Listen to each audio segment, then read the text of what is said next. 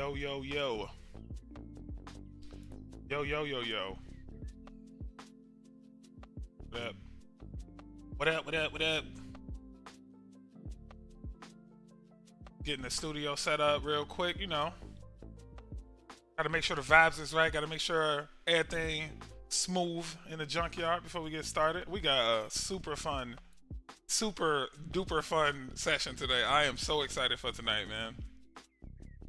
So excited. Let me just get this stuff together.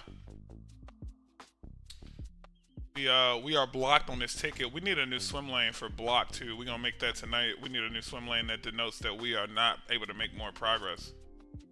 Oh, maybe we can do it here. Actually, no, I'm gonna do it in the actual.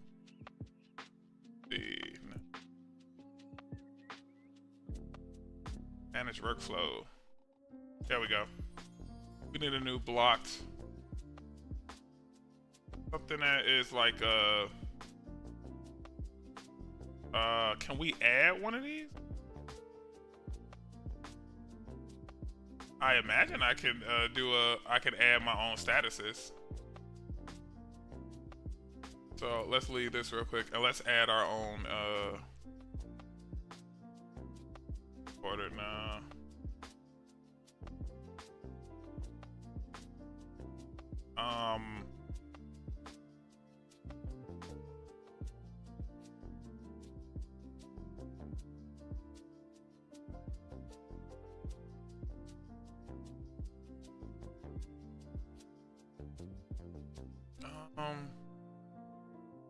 Okay, here we go. This is it.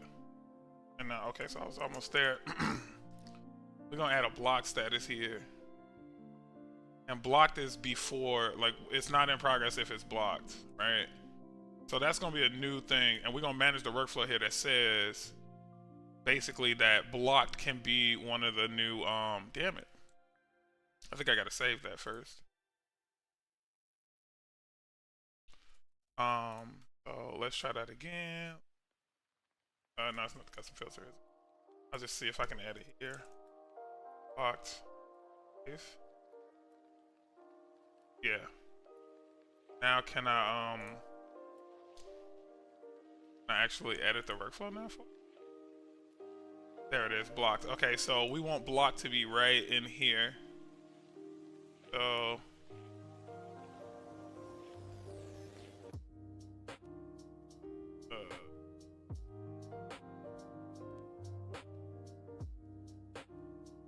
So if it's to do, it's the to do status. I don't understand that. Status is capture the stage of maybe blocked. This is a really rudimentary board, but I am gonna update this workflow just so we have this block status that we can use. So what's good, world?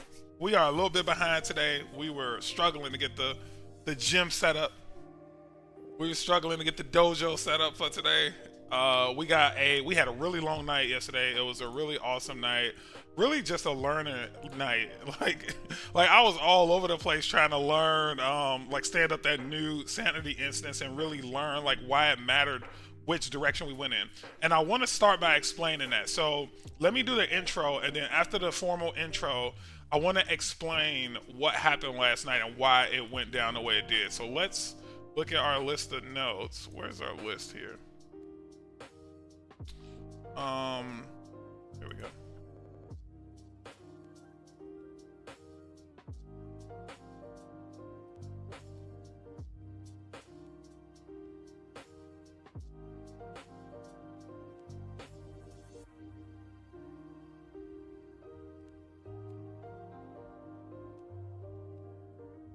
That's weird. Alright, this is just for the video purposes, but welcome to the Junkyard. I'm a junkie addicted to combos. Yes, that's right. I am Combo Junkie himself. If you've been here before, welcome back. If you're new here, yes, I am an addict. I'm addicted to doing the most juiciest, most damaging combos on all of your favorite fighting games. Okay, but you'll notice today, and for the last few days here, we have not been doing juicy combos on fighting games. No. We've been doing different kind of combos, okay? Productive combos. We put this down for a little while, right? We said we're gonna put this down, and guess what we picked up? Picked up the keyboard, okay? We picked up the keyboard. One of the best keyboards ever, right? The MX Logitech series. Get on game if you ain't own it. So if you haven't already, make sure you hit that like and subscribe button. It goes a long way.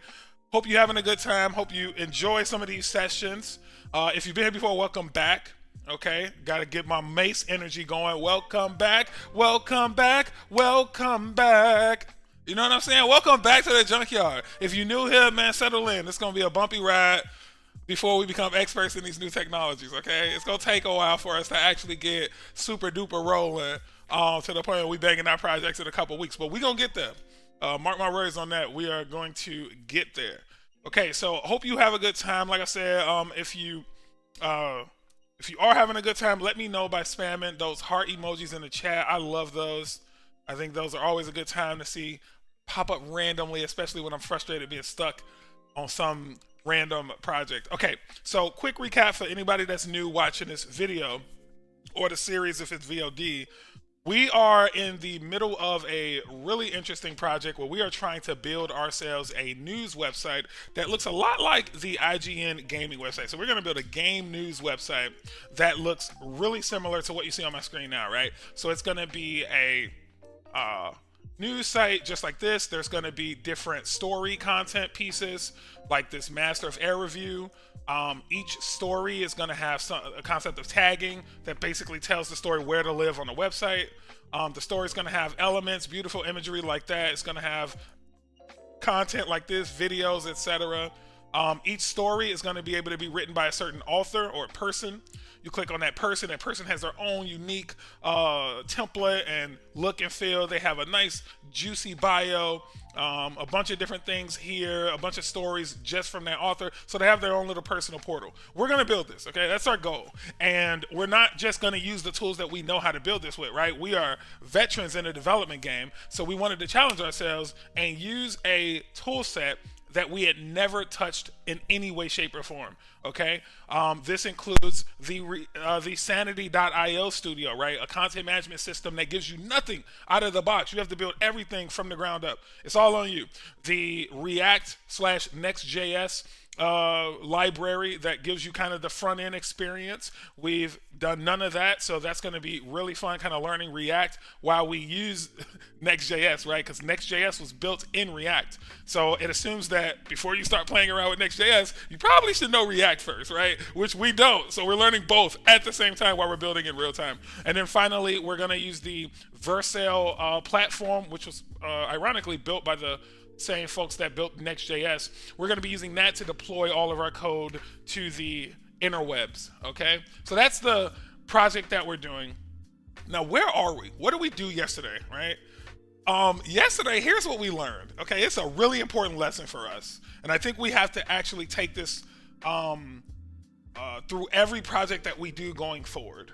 So this was our original strategy, right? Well, what I was going to do is I was going to create a Sanity CMS first, right? So I was going to head over to Sanity.io. I was going to stand up a project, and then I was going to create everything required for my content. Because believe it or not, in the interwebs, that's really how you do it. If you are creating yourself a website, you usually start with the content side of things, and then you gradually move into the front end experience, right? But there's a little trick with that, right? There was a small hiccup in that plan.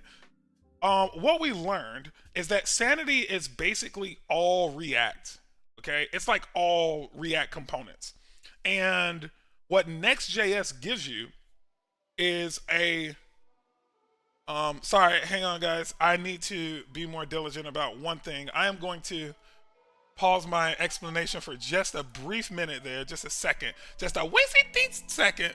While I get my stage set up, because I did tell my friends that if they were to ping me tonight, I wouldn't be neglecting them like I have been. I've been really bad at responding to anything once I get in the zone. So we are gonna we're actually gonna do this a little different tonight. We're gonna open this up, and just so you guys are aware, right? I am opening you guys up in your own personal windows, so I should see each time one of you decide that you just have to get my attention, which, you know, I appreciate that. I love the attention. So I imagine you guys want some too. So if you do want to chat, I'm here today. I'm here for you, okay? I am not going to neglect anyone today. And I am on alert for any alerts, right? So hopefully that helps ease some stress. Okay, so going back to my explanation, right? So plan was to start with the Sanity Studio, create the content management system first, because content usually comes first when building a website. And we learned that well, first off, Sanity gives you nothing out of the box, right? This studio that they actually give you is just a bunch of capabilities. It is up to you. You as the developer are on the hook for everything else, right? It's your responsibility to build all the content types, all the fields, how they look in the UI. Like, every single part of it is on you. So we're like, all right, well, now we need to go into the React space and start building out our content management system. So we're doing all this React code, and then we're like, you know what we'll do next is, now that we're ready to do front-end development, we'll port everything over, right? So we'll not port everything over, sorry, we'll basically install everything into the same place that we install Sanity. So we ended up installing the NextJS application, which did not play nicely living inside of the Sanity app. So we're like, all right, we're not going to go that route. We're just going to decouple these experiences, right? So what I mean by decouple those experiences is, imagine you have one URL that looks like this, right? Where this is your Sanity Studio URL. It has this, let me make this a little bit, I guess I can't make that part bigger. But this says localhost 3000. So it's the same as saying like facebook.com. Now imagine if your studio, your actual, so this is obviously your front end website, right? Now imagine if the place where you had to manage content, instead of just being able to go to like facebook.com/secure/admin, right? And then put in a password. No, my friend. The way we had it set up, you would have to go to a whole different domain. So you would have to go something like, content facebook.com. Insane, but we were going to live with it because we kind of assumed that's how you had to do it. We were wrong though, okay? We were way off.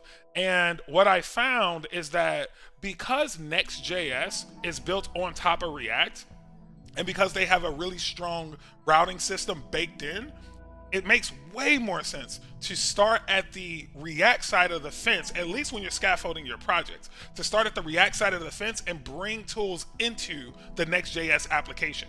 Tools like, right, Sanity. So instead of doing it the other way around, where we were building a Sanity system and trying to bring React Next.js into that, we needed to do the reverse of that. So that's what we did, right? We ended up changing how we were approaching that side of it. So now what we did yesterday, is we basically scrapped that sanity.io site that we had built, right? We scrapped it for the most part. We kept all of the schemas, the content types, but we don't have any more data, right? We don't have any more stories. I remember I made that beautiful story. We don't have that. We don't have any more tags or people, okay?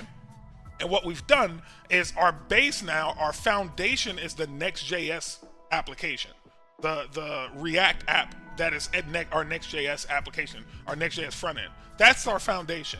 And now we're including the content management system inside of that. So it's way better, way more efficient, and it was actually really easy once I had switched that around. It started to become really easy to follow more tutorials online, get access to more things, right? Once you introduce this synergy between Next.js or React, right? I'm saying Next.js because that's what I'm using, but it's really just React. Once you actually introduce that synergy, it's the way it was built, right? They want you to leverage the synergies between those two technologies. Once you do that, dude, I was finding so many really cool like tutorials, ideas, frameworks, and things like that that I could leverage seamlessly across both my Next.js experience and Sanity. So where we are now, right? We had this ticket. Let's head over to our. I don't know if that music is too loud for you guys, but it is a little. It's a little loud for me. I'm gonna turn it down just a DC wince on the internet side. So let me just go adjust the volume here just a bit. I never know how loud this stuff is for everyone else, but sometimes it's just a little loud for me. Let's do this. All right. Hopefully that's not too low. Do that. That looks like it's the exact same volume. I'm just gonna turn it down in my headphones. Usually when someone's in the studio, they say turn my headphones up, but I'm like, nah, turn my headphones down, bro. It's too loud for me. Okay, so now let's get back to it. So let's look at our Jira board and see where we are, right? We need to go back to our project view. We'll go to the board. And what we want to see is where we left off, which is technically this is where we left off, right? We had a task where it was a 5-point ticket, or did we make this a 3? Yeah, this was only estimated as a 3-point ticket, which is kind of insane when you think about the work that we've been doing up to this point. Like, we obviously grossly underpointed this ticket, and we really need to get out of the habit of assuming that these are going to just be pieces of cake to do something that we've never once done before, right? Me of all people should know better. Like, this isn't my first rodeo.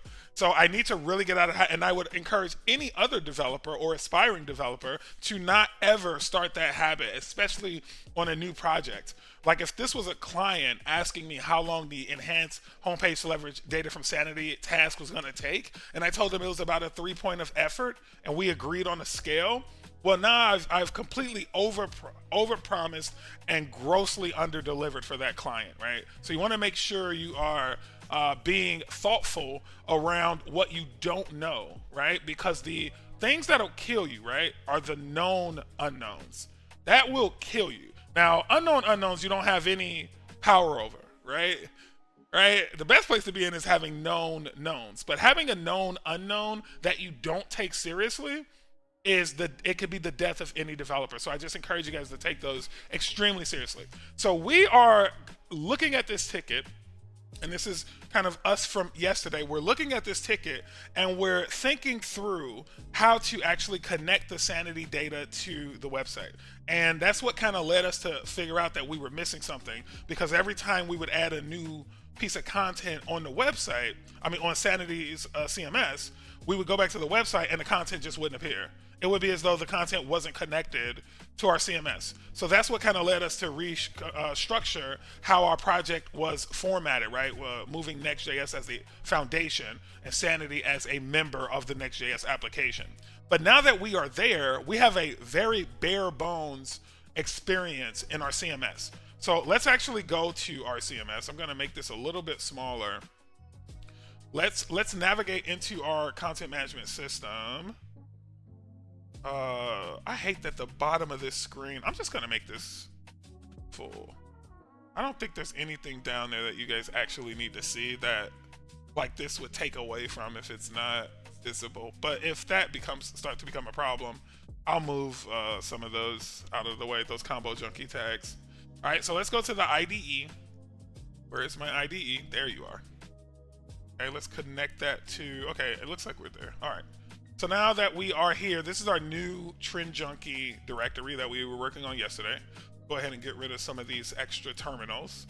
And what we want to do is we want to start up our Sanity experience, right? And now to do that, it's the exact same way we would start up our NextJS front-end experience. So we're going to run npm run dev, and then we're going to open up this browser. Gonna open port 3000, and before we even look at the Sanity Studio, let's just recap how beautiful this template has been coming along. I really like it so far. We have our masthead here with our navigation.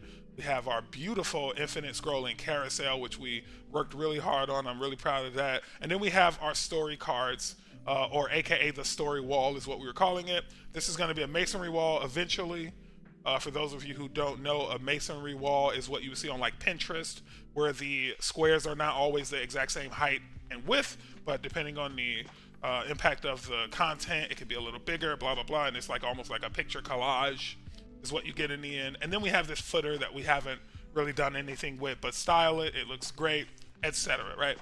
So now to get to our studio, we don't have to open a whole other server, right? We can actually just do studio here. Not studio. We need to spell correctly. That's one of the most important things about it. We can do studio here now, right?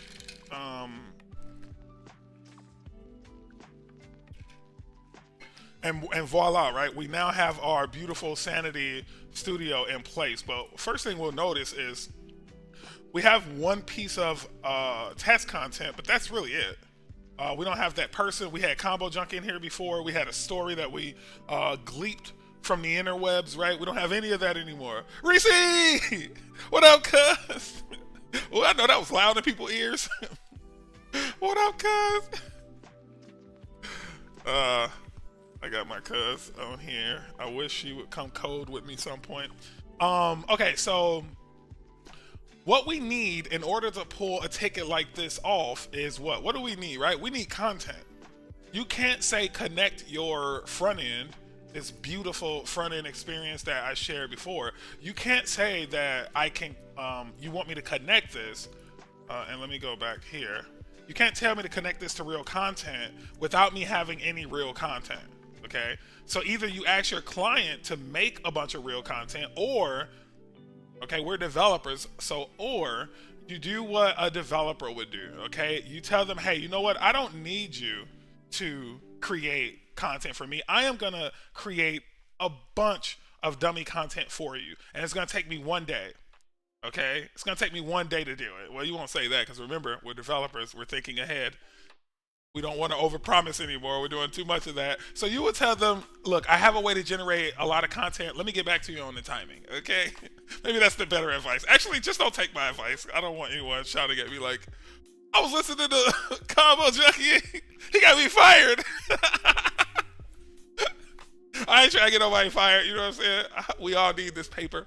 All right, so what we found yesterday, right, last night, was we found this guide to generating like very, very large amounts of demo content. And when we were going through it last night, like we were on a tear last night. I think we spent 4.5 hours all together on the stream. And I mean, my hands were glued to, like I had to pry myself away from the stream last night. I was having so much fun. Like it was a lot of fun. But we had started down this path where we were using a library that we are familiar with called Faker.js. It's a content faking library, and it gives you a bunch of dummy content or dummy data to work with if you know how to use it, right? It's a JavaScript framework that you can use. And then we had started playing around with actually like using this to populate the content management system. That's where this tag came from. But where we left off was there are very specific field types in our data model, and what they were doing here is this is just a very bare bones example. As a matter of fact, it's such a bare bones example that they even give you the 2 content types that they want to teach you with. We feel like we are advanced enough. Nani! What up, cuz? All my favorite people hopping on today. I love it. I love it. I love it. What's up, cuz? Hearts in the chat. Let's go. Let's go. We're going to do some developing today. Okay. So what was I talking about? Yeah, they give you these content types. We are too experienced for this though, okay? We are going to use our own content types, and we're going to model out what we need after we learn how their tools work. We're going to model out what we need, and then we're just going to use that to populate our data lake. What are we learning? I missed it. So, cuz we are learning right now how to build how to populate a content management system using fake data so that you can test your front end experience. So right now, this is my front end experience, but I can't test this. This is all like super static data. So I want to make sure that when I hand this off to like a client, they can use this content management system to like add a person, for example. And that person should populate on the website, or add a story and see that story pop up on the website. So that's kind of what we're doing today. So what I'm about to do now, I think we're ready to start developing now. I am going to kind of start slowly going through the rest of this document, understanding how to conform what we see here into what we need for our work, and then start building out our web experience. So that's what we finna do. So where we left off yesterday, I think we were right at the transaction phase where we had created our first transaction. But let me just talk through this for the long form video that is going to be recorded after this. So what is this doing? Let's talk through each individual step. Eventually, we'll get to a step that we haven't done so yet, but I'll talk through the things that we have done. So the first step here is you have to configure the CLI. So there's a command line interface. That's what the CLI stands for. There's a command line interface that helps you do the different commands that are required to run the fake content generator. Okay, so one of the commands is like this guy right here, right? So this is going to be something from their CLI that basically reads your project information and uses that to send data from your little black terminal window into your Sanity application. Okay, so if we head back over to the IDE, we'll be typing data in this box here. See, I'm typing here at the bottom. We'll be typing data here. And from that, magically, from this CLI that we just saw here, it's going to send that information here to this content management system. Now, don't get me wrong. What we could do, one option would be to go through. Like, let's look at this ticket stack, right? One option would be for this ticket right here, right? It says create 10 new people. One option is to go through, go hit people, hit plus, and create 10 of these, right? Fill out the first, middle, last name, come up with a slug, a nickname, add an image, and we could do that 10 times. But that's going to take way too long, okay? And that's going to mean that the content generation is going to be on us, right? We would have to come up with the names and the nicknames and all that. So we are going to expedite that by using these tools. And the first part of that tool set is the CLI, right? So now that we have connected basically our local computer to this cloud network, okay, the next thing we do is we install this faker library. This is really the meat and potatoes of the whole thing. This is the thing that allows you to say, instead of having to create your own name, I'll make one for you. Don't worry about it. I'll choose one for you. Or instead of having to come up with a job title, don't worry about it. I got one. I can think of one for you. So Faker actually does that for you, and it gives you a lot of cool fake content that you don't have to come up with yourself, right? And then the next thing is the concept of a transaction versus just logging. So in this first example, all they're showing you is like, when you create these objects, right, these posts, we are building an array of objects, okay? So we're building, let's say 5 posts, right? Because that's what the count says here. We're going to build 5 posts. So before you actually ship it up to the content management system, all this is doing is giving you a chance to review the content. We won't need to do that. Well, I should rephrase that. We will be doing a lot of that at first, but once we get our functionality like solidified, we won't still be doing that. Like we'll get out of the business of like validating what these payloads look like. Okay, so this transactions though, this is the real functionality that sends the data from your fake environment into the actual Sanity system. Okay, so the small change here is instead of doing a push here, they do a transaction create here. And then they use a little bit of ES6 to send along I think this is going to return a promise, maybe. Yeah, commit then and catch. Yeah, so this is a promise itself, I think. Maybe. I think this returns a promise. I think so. Yeah, I'm pretty sure this returns a promise. And that basically allows you to do XHR requests really easily. Like back in the day, XHR requests were like huge functions that you had to write. And thanks to React and NextJS and some of these new ES7, ES8 teams that are experts in ES6, ES8, and JS, they've given us so much more simplicity when it comes to this stuff. So hats off to all those folks. Why does my Twitch say that I am streaming Mortal Kombat 1? Alright guys, let me fix that, because that is not what I'm doing right now, and I don't want anyone coming thinking that that's what this is about. Okay, bear with me guys, sorry about that. Let me just fix this really quickly.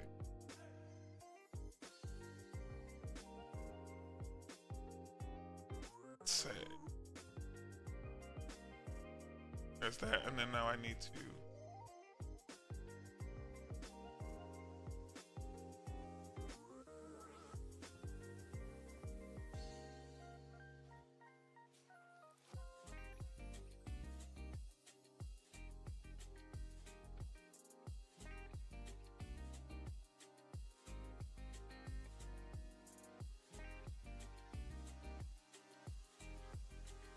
All right, and then not playing an adventure fighting game. And I could have sworn I set this up on my schedule.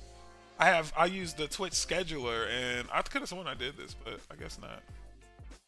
Computer. Oh no, it's gonna be developer. Software and game development. Audience, everyone. Yes, yes, yes. We'll get rid of MK1 and Sindel and King of the Hill. We'll turn this to JavaScript. Okay. And then maybe React. Yes. Nice. And then TypeScript. Nice. I doubt they have Sanity.io in here. Of course not. Content management system. CMS. Yeah. And then web developer. Yeah, there we go. Okay, cool. And I wonder if I copy all these. Is it like a comma delimited list? Anyone know if Twitch is a comma delimited list? If Twitch tags are just a comma delimited list? Because then I don't need to keep. Let me see if this works. Nah. But at least I won't have to keep typing it. So what I'll do is, I'm so sorry, guys. But I have to do, or else people that come behind you guys won't. What the heck is going on? So yo, man, I came on the channel and you doing something else, man. What you doing over there, man? I thought you said you're doing the other stuff, man. What you doing over there? Okay, so we got that done. Let's just go ahead and save that. Okay, cool beans, cool beans, cool beans.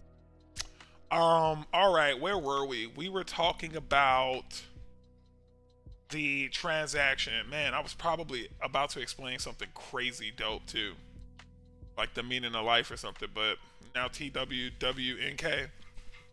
Okay, so where we are now is in the oh, we were looking at the ACs maybe. I straight up can't remember. Sucks. I straight up can't. All right, let's mute that. Okay. All right, doesn't matter. It'll come back to us if it was super important. Okay, going back to the transactions though.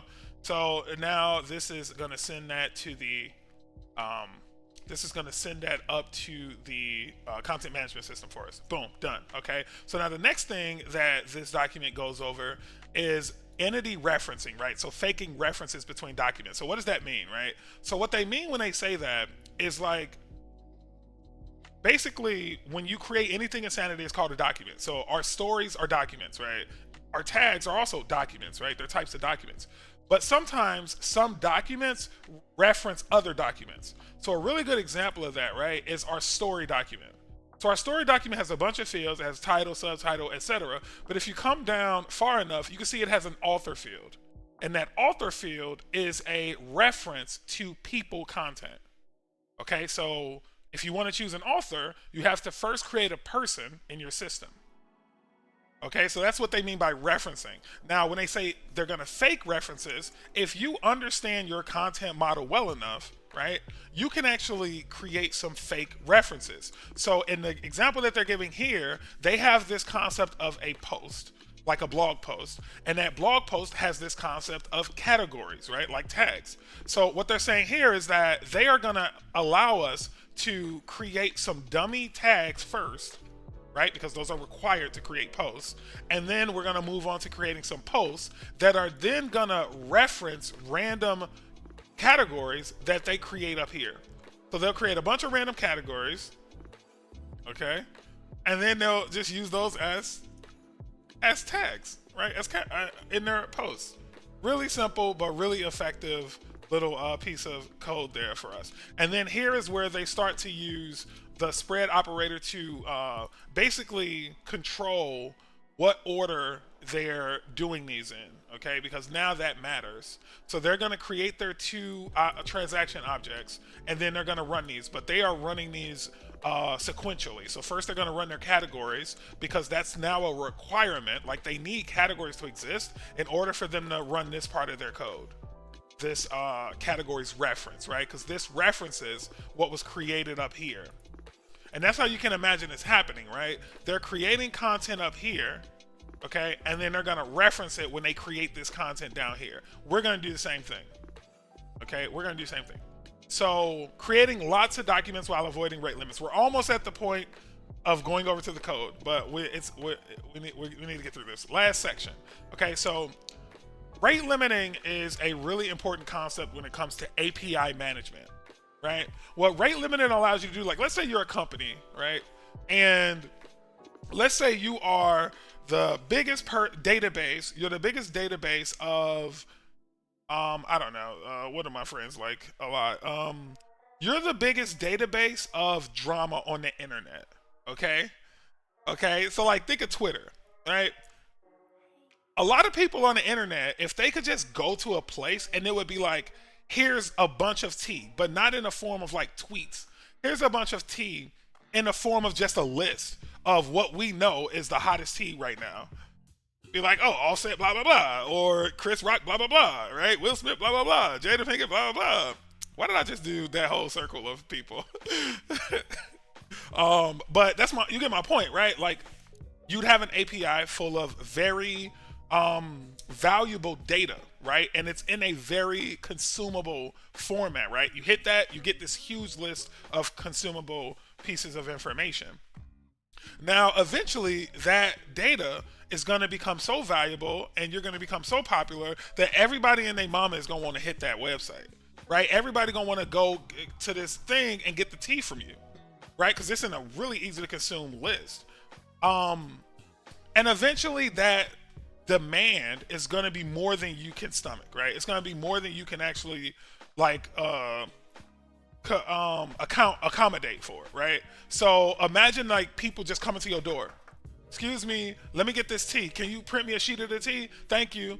And then if it's only 3 people a day, cool, right? But then eventually you get so popular, it's like 10,000 people a day at your door. Can you print me? Like, dang, I gotta pay for the paper. I gotta spend the time printing this. I gotta type the list up. Like, eventually, you get to a point where, hey, you want to start making some money off of this. But more importantly, though, you want to do it in a way where you can continuously serve people without bringing down the whole house, right? Without breaking your own back trying to find the capacity to serve them all of this information. So that's where rate limiting comes from, right?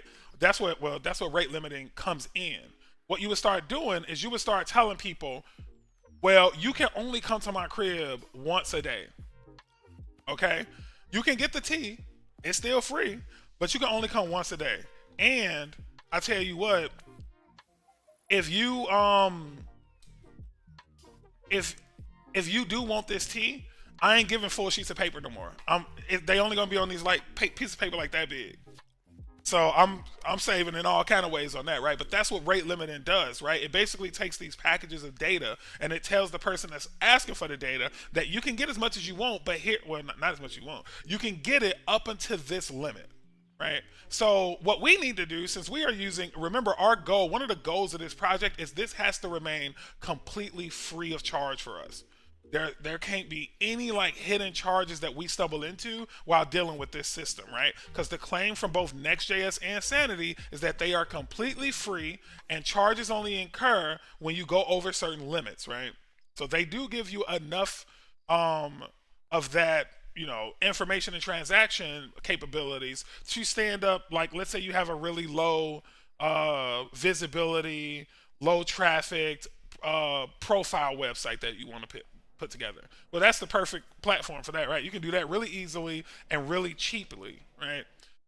But the bigger you get, then you have to start paying rates, right? So what I want to do right now is I want to take a look at something that, before we get through the rest of this, there's only 2 more sections I want to get through before we go to code anyway. But I want to look at, and this is something I want to just have on video, is I want to see what the pricing structure is for this Sanity Studio. Okay, because they do pride themselves in it being affordable, but to like affordable for who? You know what I mean? Like I don't know who their target audience is necessarily. It could be just the big big giant tech hubs, or it could be small mom and pops. Like I don't know. So what I want to see is okay. So here's the rate limit. We have two rate limits in place, one per source IP and one for number of concurrent queries. So here's the per IP request. API rate limits are enforced per client IP address per second. Exceeding a rate limit will result in 429 responses for further requests of that type until the rate limit period ends. Okay, so this is plenty for us.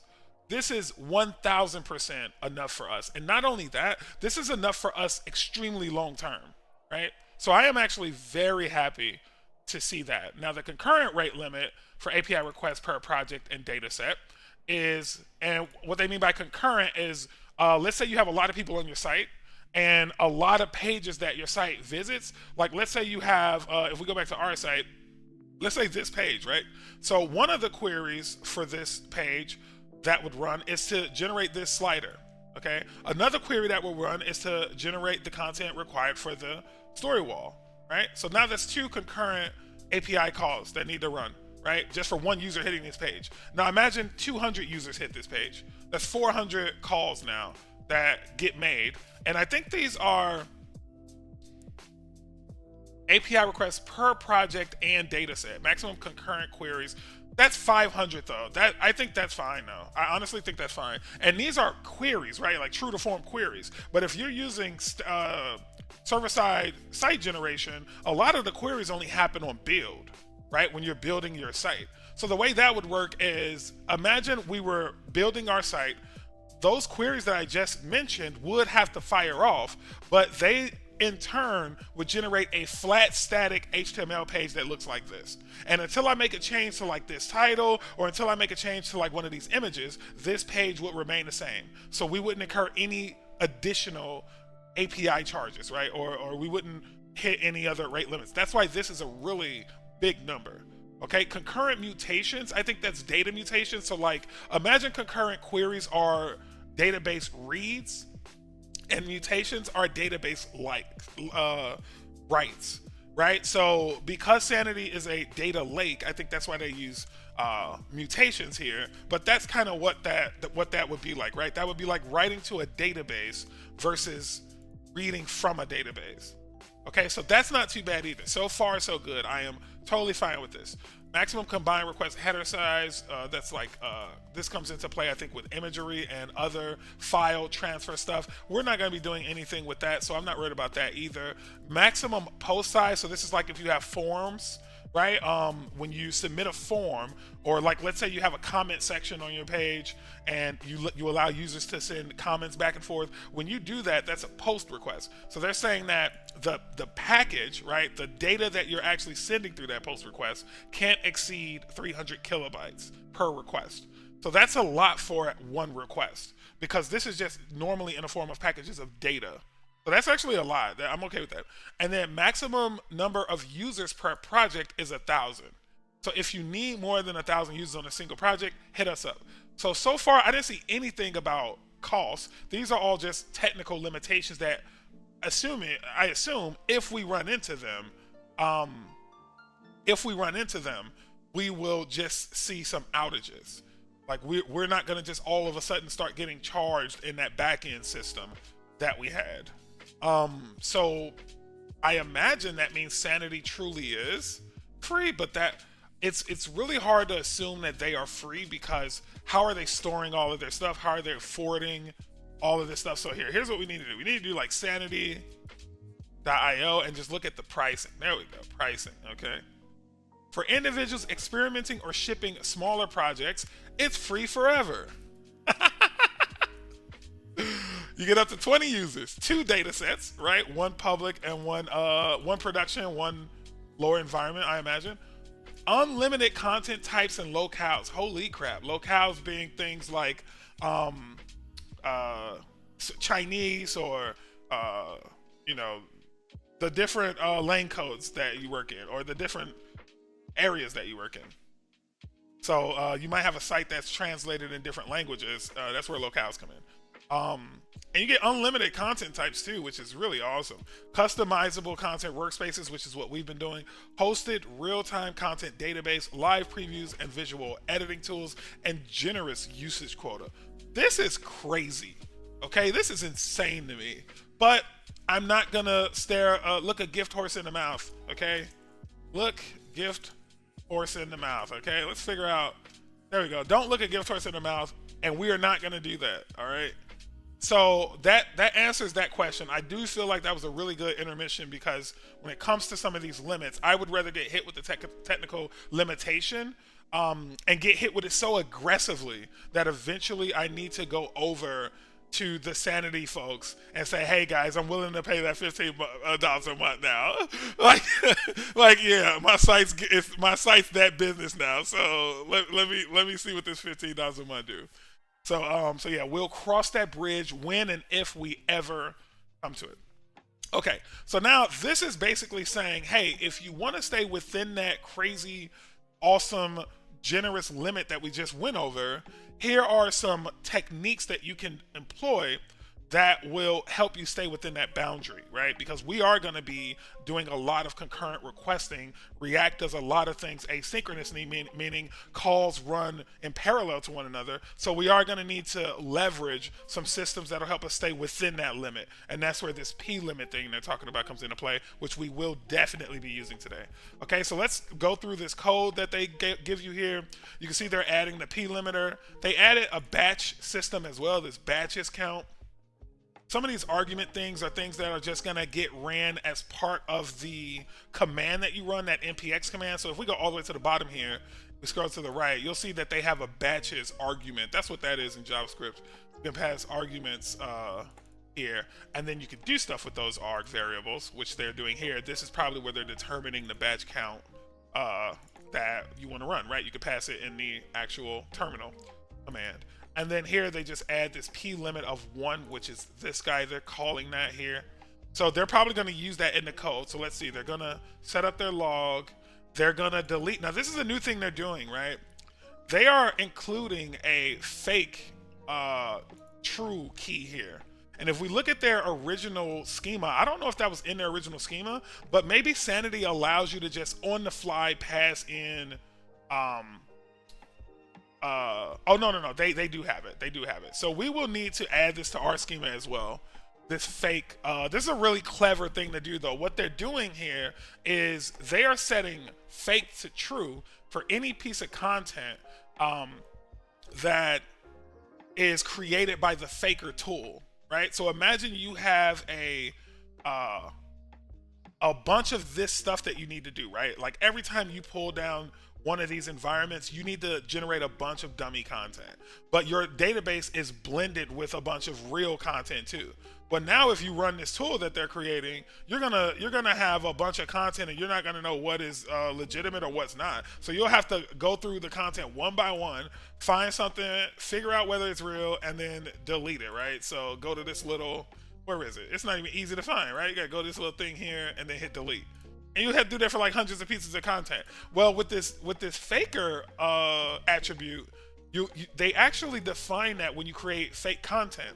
So now you can run this delete command that they were going over, right? So that first command that they added is the delete command. And now what this is saying is like, I'm gonna go query your data lake for any post or category that had a fake flag equals true. Which, if you look at this, all of theirs do, right? By default, this isn't going to be defined. It's going to be false, right? But by default, it's all true. So this, every time we run this tonight, we won't have to worry about going to our studio and seeing a bunch of old content, right? It'll always be freshly generated fake content, which is really awesome. So they put that on the category, and I imagine they also put it on the post. Yep. So we'll go update all of our schemas to include that field. Let's start making a little task list for ourselves as well. I think that's going to be important to keep note of everything that we want to do, that we want to pull off tonight. I told you guys it's going to be a really fun night. Like, I am just head over heels in love with the potential that this night and this knight has for me, right? So let's just do, I think we said 60 last time was big enough. So the first thing we want to do is we want to create a new fake field. Another thing I want to do is I want to create a new featured content flag field. And what this field will do is it'll let me know whether a piece of content is supposed to go in that carousel area or not. If it doesn't go in the carousel area, then it should show up on the rest of the page. But if it does go in the carousel area, then it shouldn't show up in the story wall, right? You don't want to duplicate content. Or maybe you do. Who knows? We'll figure out that in a second. But create a new fake field, which is based off their information. And I think that's all that we need on our to-do list for right now. So let's finish going through this. So first they delete all of that content, right? And then they instantiate their categories, sanity document like array. So this is going to be the object of category details, right? And that's something that we need to figure out tonight as well. We need to, and this is the first thing we probably need to do, but I guess it doesn't matter what order we do these in. We need to figure out what each of our completed, this is important, completed data models look like. What do I mean by that? If we come over to sanity, no, let's go here first, right? If we look here, you can see they're passing this little object here. And the reason they know what this information needs to be is because of this schema. Okay, so if we go up to their schema, when they were creating their category, they knew all they added was a single field. It's just a single title field. So the only thing they need on this document type for that little JSON object that we saw, the only thing they need on that is the title, right? Ours is going to be a lot trickier than that. We have really complicated content types, right? Tag alone has this kind of robust image field, right? That has a title of its own and an alt text. We have the parent tag field, right? Which is an entity reference type. So what we want to do, the way you want to do discovery on these kinds of things is you want to create one of each of these in its entirety and then query it, right? Unless there's another way to do it. Like maybe there's another way that, now that I'm thinking about it, sanity is so crazy that maybe they give you, no, they don't give you all of it. Yeah, they don't give you all of it. So I was going to say, maybe they're so crazy that they actually give you, but what if you populate something? Do they give you anything? Yeah, so once you start populating stuff, they populate the JSON. But what we need to do is populate every single thing and then slowly go through and build out our version of the expected object for these push events, right? So that's what we'll do. In the end, we'll have a categories or a tags array that has everything we need to create a fully fleshed out tag. So that's another thing we'll do before we get too far into the code. Okay, so now here what they're doing is up here they've defined how many categories they want to create. So here they are creating that many categories, and then they stand up a categories transaction because they want to deal with this separate from their post transaction, because remember, you can't create a post without already having categories in your system, right? So that's what they're doing here. They're just making sure they have their ducks in a row. Once that's done, they kick off a category batch creation job. This is going to go through, use the limiter, that p-limit class. It's going to use that limiter, and it's going to make sure that this is creating however many they specify at a time.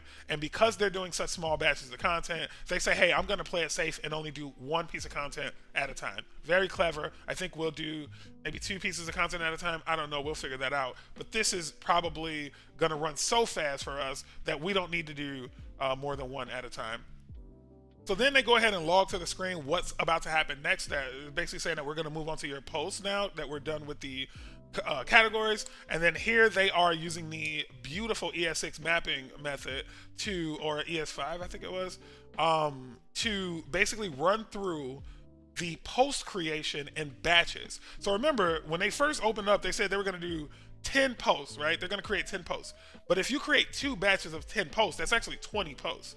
So now you have 5 tags get created, and then now you have basically 20 posts getting generated really quickly and efficiently, to the point where you know you're not going to go over the rate limit. So it's a really clever way for any developer to always, when they start working on a project, like we have a bunch of pages that we're going to be creating in the coming weeks, right? A bunch of really content heavy pages too. The tags page, right? When we go back to, if we go back to IGN, look at this person page even. This is show me all the content from Luke Riley, right? I need to see his videos. I need to see his articles. Okay, I need to see his reviews. That means I need content. And I need them all to be Luke Riley pieces of content. I need them to have comments. I need them to be image heavy, right? So we need that content, and we do not want to be sitting here choppa all night, right? We want to have this in our back pocket so that every template, right, not just the person template, but the tagging template, right? This is the tags template. Every template we create, we have a bunch of content that we can easily spin up so that we can validate whether or not our NextJS code is correct, okay? So we're gonna want to keep being able to quickly stand up this content, and that's why any developer, I implore you, if you have a way to stand up dummy content, make sure you take care of that prior to getting too deep into your front end development work. Okay, so going back to this, so now they are dealing with their they've already confirmed that this is going to be happening very efficiently using the limiter. So now they're going to start running their posts. And this is the post count that they configured, right? So they said, hey, for my categories, I want 5. But for my posts, I want 10. And I want 2 batches. So if I put my post functionality here, that really means I want 20 posts, okay? So that's really cool. And then obviously they have their fake equals true. And then they run that transaction separately because this needs to run in order. And then they go ahead and stand up their create features, right? So they're basically pushing so create is most likely a promise, right? That's getting added to, not a promise, sorry. It's a method that adds to this post transaction object. Right, so in the end, this is just being appended to this object. So it's almost like a dot replace method on a string, right? It's just gonna mutate this object, and it's probably just adding to it, really. And now that the transaction has been completely built, they're gonna run this promise against it, right? And then now what they're doing here is they are saying, run all my promises. Well, don't continue until these promises are done in order, okay? So first I'm gonna do that one categories batch, and only when that finishes, okay, only when that finishes do I want you to proceed to the however many post batches I have, okay? So, and then you run the script, you tell it how many batches you wanna run, so they chose 3 here, 2 was the default, but they chose 3 here, so that's actually gonna create 30 blog posts, which is really efficient. So, it says you may want to include a timeout function after each transaction to add a delay between each operation. So you can add that here. Where would you add that? Oh, maybe you'd add that in here in the then statement. It wouldn't be in a create. After each transaction to add a delay between each operation. I wonder where you would add that. I don't know where they're saying to add that at, but this is the actual transaction, and this is just returning that promise. But this then is what happens when the actual logic completes. So I don't know where they want us to add the delay, but we can look that up. We can say when running asynchronous React code, where should you add a delay? Or how best to add a delay. We can kind of see what the internet thinks about that. I say first we just run it, see what happens. And maybe what they mean here is like, so the first transaction technically happened for the, where is it? I think it's gonna run in, where is it? It's in this mapper, right? Yeah, it's gonna run in here, right? So we would be adding it to the mapper because the mapper is going to go through each one. So basically that would go at the very end of the list, right? Like, this is a return clause. So maybe it would go at the very top of the list actually. So like right at the very top of here, you'd put like a set timeout of 1 to 2 seconds. But like I said, we'll cross that bridge when we get there. Now I know when it comes to uploading these images, no, we're not even going to need it for this now that I think about it. Okay, so this is the last part that we're going to read up on before we get our hands dirty. Okay, but I feel like this is really important to touch on because this is another section where, as we were scrolling through yesterday, we saw it and got, starry-eyed, right? Like we were so excited for it. uploading fake demo images. Okay, this is critical. Sorry, I lied. There's 2 sections we have to go over real quick. 2 seconds, and then we're gonna do. No, we're just gonna go over this section, right? This is uploading fake demo images. Our content types are populated with so many images. And what we saw last time we were dealing with this is, as easy as it is for us to find imagery on our computer, I mean, we do a stream, so we have a bunch of promo material, we have beautiful images to choose from. That was not the problem. The problem was that we needed to add all the surrounding metadata.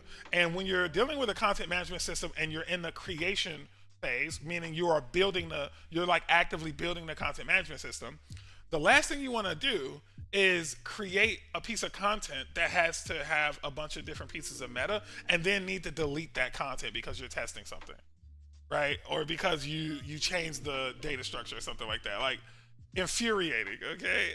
It is so frustrating. So this is going to go a long way to helping us avoid that. So it looks like it's really simple to do. You add these 3 lines here: image URL, image buffer, and image asset, and you use their asynchronous methods. So you use the fetch method, the promises, so it actually allows you to say only move forward when this other thing is done. So when this finishes, image asset actually has been created, but it's in a buffer, meaning it's like in a temporary storage in physical memory just until it moves on to the rest of the work that you have in your function, right? So you now have an image asset waiting to be used. And if you scroll down here, so first you'll create a new image URL from Faker. Next, you'll need to fetch the image data and return a buffer. So that's like literally the file is out in cyberspace.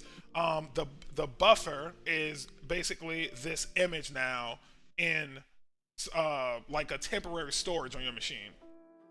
The buffer can then be uploaded to the content lake using this client assets upload feature that they gave us here. And then now you have an ID, right? Once you upload something to Sanity, it gets an ID. Boom, there you go. Bob's your uncle. So we can see here, nothing new there. Nothing new here either. Where did they add it? This is the delete. There's the categories. Okay, there's the category transaction. So they're still just creating categories first. And then here's the post. Okay, so they add, oh yeah, because an image needs to be attached to each individual post. So this is where they do their image creation. They're going to use Faker to go grab a image URL from the interwebs. They'll give it a width and a height. Faker uses Adobe Image Manager, I'm sure, so that we are able to pass it very specific width and height criteria, and they'll give us an image, an exact width and height size version of that image. That's going to go a long way for our carousel. As you can see here, these are very big images, but they're very kind of weird in height and width. It's a very specific dimension. And then the same for these items here, the story cards, right? So they do that. They go ahead and buffer that for you, and then they leverage the image buffer, right, to generate an asset, right? So from the image URL, you're gonna download that image to your local machine, basically, and then from your local machine, you're gonna upload that image to your Sanity studio. Easy peasy, beautiful cover girl, awesome, I love it.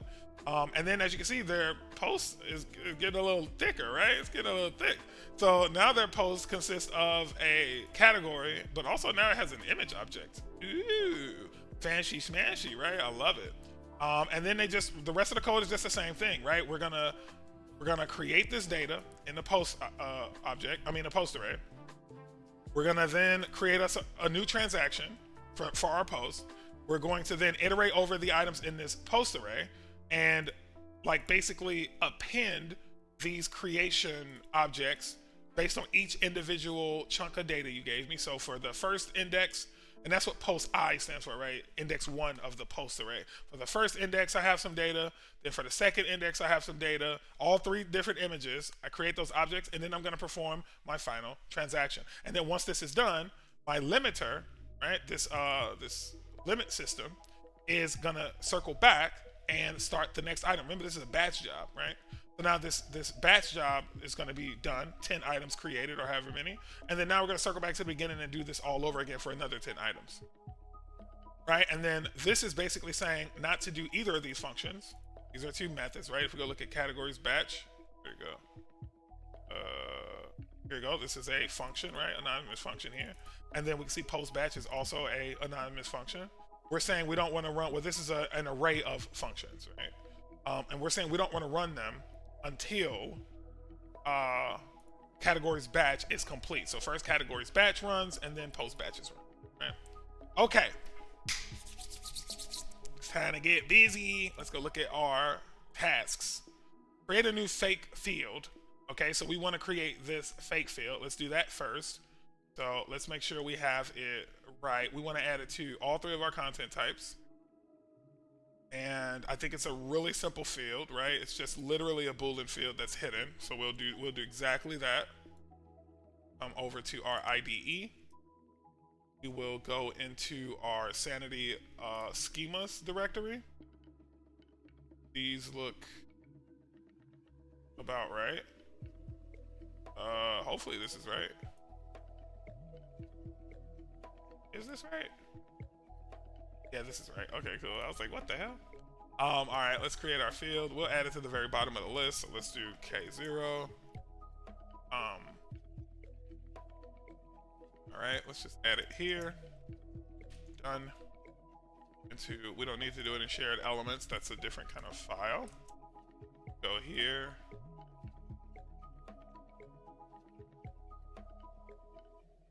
Done. Tag. Go. There. Dunson. All right, so we just need a little comma here. All right, done.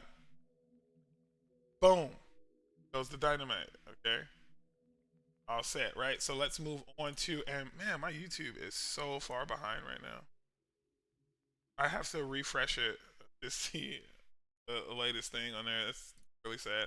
All right, so let's go back to our browser and let's check out that Sanity Studio and make sure that we cannot see the fake field, which we can't, right? I don't see one, which is good. So we can move on to the next thing on our little task list that we generated. So let me go ahead and delete this. And another thing, hang on, one more thing. Another thing that I don't know if you guys noticed, but another thing I think that's really cool about having the Sanity Studio in the NextJS application instead of the other way around is we also get all of the look and feel from that topmost layout. And in this case, that means we get our menu, so we can actually immediately start navigating. That looks a little odd. We need to fix the look and feel there, but we get our menu and we get our footer, right? So we can actually navigate through the site immediately from here, right? Like let's say I wanted to go to my site's homepage. I can actually link this trend junkie, which I'm about to do in a second, now that I think about it, but I can link this logo to my homepage and just quickly get out of the studio and back to my real website. So let's actually do that next. Let's go into our header. Go back over to the IDE. We'll go into our header and we'll add a link for the, we want to add a link for that logo because it really should be linked anyway. I'm going to go find a link. Any link will do. I'll find this. This link's fine. And I just want to find that logo image. Have it. This here is our hamburger menu, so it's going to be down here. There it is. Okay, so we have an image there. We're going to just basically take this link. We're going to get the class off of it. We don't need the class here. And we're going to say that it's populated with this image tag. That's it. Dunson. All right, and then now go back to the site. Browser. Oh. And then now if we hover over this guy, you can see now I can click it.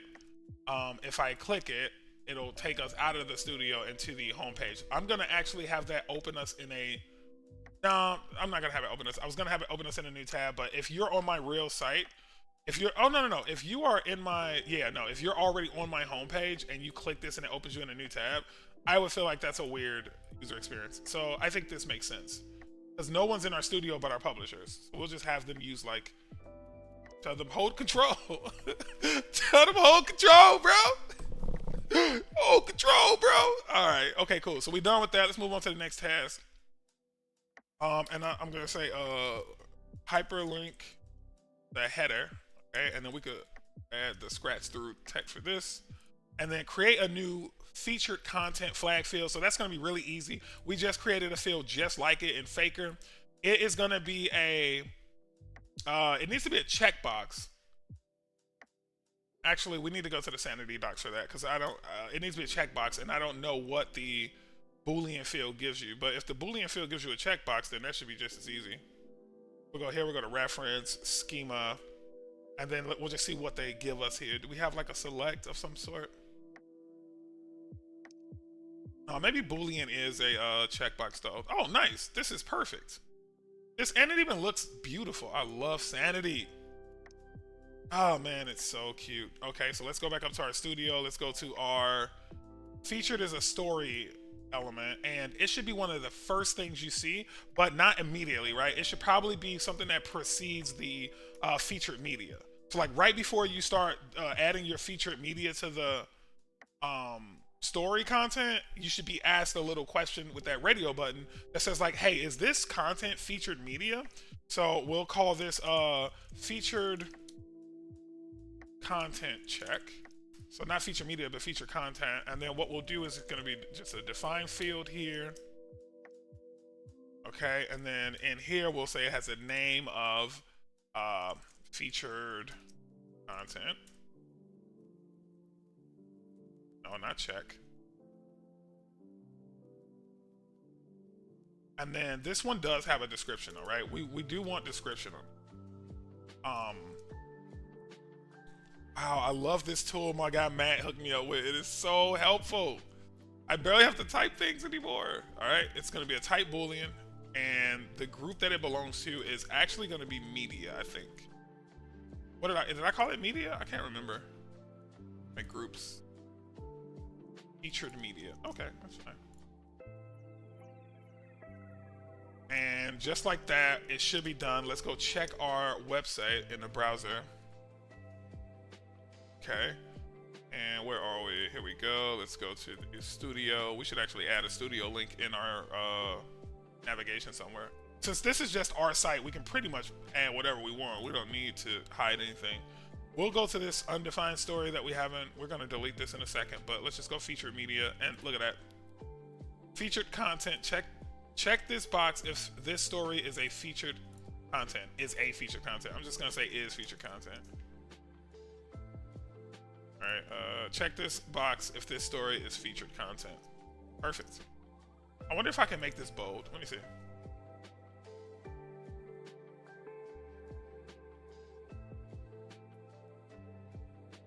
Did it get bold? Nope. All right, that just shows the HTML text. I don't need that to be bold. Perfect. All right, going back to that. That looks good. That looks good. Okay, cool. So going back to our task list, we can go ahead and get rid of number 3. And finally, for number 4, figure out what each of our completed data models look like. So before we start coding, we actually do, unfortunately, need to create at least one. Hey, Cherie. What's up, Cherie? How you doing, man? We need to create at least one content type, right? So let's create a person first. We'll create, it doesn't need to be perfect, right? It can be literally any data in these fields. We just need everything to be populated so we can see in our payload what it all looks like, right? The only field we need to make sure of having more than just one thing is probably the bio.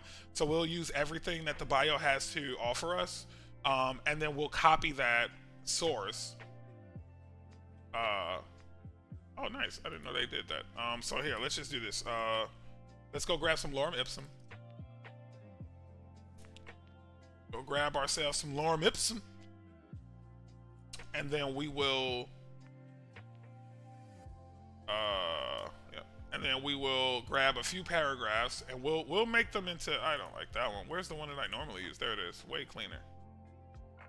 So what we're going to do is we're going to take this and we're going to break this down into very small paragraphs, or smaller paragraphs, because this is going to be insanely large and long. So we're going to just find a couple random periods and break them into their own paragraphs. Some are going to be short, some are going to be long. This one's going to be okay. All right, and then what I want to do now, that's good. I'm going to make a couple more of these. Okay, so now what I want to do is I want to make sure there's no trailing periods, but I'm gonna leave some actually. But I want to know where they are, right? Because that might be something that we need to cover. So here's one. I'll say that the first paragraph has 1 and the second paragraph has 2, but I'm going to get rid of all the other ones. I want them to be true wrapped portable text chunks, which is what Sanity gives you. Portable text. It's not just going to be in HTML. We need to convert it from portable text to HTML. So that's what we'll be doing. So here I want to just use a couple of the types. So I'm going to use heading. Oh, not there. I'll declare what everything is too, so it's easier for my test going forward. So I'll say heading 1, and then heading 2. Okay. And then now the question is, can I see the source here?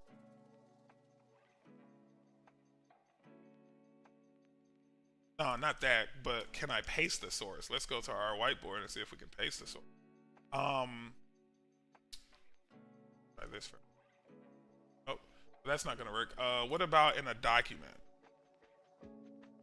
So let me try this. I'll open a Google Doc in a new window and see if I paste this. Is it going to be formatted? Yes, it is. Now let's see if I paste it into our Sanity tool. Is it also going to be formatted? Because that means we can carry this one document around. We'll do that. Paste. Let's see, did I get it? Yep. All right, it worked. Okay, cool. So now we don't have to keep coming back and forth. We're going to do this one time and have a full rich text experience. Whoops, that was the wrong. Heading 3. Then I need heading 4. Heading 5. And heading 6. And I know this is a tedious part of it, but you only have to do this once, so I really do encourage you guys to take the time to do this little boring part. It'll make the next part that we're going to do, the actual creation of the content, it'll not just make that a lot easier, but also a lot more fun, because you're not going to be playing these weird guessing games when you actually create the content and then you push it up to your environment. Like, imagine doing that a bunch of times and keep having to delete the content over and over because you didn't really understand your content structure.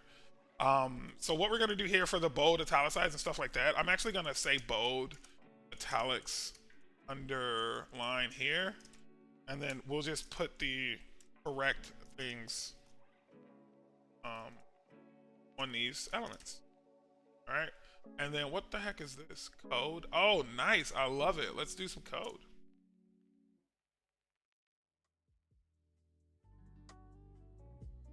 Oh, this is like the code style. I love that. That is really cool. And then let's do strike through.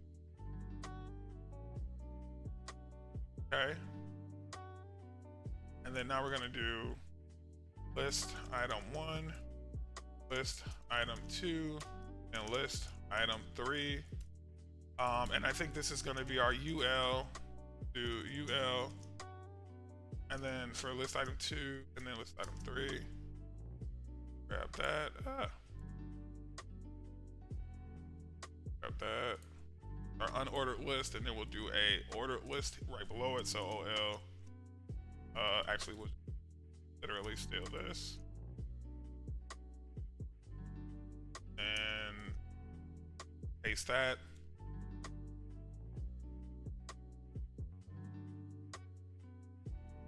Really?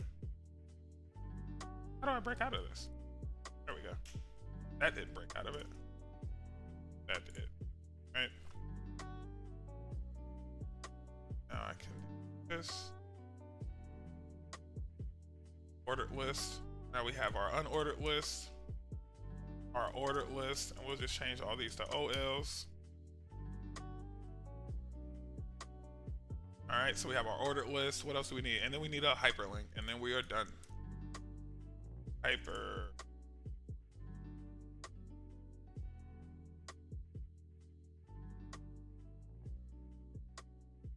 Yay! All right, Dunson. What is this? Add a comment? Where does that pop up? Yo, y'all know a show I've been watching like crazy lately because I've been finding it hilarious. It's called I Think You Should Leave. It's, oh, these are comments in the okay, got it. Yeah, these are comments in the Sanity Studio. I don't care about that. All right, so we're done with that. Let's give our image a title. Remember, this is literally whatever we want it to be. It doesn't matter. All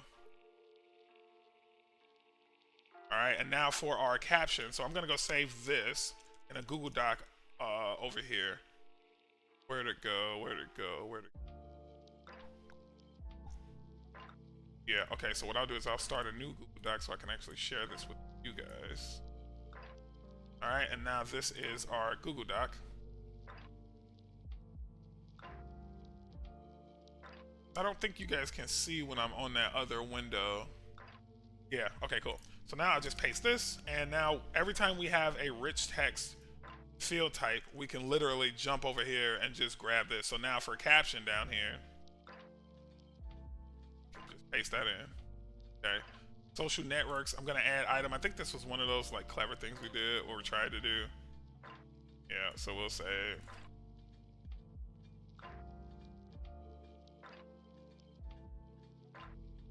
and I don't think I need to add every single one of these. I think they're all sort of the same.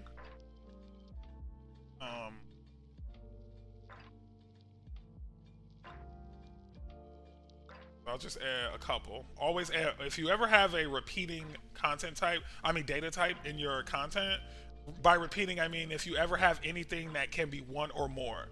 So like our social stuff right there, this can be one or more, but I don't know if it can be one of the same.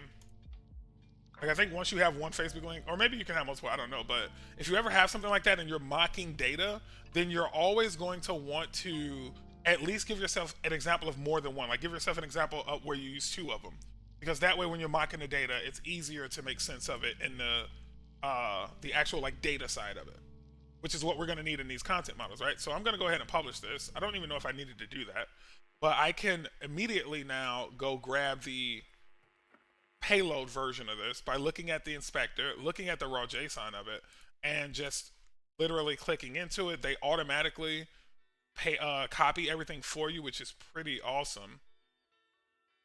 Heck is marks. Oh, this is that huge portable text block. Jeez. All right, let's go look at that in a JSON beautifier, which AKA, let's just look at it in my IDE. That's probably the easiest place to inspect it. We'll give this a JSON. All right, and then we'll close bio. That's why that was so long, but image is not that bad, right? Image and captions is another one. We're gonna have to do rich text, but look at that. Photo is the actual image asset. So you get a type of image and then an asset object that is just the ref ID, right? That you get back from, we'll have this from, what's it called? If we go back to that documentation, Faker's giving us this, I think. So if we go back to the browser, head over to the docs, I think they give us that image. In that image example. So here's the image example. Let me see the object that they're creating. Yeah, exactly, right? Image asset.id. Let's go, baby. Let's go, baby. All right, so let's go back to the IDE. Let's finish looking through this, right? There's our title. There's our job title. A part of the image package. This is gonna be so much fun. I haven't seen a date type on the I imagine we won't have to worry about date or ID or revision, right? We only have to worry about the fields that we introduce to the platform, I think. I don't even know if we got, yeah, we probably do have to worry about type, don't we? Yeah, I'm looking at the browser right now and it definitely says we have to worry about type. So type, and it looks like we do have to worry about ID after all. But they allow us to come up with UIDs. That's fine. This is called a UUID, a very, very unique ID. So then titles on us. Really? Oh, that's our name. We did our title a little differently. Our title is really just our name. All right, and then what else is like absolutely on us. Oh, and then fake. This is also going to come from them. Their sanity is giving us fake that. Then we'll just be on the hook for fake. All right, so let's actually go into our public data section and let's save this there. So we are going to create a new file here. We're going to call this, this was person.model.json. Okay, so it's like a sample. Whoops. How did I do that?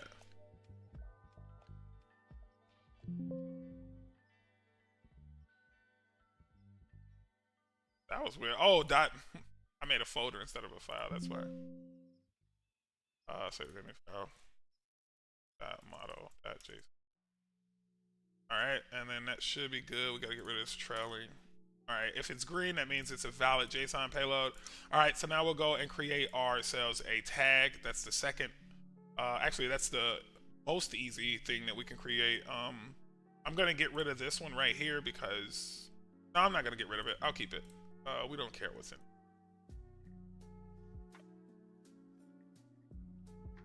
All right, let's go to our dummy text.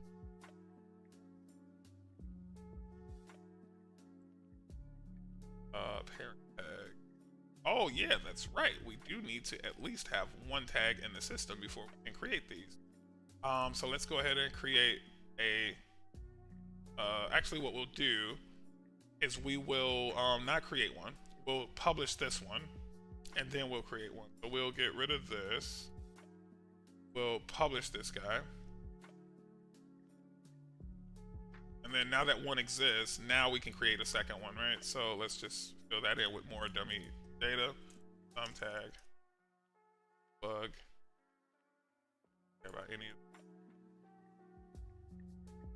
Actually, we kind of care about this title. I don't know if it's gonna be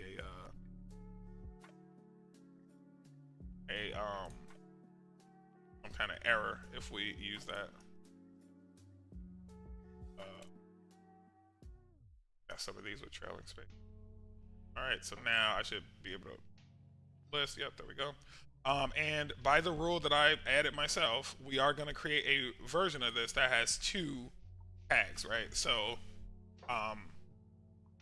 we only have two tags in the system, so we actually would need a third tag in order to fulfill that requirement. So because nothing can be tagged by itself, so it's going to be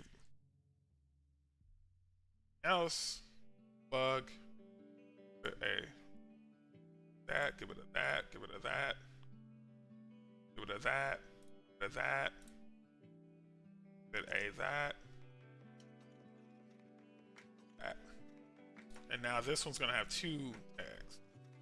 So I'm pretty sure to add arrays of references, it's probably going to be really straightforward. I think we're just going to use Faker to determine how many things we want to add, and then we'll use Faker to say, hey, add between this many and that many, and then we'll use ES6 to return the object back that we're looking for. I'm pretty sure it's going to be that simple, but we haven't done it yet, so let's just, not get too far ahead of ourselves there.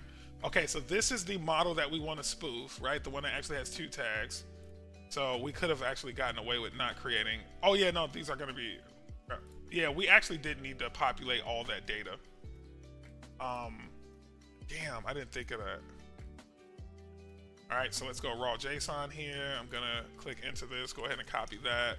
Bring it back over to the IDE here. Paste that in. Let's just inspect it real quick. Make sure we don't have anything we don't need. Look at that beautiful array of parent tags here. Slug. Oh, nice.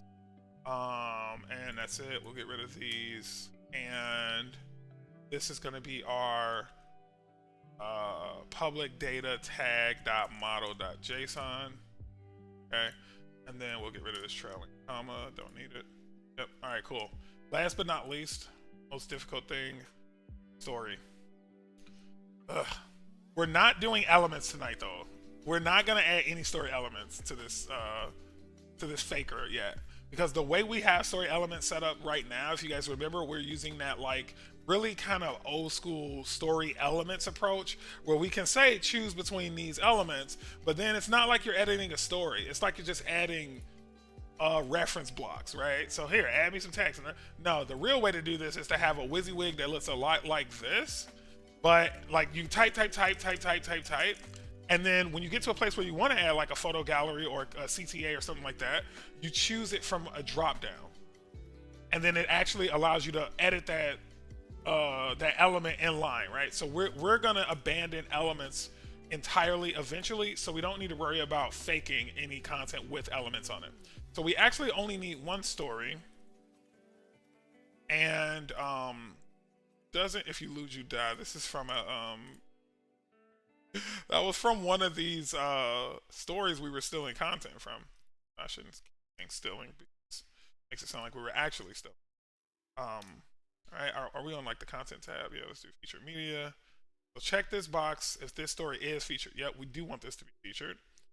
So we do want to make one more after this, right? We'll make one more that's not featured. Well, no, we'll get either or in our payload, right? When we fake all the content, we'll get one that's featured and one that isn't. Sorry about that. One image. I wonder, can I add more than one here? All right.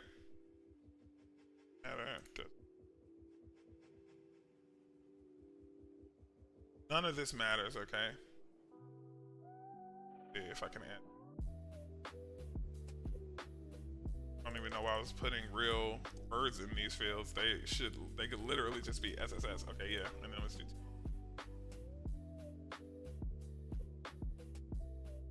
All right, the URL does have to be legit. It has validation on it. Trying to put another text fit. All right, and then I'm noticing here that I'm automatically getting this added space at the end whenever I do that, so I'm trying to get rid of that. See if that did it.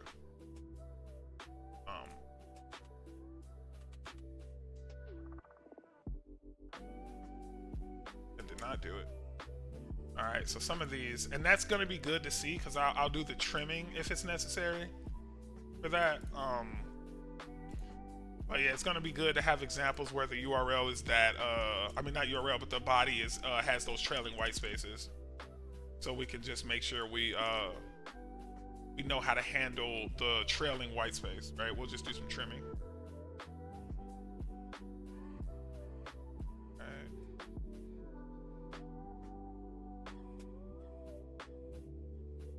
Okay, let's do that ourselves because we do want examples where there are no trailing white spaces as well. Let's have exactly one item. All that, and only to find that this is not a multi-item field. All right, we'll do the more complicated video one. And then on the next piece of content we create, we'll do the image. Did I really just do that? I accidentally just left image. Oh, but I could have just did. Oh my god, I'm being so stupid right now. I could have left image that time and did video next time. I don't have to create another story though. But yeah, I do now. We have two permutations. I need to see what that video model looks like.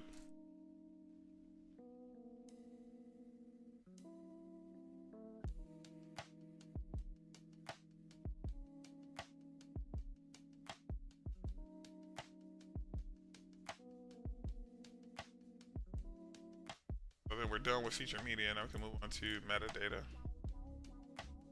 And authors.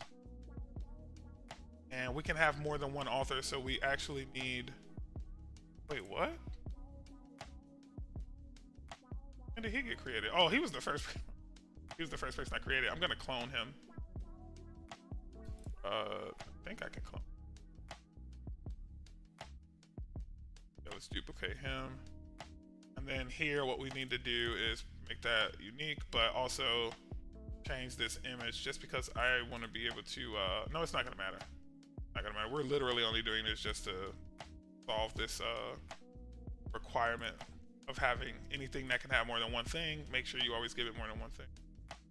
So for metadata, add this other person here. And I don't know if that's another him. Let me at least give that person a different title. Arm combo.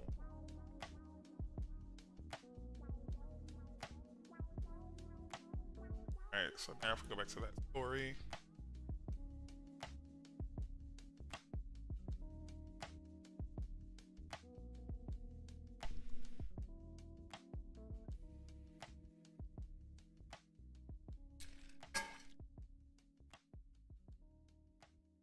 Oh yeah, combo one. Okay, cool.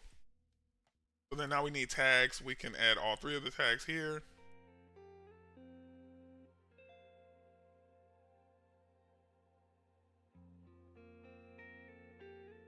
Okay, we're done.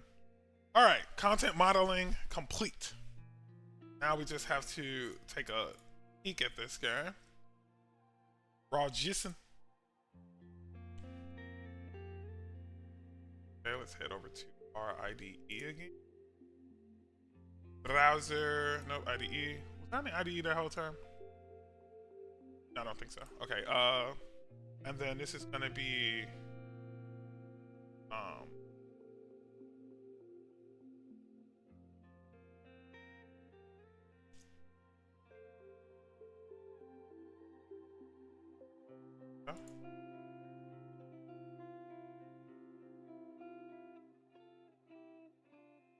oh, did my browser crash?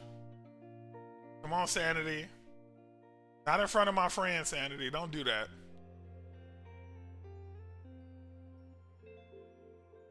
Yo, I think my actual browser crashed because this payload is so low. Because of all those darn, that is so annoying. Yeah, I'm pretty sure that's what it is.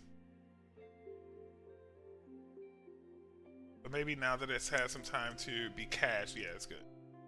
Get that out of here though, because that is heavy. Alright. It needed to be cached.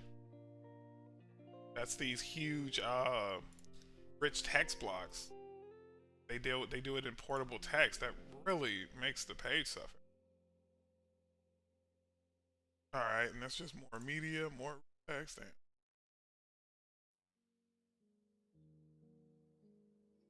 Alright, so the way we have to attack this, right, we have to be methodical about it, because in order for us to pull this off, we have to create this in a certain order, right? So story.model. Alright, so I'm actually going to create a model directory. I don't know why I didn't do that before. And then I'm going to pull all these into it and change them to just their base.json. So rename,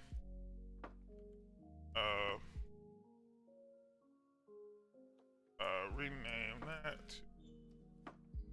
So bad at this keyboard shortcut on a PC. Good old Max for the win, baby. All right, cool. Now we have the person tag and story JSON files that kind of shows us what the content needs to be structured like on that other create data tab. But we have to create these in order, right? Because if we create the story before we create the tags, then we don't have any tags to reference and blah, blah, blah, right? So now what I want to do is go grab that base script that we saw, the one that has the images, blah, blah, blah. Like, let's make sure we have everything downloaded too. There's some other stuff that we needed to, like packages that we need. Like here's one right here. We need p-limit, so let's go install that. I'm actually gonna close the Sanity Studio now. Pull this up some happening.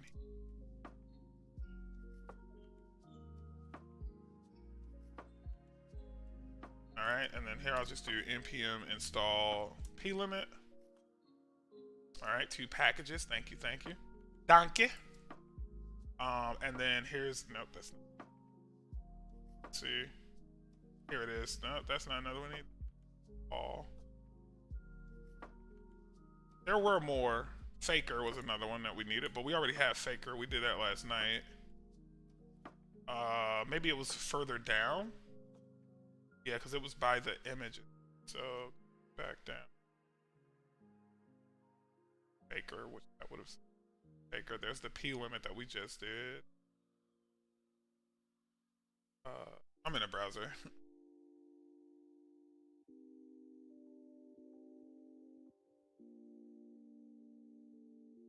Here we go. This is the block tools and JS DOM and all that good stuff.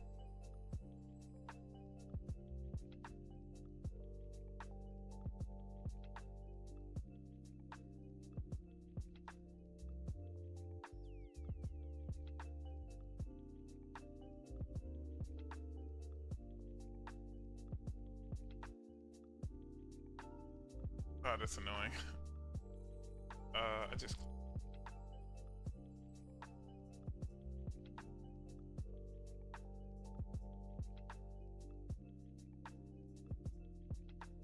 All right, we're back.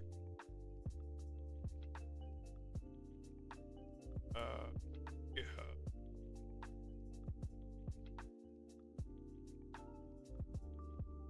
Then let's get our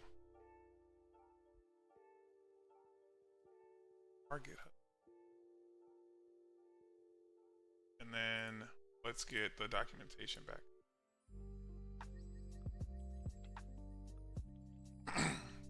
How long have we been streaming?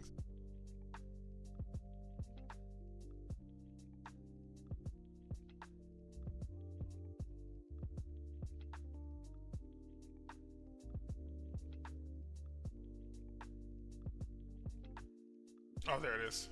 Damn, almost 2 hours already? No! Time is going too fast. That means I spent like 2 hours explaining all of this stuff. That is... that's not what I intended. Okay, there's just so much to explain. This is like so many new concepts that even I didn't understand. Alright, so we were going to install that other package that we found.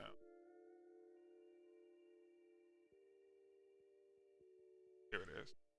Don't need to, we can just check mark. Back to the IDE.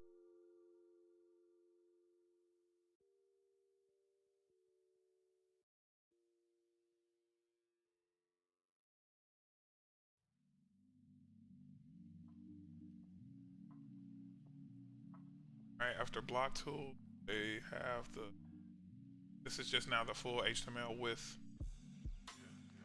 this is the, okay, so that's the last part too. This is the one we want. The actual body content in there, but no, we didn't do that. We didn't go through that one yet. So let's just stop at the image one. I think that's this one here, right? Come back to the top, yeah, uploading fake. So let's grab this script and let's update our browser. Sorry guys, I'm starting to slack here. I think the 2 hours have gotten to me. I was supposed to be in a browser. What I was trying to figure out is should we jump straight into this one? But we haven't talked about it. So maybe that's something to do for tomorrow. If we can get through this one in an hour, which I'm pretty sure we should be able to, but there's a lot to do on the data side in order to get this representation for each of our content types. That's the hardest part, to be honest.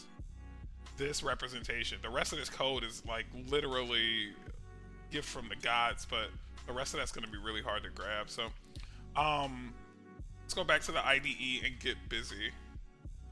The first thing we're gonna want to do is let's open back up our file manager and let's go into, we created that create data functionality yesterday, so that should be in here in lib, I think. No, it's in utils. Oh no, it's in scripts. Okay, so we have create data, and then we had create test data, which this was what we were gonna use to represent our like, it was going to be the exact same as create data, but it was going to be the thing that instead of it doing an actual transaction, it was just going to do logging. So we are going to use this, but I think we're going to wait until after we've kind of fleshed out the create data class a bit before we like dive into that. So for now, we're just going to go through this and conform it to meet our requirements instead of like, you know, the post and category requirements that the other users needed, right? So right off the bat, we have this constant, this post count.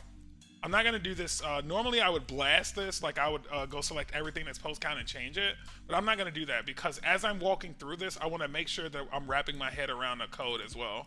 So this is the post count. I'm gonna call this story count. And we're gonna say create us 10 stories. We're gonna still use that logic. This is category count. We're gonna call this tag count. And the batch count stays the same. Argument stays the same. Batches, that stays the same. All of that stays the same. Limit, p limit stays the same. Create data stays the same. Project ID is gonna pull ours. Dataset's gonna pull ours. I don't want to log this project ID or dataset though, because I'm on stream. So I'm gonna actually comment that out. Maybe when I'm off stream creating content, that could be useful. But for now, that's not useful in any way.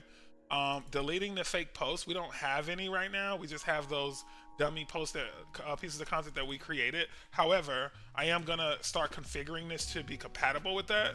So basically what this is now saying, it's a grok query that's saying, go into the Sanity data lake, and anything where the type is a story, a tag, or a person, and it has the fake Boolean set to true, I want you to delete that. So that's gonna be set up for us now. Coming back here, this is called categories. This really should be called tags. And the only reason I did that 2 in a row is because these are right on top of one another. This here is a category count. This should be a tag count. And then for category I, these 3 here, I'm gonna obviously call that what? Yep, got it, tag I. Okay, so now that this technically is a tag as well. And now let's do the transaction. Let's say tags transaction, the new variable that we're defining. I'm gonna say tags here. And this is plural. This is just this could be foobar, whatever we want, but this is our tags transaction. So multiple tags here. I'm gonna do the same thing we did before where we set category I equal to tag I. Tag I here, and then categories.length, right? Which is this categories up here. Well, it was categories, it's tags now, right? So that's gonna be tags.length. How do I keep slipping on that apps button? Now this is categories transaction and categories tag array. So for both of these, we know that these are just gonna be tags plural. So I can grab both of those. And now technically, nope, not yet. Damn, every time I'm about to say technically we're done with categories. So this is tags. That's our batch limiter that we had up there. We had one of these. Oh no, this is a brand new variable we're defining here. And then categories transaction, that we did have, right? That's our tags transaction. Okay, and then there's the commit, blah, blah, blah. This is gonna be tag count singular. All right, and then this is gonna be tags, comment, but still. And then log that. And then, okay, so now we are technically done with, I'm gonna collapse this other stuff so I can comment it out. But we are technically done now with our, okay, and what I'll do is I'll get rid of this for now. Okay, so we are done with our categories. If we wanted to, we can omit all of this stuff where we're doing anything that actually commits something to the data lake. We can get rid of all that, right? We can even get rid of this promise, and we can just say, now that you have this, let me confirm that tags is printing correctly, right? So I could just do a console.log here of tags, right? And then when I save that, I can just do an nrd node run dev. No, I don't even need to do node run dev, right? There's a command that they keep making us run, which is this guy. And it has batches equals 3. I'll keep batches equals 3 here, but I'm gonna move this into a alias. I'm gonna move that into an alias.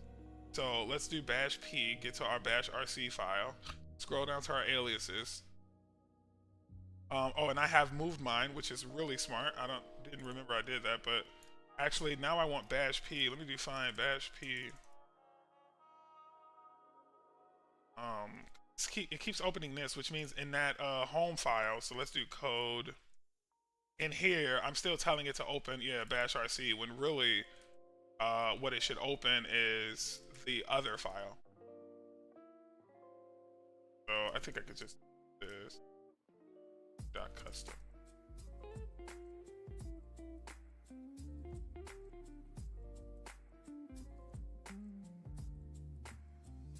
Yeah.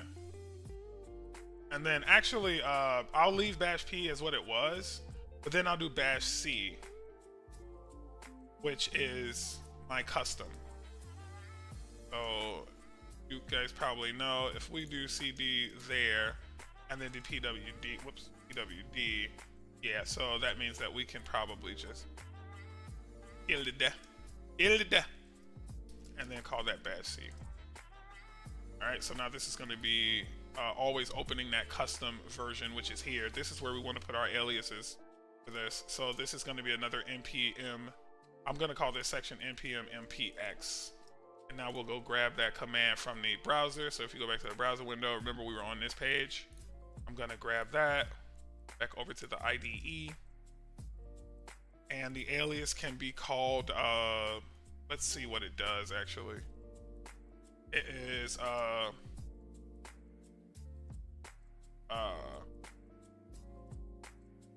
maybe dbuild, data build, or DC. Let's see if DC is taken. Oh, okay, so we'll say data create, right? DC. It's gonna run this whole command for us now. We don't have to keep running it. It's even gonna, I think it's gonna even put the flags in. I don't know for sure about the flags, but it might even put the flags in. So we'll run rebash, which is my reset command. And then for beans, we can now, do I have a go to sroot? Yeah, I do. And it's wrong right now. Sroot has changed. So sroot is, these are Docker commands. I don't even know why these are still in here. These won't even work right now. I don't even, our old Twitter key. All right, so let's just do, go to sroot, cd // that's where it needs to go, to sites. That's my site root. So cd, yeah, and then now this is going to be cd to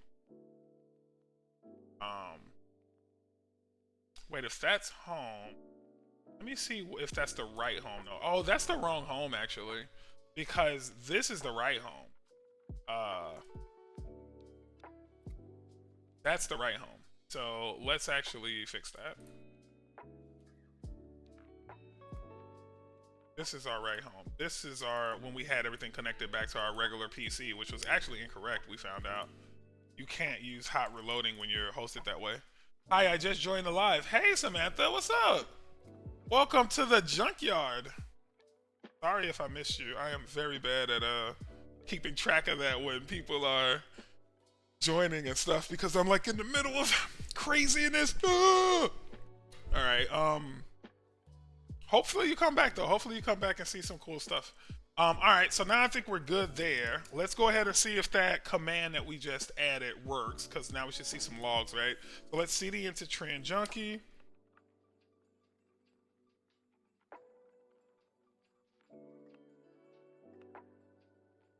What?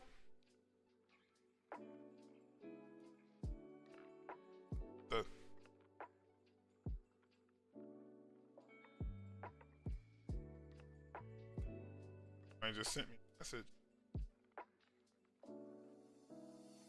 Wow, they went to dinner. Jelly! I'm so jelly!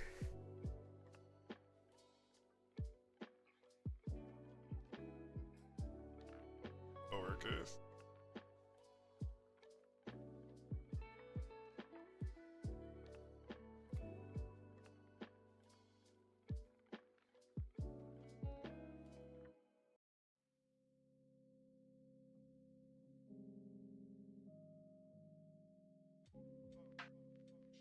They're all in another state partying it up. All right, cool. So let's get back to this. Let's see if we run our NRD here.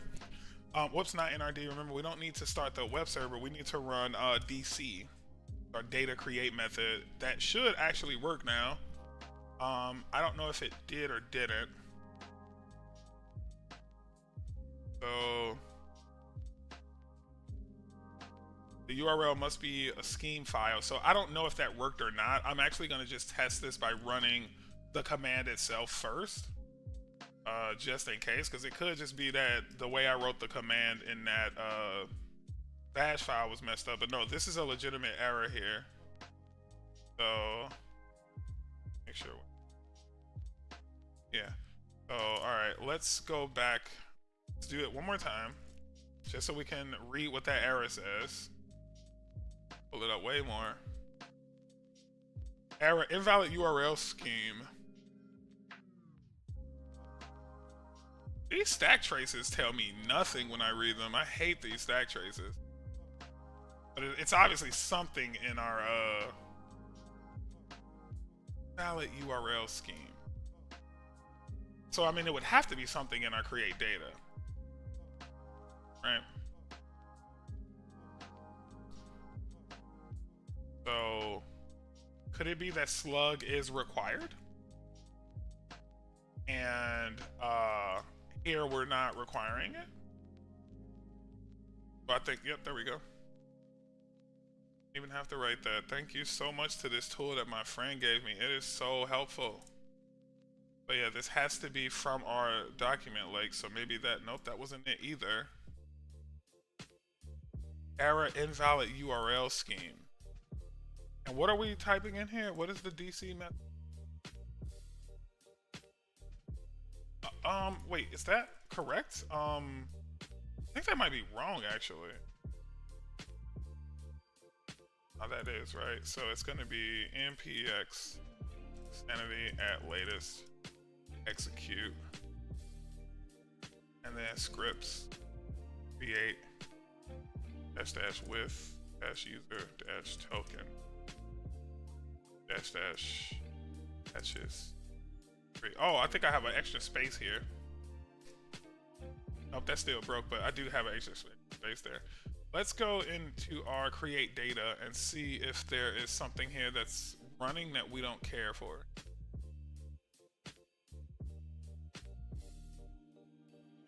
No, it doesn't look like it, guys. This looks like something else is causing issues, but I'm not sure what it is. We're not doing anything else but running create data. Yeah. Grab our client. Hang on, I think I have everything else. Yes.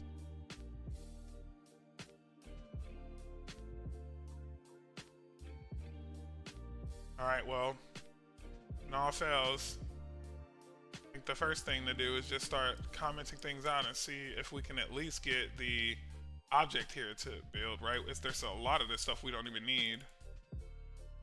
So we definitely don't need the client or that yet. We don't need the batches or the p limiter, right? We don't need any of that yet. So let's just start here. Yeah, so that worked. So is it the client? The existence of the client? Nope. Definitely not story count. That's for sure.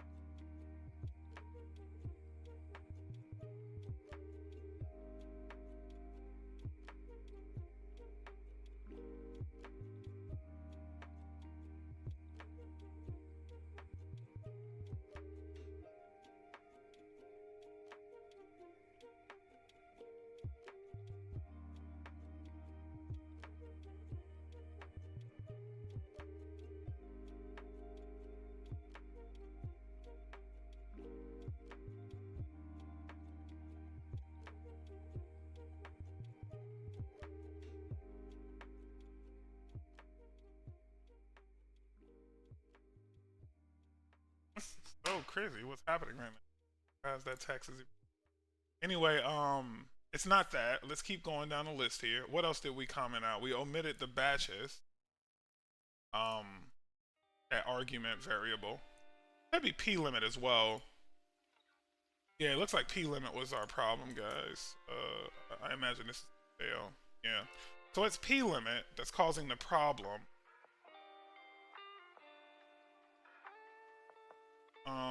So we don't know how to fix this though. That is error invalid URL scheme. Let's see. URL must be of scheme file. What URL?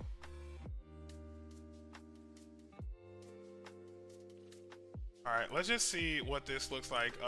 And we'll use plist in the search. Man, we always hit some kind of fix type error invalid scheme and function. Okay, so that was like the first thing that popped up. Okay, CI failure, configuration, only notable change, package lock, blah blah blah.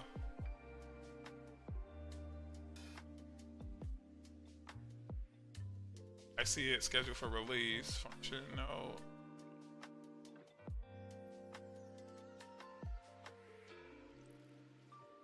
See what this is something about something else.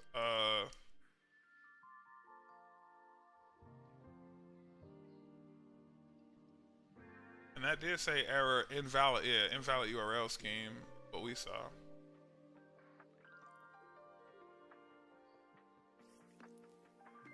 So wait, it's the npx command, npx.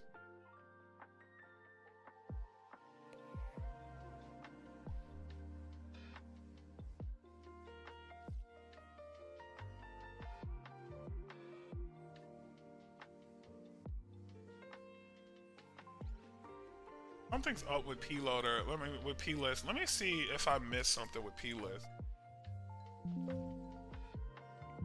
Yeah, p-limit.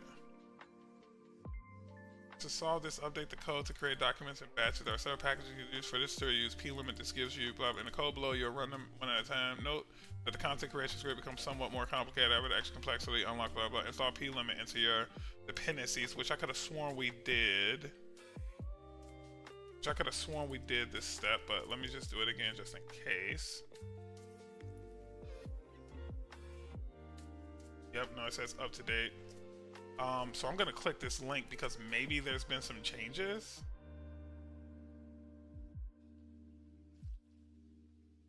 P-limit from P-limit. We just did limit from P-limit. Oh no, they did P-limit. And then they do limit p-limit of 1, which we did.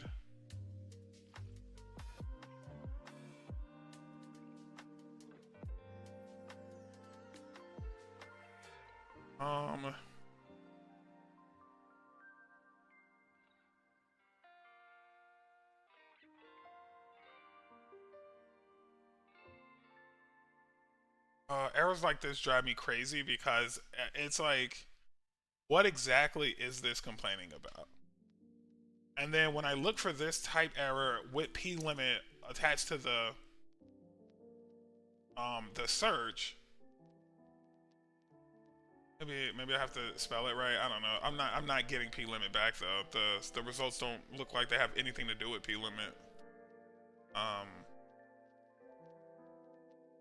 And I really want to use this because this is the advised approach to resolving the rate limit stuff that we talked about.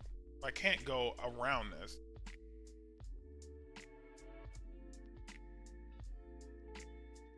It's like something else might be off here.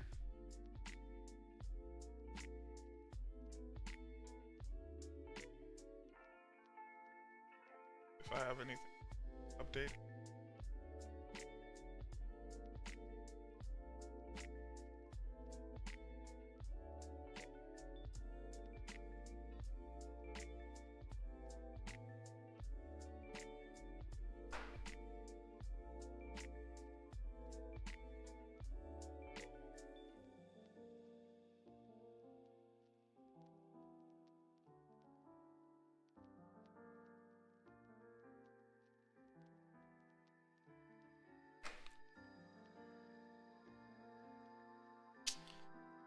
I just joined. What's going wrong now? Oh, what's up, Enrique?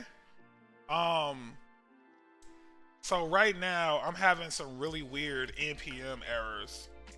So when I try and run this execution script, it throws this error right here, this invalid URL scheme error. And when I debugged the code, I found out that it was happening whenever I run this plimit function. Like if I just comment plimit out and I run it, it actually gets through to the end of my code, no errors. But then when I comment that out, it causes some issues. So maybe I can, I don't know how to debug. I wonder if this works out of the box. Let me see if I can add a JavaScript debug terminal for this. I've never used a JavaScript debug terminal. Usually I just use PHP, like server-side.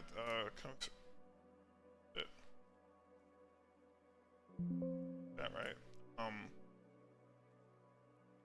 So go back here, yeah, and then now can I get back to that npm? Got any ideas, Rike?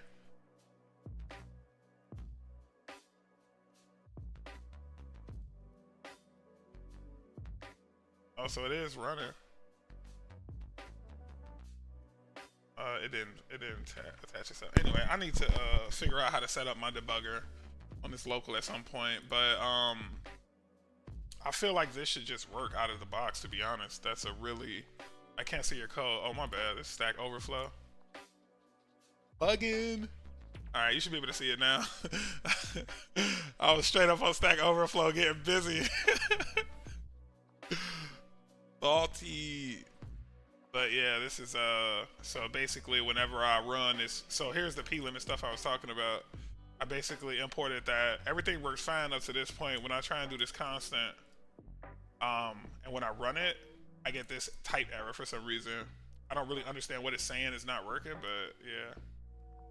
As soon as I comment out plimit, that it works just fine. Like nothing's wrong.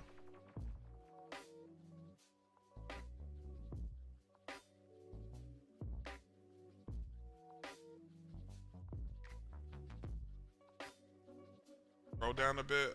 Sure thing.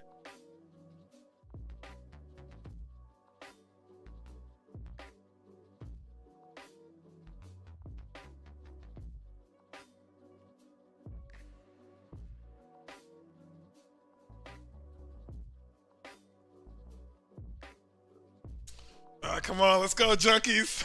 I hope we got the homie hookup right here, because we are making such good progress.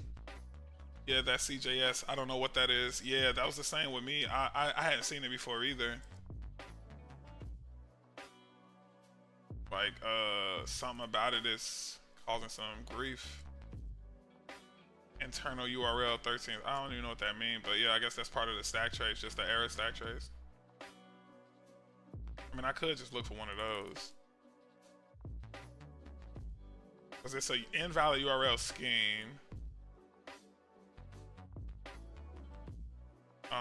And that didn't start happening until I had plimit. My previous experience is the npm installed a weird version. So I've seen that before too. I have seen that in the past when I was trying to work on something different.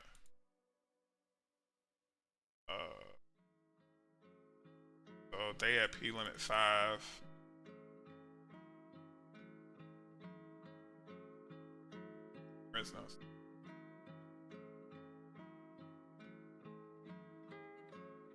Let me I'm gonna go back to the browser real quick and paste that error in and see if anything specific pops up.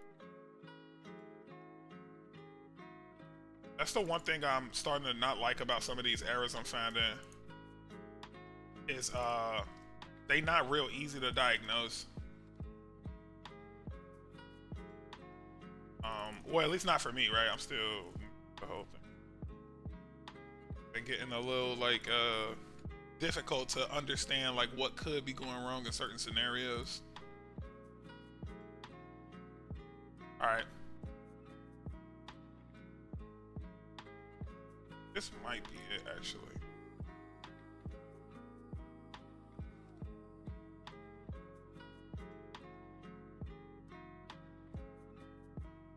That's where it looks like that's where it's coming from, at least, but that doesn't tell me how to fix it. Be a good idea to include the GraphQL config I can reproduce with the following minimal GraphQL config. This is not an error with schema actually, but a bug with how our ISP server is handling URL schemes. It's an error from the VS Code language client caused by the server. I think I have a resolution finally, 2055. Yeah, it appears that resolved the issue for me. Uh-oh. This fixes the URL scheme related bugs to make sure config works. First SDL, first dev experience should work again. File URL to path had been introduced by a contributor and I didn't test properly. It broke SDL file loading. I only tested with remote schemas before releasing. My bad. Definitions, autocomplete, diagnostics, etc. should work again. This should fix.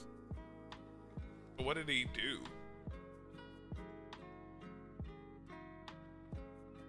I hate when they don't explain what they did. You have to like go through all of their code in order to see what exactly they did to fix it.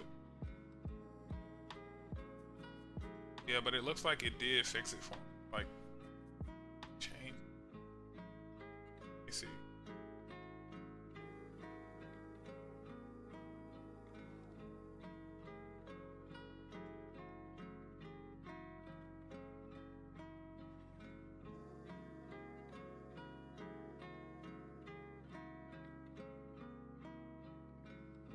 How do I compare this? This ain't gonna make nothing. Ain't gonna make a difference to me. Oh, here we go. I was finna say.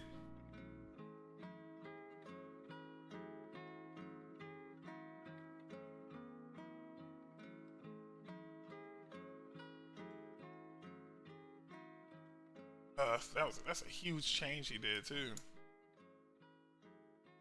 But it looks like somebody did fix it, and it has something to do with some other package that somebody tried to add. File to URL path. Let me see if that's on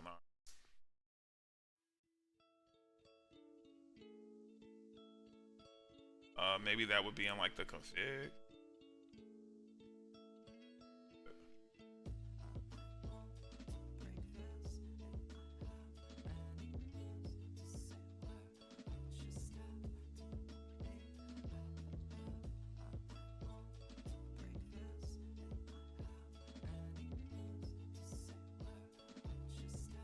I wonder if it has something to do with these remote patterns.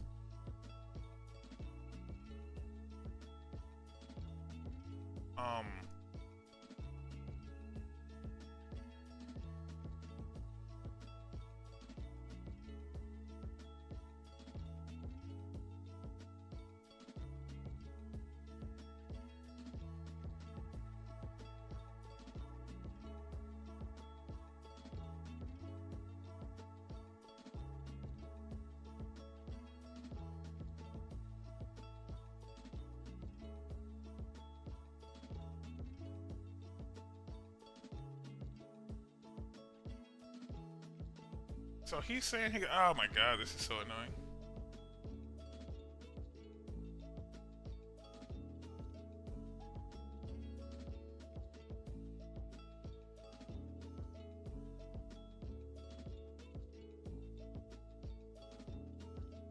Okay, back. What's your code look like again?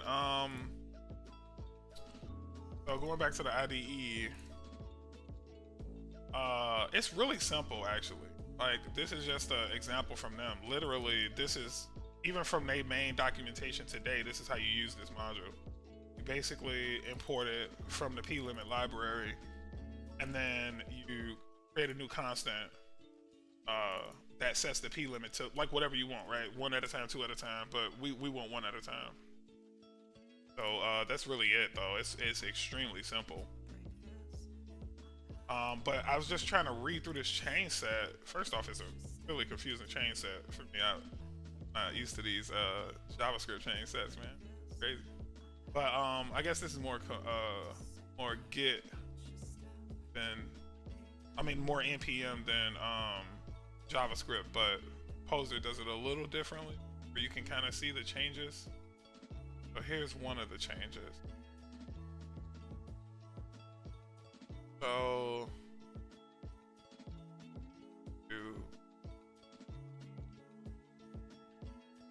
that's a README file. Who cares? His package.json. Now, did he get rid of something?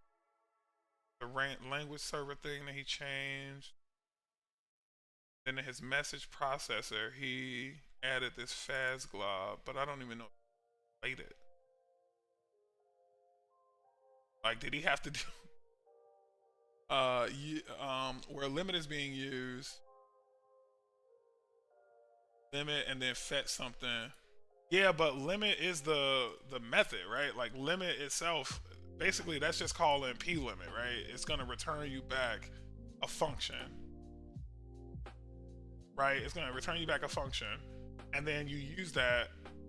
You pass a function to it, which will give you a callback as a promise, right? But maybe you're saying like I can't use limit without using the other stuff. Yeah, let me try that. That's a good idea, actually. So let's come back over to the browser. I think he's onto something, y'all. He basically saying like if you are going to try and use limit, you got to do the rest of what limit gives you, which is, where is it? Here, right? So this was the rest of what limit gave us. We go back to the IDE. I think I did grab that code. And let's just unlock this these two here. No, we don't need to unlock both, right? Just the batches. And then we'll let this rock, but we just won't do the rest of this. Let me get rid of this stuff. Yeah, see, that's what I love when some of the homies come to the junkyard. Every now and then, one of the goats walk in and be like, yo, here go all the answers to your problems. This is what you should do. Let's get rid of all this, y'all. Not right now. And we'll just let this limit go now. So if we get our console log, then he was right. We were missing part of it.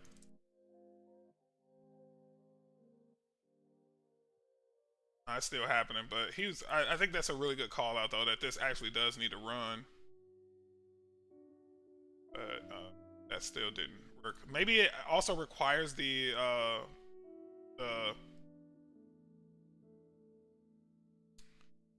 so Enrique, that still didn't work all the way. It worked partially.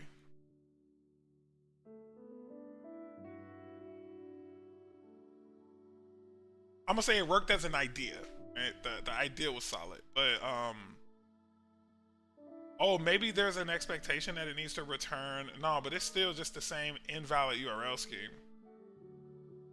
Maybe the documentation for p-limit has something in there with hang on.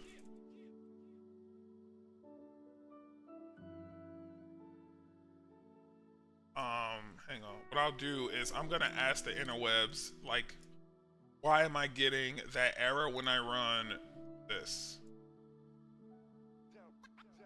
Actually, let me get rid of this batches argument. They give you a default. No, that didn't work. So let's say when I run this, let's see what the interwebs say about this question.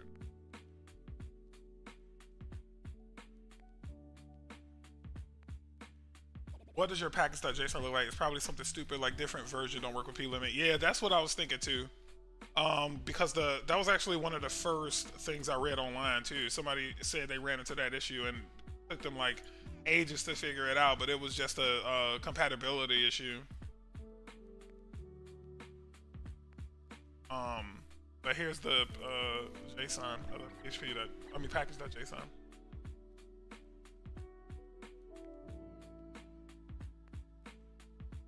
How can you see the compatibility though? Like, is there a way to see what packages are required for p-limit? So let's do p-limit dependencies.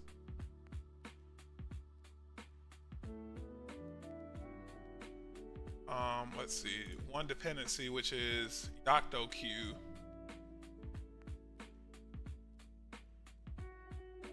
Has 2,000 dependents. 16 versions. Yep, the latest version is version 5. I mean, maybe I can get a less, like a version below 5, like maybe grab 4. Just see what happens. Here's the list of all the versions. Yeah, try it. Okay, cool. So let's do that. Let's do it. So first I have to uninstall p-limit, I think. So I do npm uninstall.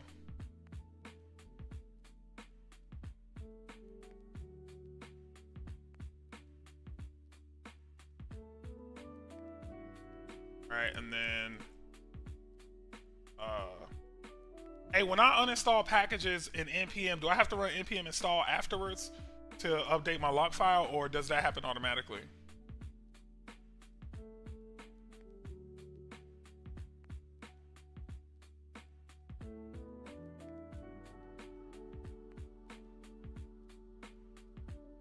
All right, so what I'll do is just run npm update just in case. Npm install just in case.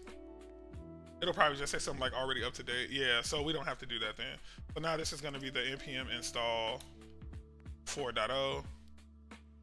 Where is it? Oh, it installed it to my main package. Let's uninstall that. Oh, maybe I do need it in the main package. I'm gonna try and put it in dev though. What? Why can't I?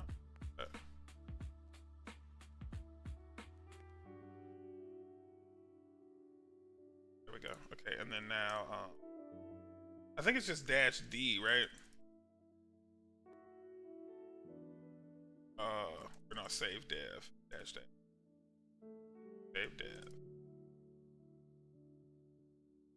Okay, so where is it? There it is. Okay, cool. So we have it now. Now if I do R and again, I always run npm. Oh, it works. Downgrading alone. Oh, you are awesome. He was right, guys. It was just a version conflict. Downgrading worked. So let's just go back here and make sure it works. Let's make sure limits yeah, so it's uncommented. Okay, so we're good. So we can get back to regularly scheduled programming. Thanks to Enrique. Yeah, thanks, man. He said I can keep my job. All right, so we know that this is spitting out what we want, but now it needs to conform to the actual payload that we need for tag, right? So tag looks like this. What I'm gonna do is, for description, we know that that's gonna take that the step that we haven't gotten to yet. So I'm actually gonna ignore those for now. I'm gonna ignore those for now. And in order to eventually, in order to clean this up, I'm gonna move these objects into their own like model.ts file so that it's easier to reference them. But for tag and maybe also for person, if this isn't getting like too unwieldy, I'm just gonna keep it. So I'm just gonna keep it here. So for now, let's just dive in. We can just pull these over.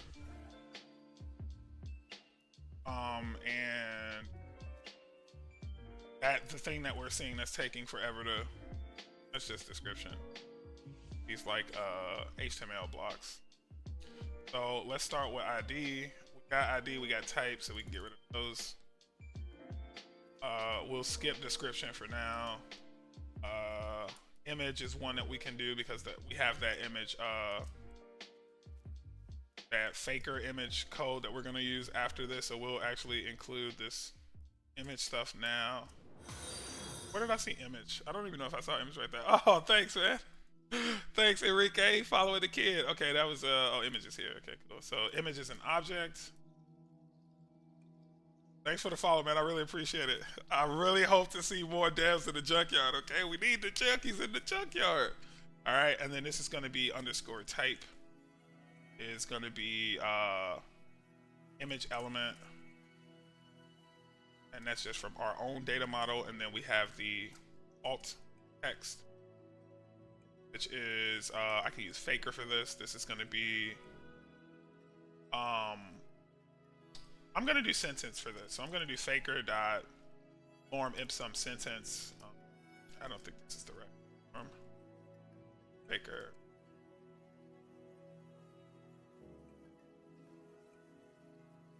I thought it was lorem ipsum dot sentence too.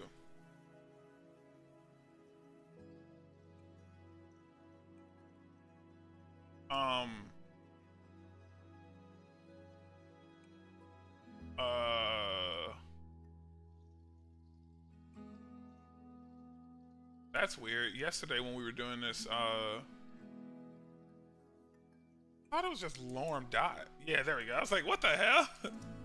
Okay, and then for the alt text, we will give it a min max here. So we'll say the minimum is, let's say 3 words, and then the maximum can be, we had a max on that field, but let's just use 35 as our go-to for the small snippets of text. And then after alt text, we have caption, which we're going to ignore for now, so that completes our first set of image metadata. And then we have the actual photo, which we're going to skip that for now too, because we haven't implemented the image side of this yet. So I'm actually going to still call it though. I'm actually going to still declare it. So let's do photo. Photo is an object that has a type and a asset, not a ref, but an asset, as a type of image. And then it has an asset. That asset is an object that has a type and a ref. This is, the type is ref. Ref is gonna be the image ID, which we don't have yet. Comment that out for now. This is wrong. Alright, so photo looks fine. Photo, got photo type, asset, object, ref, and type. So before we actually push this into the system, we'll complete the photo. We won't complete document until after. Then we need a title for our image. We don't have, I thought we did have that. Title, and I like their catchphrase company thing here, so I'm gonna steal that actually. So let's do that. All right, and then well, I can't steal that though that way.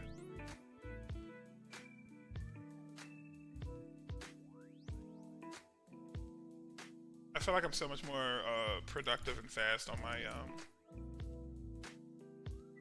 my Mac. All right, this is already getting too unwieldy in my opinion, so I'm gonna do that thing I suggested. This is just gonna have a models.ts file in it.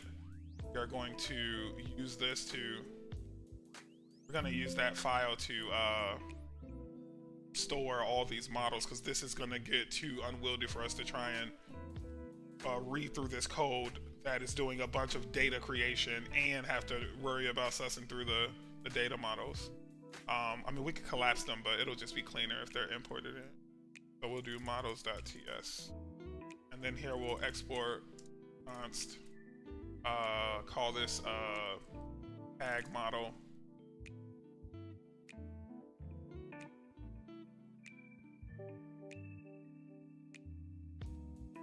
Wait.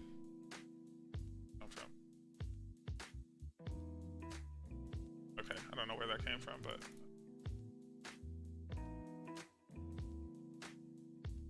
so now I need to go grab Baker. Okay, so that cleans that up, and then here we need to this stuff here.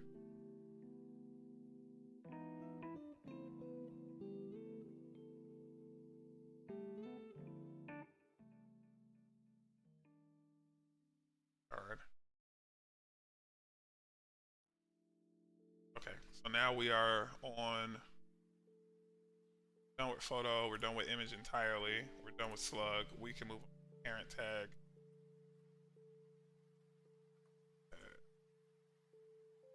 Array of objects. They only have 3 things, right? They have a key. Which I don't need, we don't need the key. The key is gonna get auto-generated, so it's just a type and a ref. Yep, this needs this.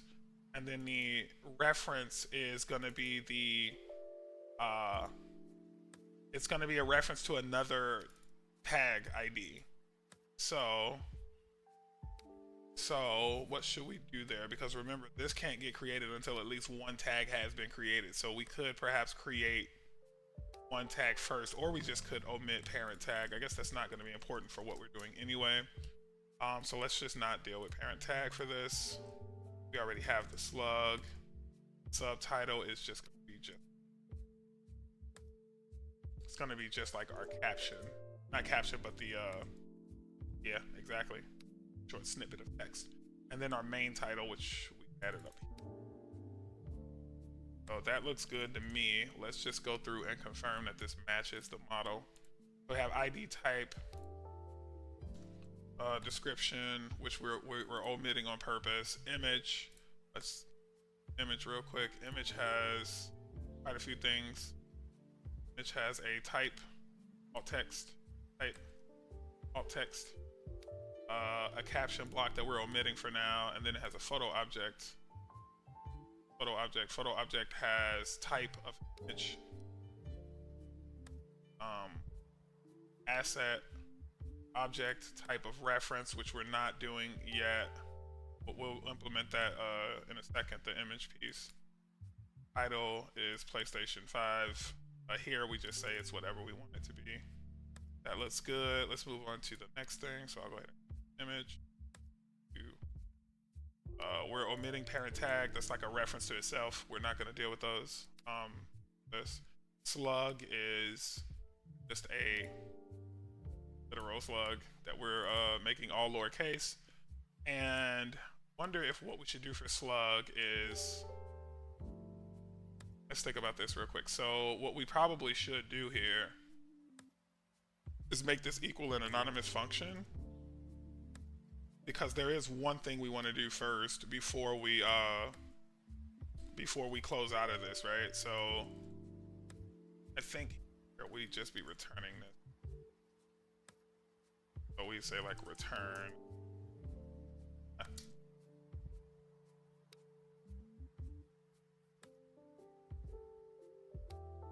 Okay, but then before that, right, we want to do two things. We want to say, actually we have it already in here, right? This is just gonna make sure our slugs match the criteria that we gave the actual data models, right? Not to brag, but I got Copilot on my VS Code.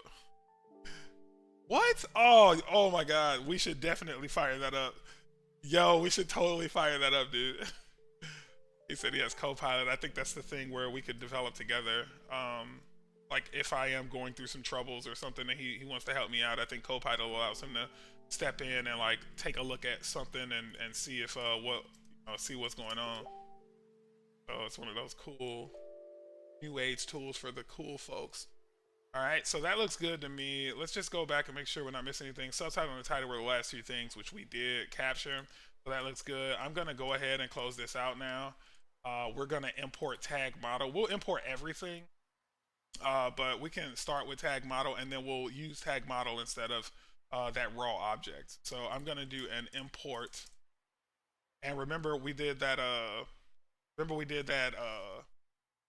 path referencing yesterday. We configured it so that we could use so it's gonna basically be port what did I call tag model, and then we can just import that from and we can do it from tag model too. This would work, but there's a better way to do it so that we don't have to, like if we package around, we don't have to worry about it. And I think what we did was we said it goes in, oh, this is in our public directory. We didn't do anything for public. We might want to do something for public, but I guess for right now, like let me go look at our app.js stuff and see if we did anything for public there. So if we look in app and go into our components and our header where we use an image, not there, it would be in the story wall. So public just starts at the root. Like you don't have to actually define anything for that. So yeah, so that's super easy. What we'll do is here, we'll just go in our create data, we'll just do slash. It's gonna be slash model, slash data, slash models. No, it's not tag model, slash data, slash model, slash models. I guess not. This one. That's dot slash. That's weird. I guess only on the front end it puts you there. So that's fine then. Where are we currently? We are in script. In order to get up to data, what do we need to do? We need to jump out. Dot slash. public. Yeah, I don't want to do that. We're gonna add this to the big. That's gonna become very annoying.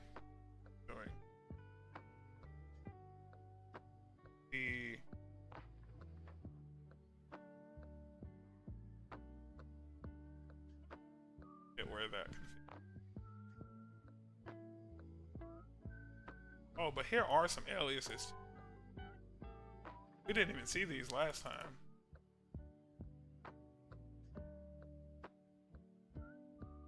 Where did we put the other one? Oh yeah, it was here. Here. Oh. Add public. This could go in /public.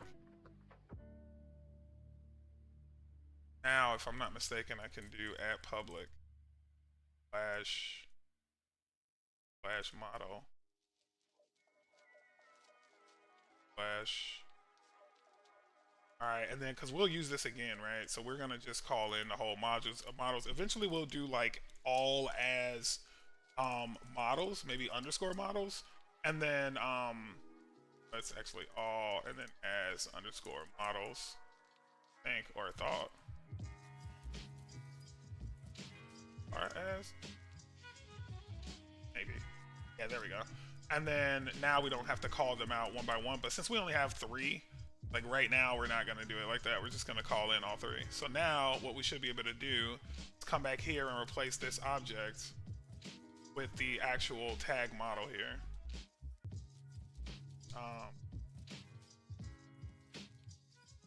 If that would work.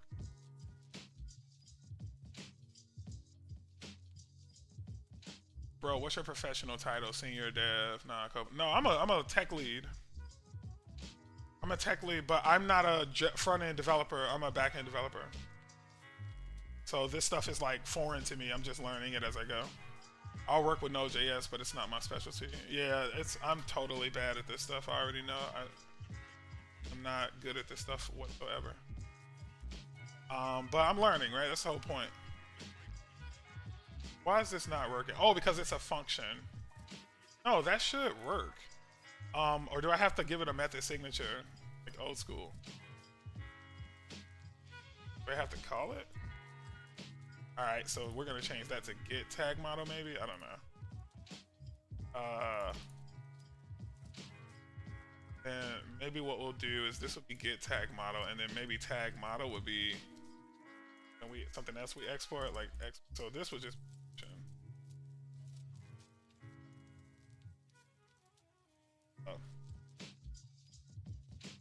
that now what we'll say is like export tag model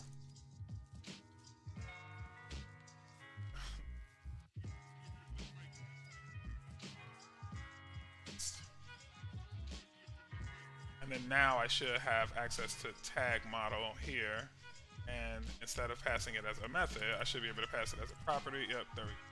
So now if I dump this out, let's use our DC in here for this, but this should give us the full object now. Yep, and it does. Let's see how they did. What tech lead, but I work in Python. What tech lead, but what? I don't understand. You're saying you're asking what's a tech lead? I'm pretty sure you know what a tech lead is. Or are you making fun of me because because you work in Python and I don't? Okay, so let's make sure this all looks good. This does look good to me. Let's move on to the image. I think we can move on to the image. I don't think we need to belabor this. Let's move on to the image.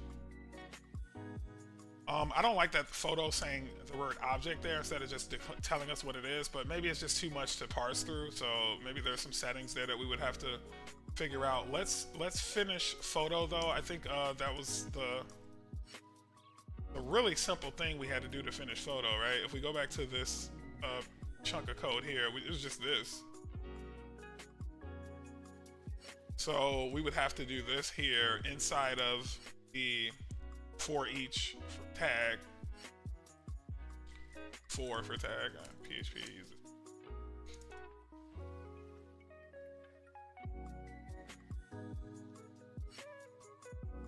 work with?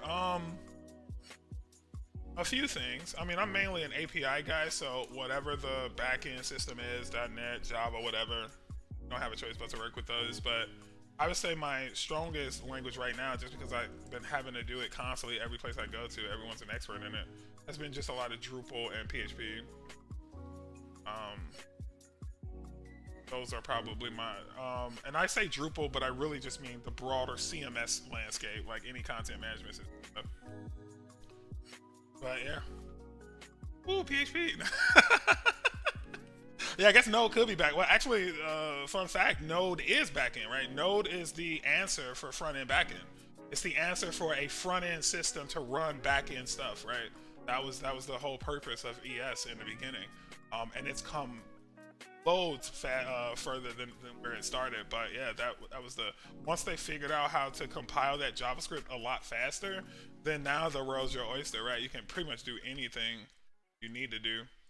I'm gonna move, I wonder if I should move this into that tag model code, but I don't think I should. Because what they're saying they're doing here, right? Wait, we're doing one of these at a time, so actually I could do that. I could just not even run this here.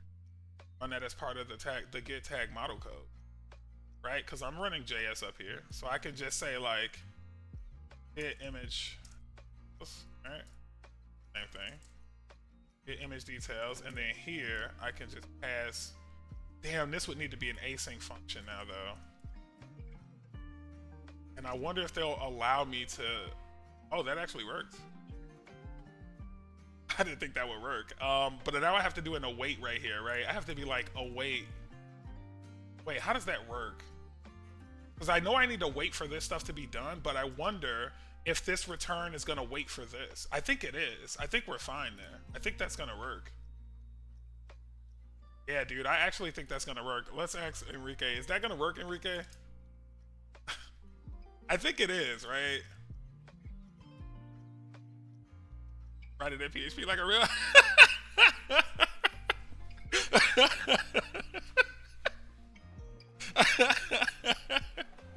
Yo. You said write that in PHP like a boss, okay? He's being sarcastic, okay? PHP is definitely not the best language to prove how good of a developer you are. It's one of the world's pain in the butt.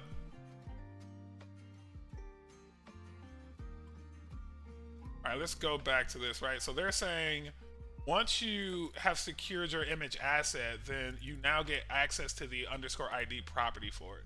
So essentially what we need to do is in our ref key, we just need to pass that ID. What we'll do here is instead of using the faker image there, we'll just do image asset dot underscore. And because this is a faker image asset, that is something that it comes with out of the box. The object that it returns to you has this _ID property, so we can use that. And then I think that was it. So now if this works, we are in tip-top shape. So this is probably complaining about the asynchronous, yeah, because it needs a promise now, right? So we need to probably tell it to wait, right? Like, should I put await here? I think that might do it. Yeah, that did it. Okay, so basically I needed to tell this guy before you define him, wait until everything in this guy's done. Oh, he's saying he knows no, but he doesn't know it like that. Okay, yeah, same with me. You already have a leg up on me if you at least say you know node. Like that right there alone says you know more than I know about it. All right. So this is a lot cleaner, right? This is a lot cleaner. Let's see if our image comes through correctly. So we're gonna go ahead and run this again. Remember, this is not pushing anything into our data lake. This is literally just top level await is not, so this is a straight up error now. This is because of how we're trying to do this. It's not liking how we're trying to do this right now. So that's okay. So, all right, let's think about this. How can we structure this so that we can actually get what we need from these functions when the time comes. We know that this being, is this async? Yeah, this is async. Maybe this does. Let's try that. Let's try not making that asynchronous because we've already told this to wait. So I don't know what it's I don't know if what it's receiving needs to be asynchronous. Nope, that didn't work either. So this was a false positive on our part. Now tag model is argument of type promise, okay? Because that's what this is now, right? It's saying that it's gonna promise to wait until some. Well, it's the fact that this is an asynchronous function that makes it a promise. So maybe what we need to do here is, let's see,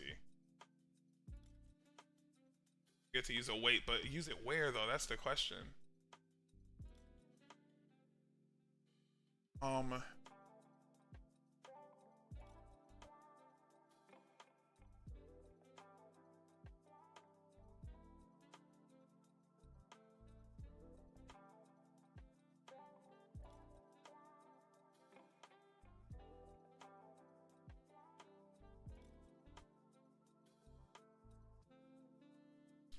let me think through this. So we are essentially doing the same thing they're doing. Okay, so I don't want to get too far down the rabbit hole of let's change our code back to exactly what they have. But let's at least go revisit their logic to make sure that we're not missing anything obvious, right? So if we look at their image stuff, they do use an async function here, but the reason I think they're doing that is because it's not because of this stuff, I don't think, at least. I think the reason they're doing an async function here is because they want to do this here at the end. And they are doing the await here because they are waiting on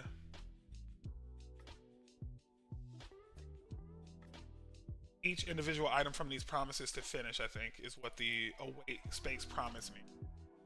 I think. So for us, if we are saying now that we are introducing... Wait, maybe the await goes there? Let's see if this works.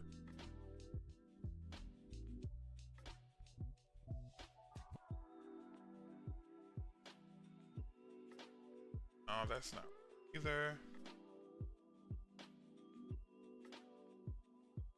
So I tried to add it in front of the tag model variable, but it says await expressions are only allowed within async functions and at the top levels of modules. Do you mean to mark this function as async? So, and that's what I thought would clear it, honestly. I thought as soon as we mark this as async, that would clear that error. But it's saying that the argument of type promise, it's saying promise, and then what is it saying? All right, so I'm gonna try this. Let me show you guys what I'm doing. I'm gonna try this. The error went away, but I have a feeling we're still gonna get barked at. I'll do DC here.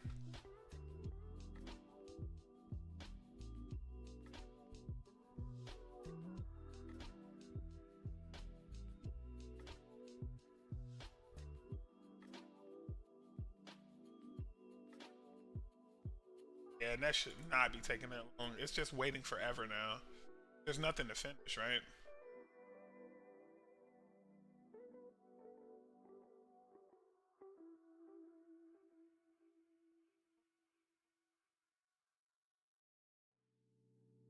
All right, so let's think about this. Like, what are we actually doing here? So we are saying that asynchronously, you're gonna grab this, and then you're gonna return this object, and that's gonna happen whether we like it or not, right? That's gonna happen really quickly. So you would think the await goes here. You would think this is where the await goes, because I don't want this to get defined until everything's in here is done. So that's one place that I know it needs to be. But then I think this is causing some grief. Top level await is currently not supported.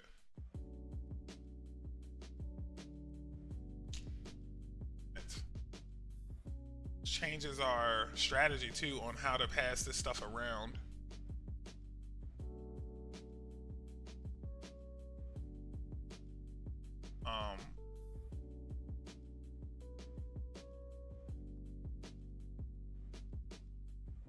When they say top level await, I think they mean me adding await in here is causing issues.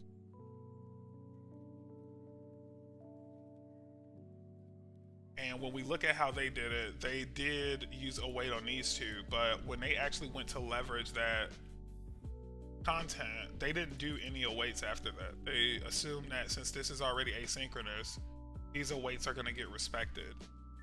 And that's what I thought we were doing up here. But this is async for the whole method. So I don't know if async inside of this inner method is going to have any, you know, like it's not going to really have anything to do with anything.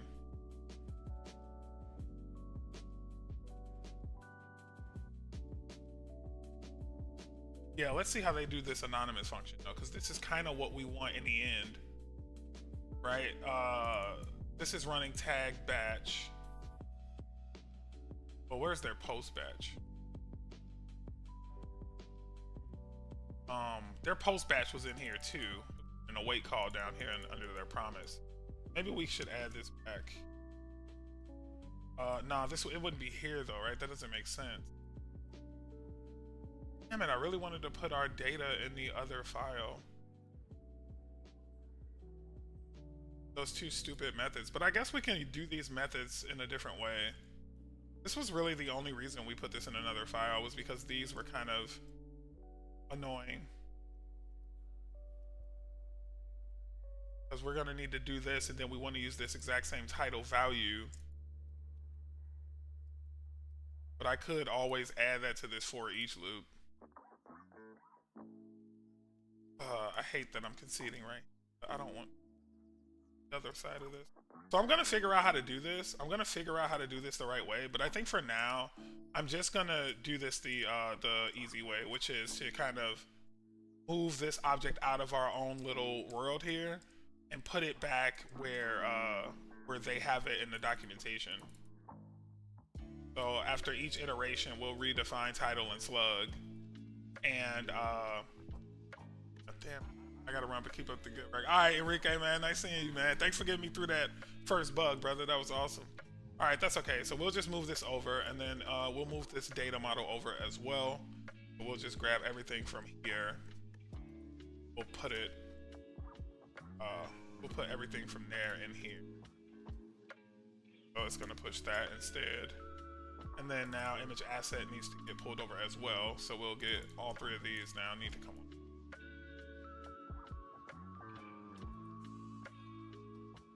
I think I moved stuff around.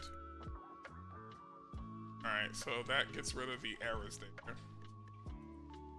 Now if we, so that we can kill. Alright, so now we do have one more error, which is the tag model, which we don't have anymore, but now this is error free. So I should be able to run this now without getting any warning.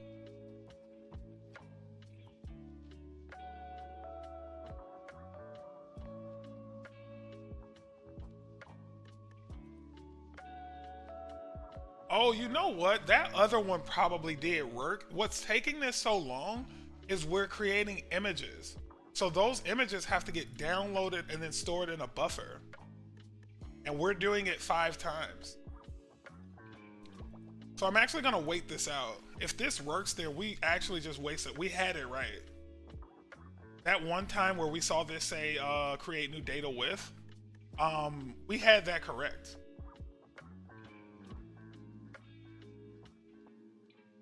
And these images are huge too. I don't need these huge images. I just thought about it. Those images are like, the tag images are super small. The tag images are like, I think, what did we use? 75 by 75, something like that. Man, that's such a relief right there. Let's go look at what we chose for the tags. Got a server error. So it tried, it did try. Server error, but why though? Did I get rate limited?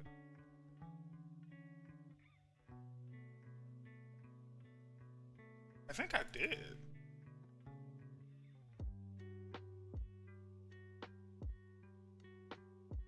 Yeah, it was trying to get this value, so that worked actually.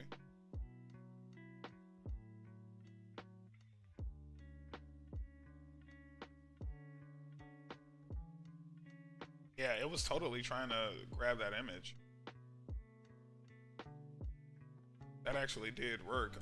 That is a little concerning though, because that means that so here, let's try this. Let's put on each of those iterations through the array, let's actually do a delay.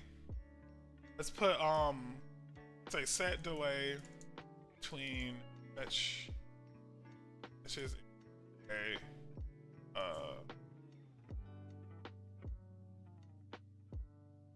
I'm gonna set a delay in this fetch API call. So you can install this package npm sleep promise.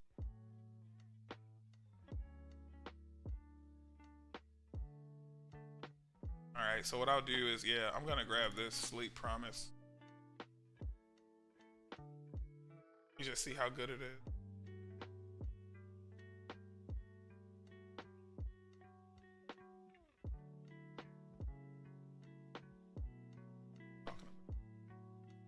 I just want to see how much it's used.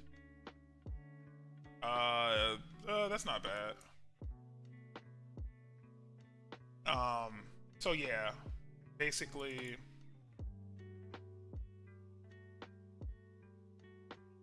a promise chain. So it's just a then call.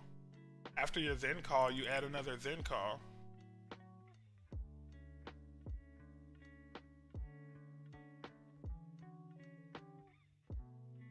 Yeah, this looks really promising actually. We're gonna actually use library. This should be fine. Then what we'll do is inside of here we'll import it. Use this exact promise chain they're using. And then here I'll just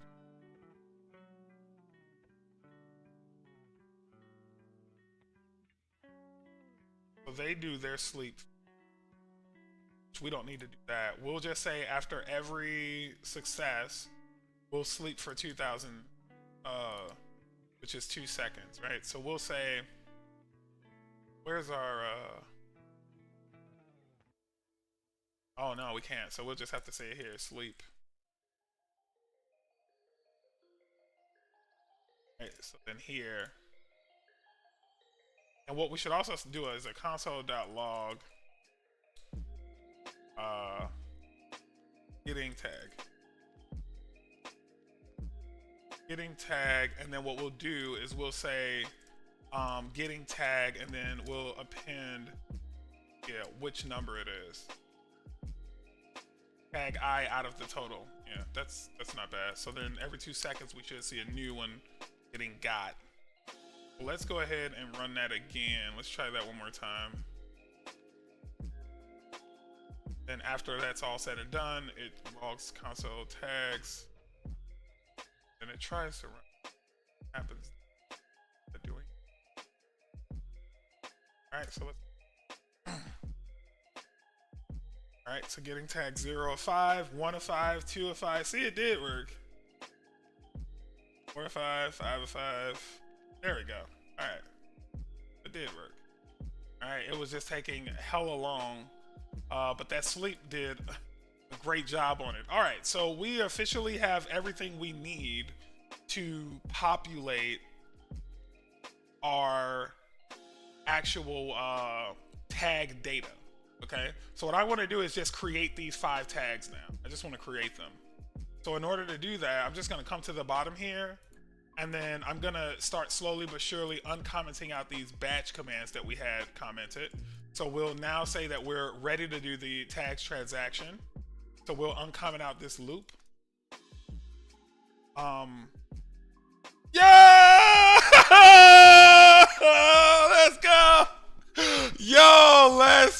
go, bro. We got Matty P in the building. What's good, my guy? What's good? Yo, you see I'm doing crazy things, bro. I'm doing crazy things, bro.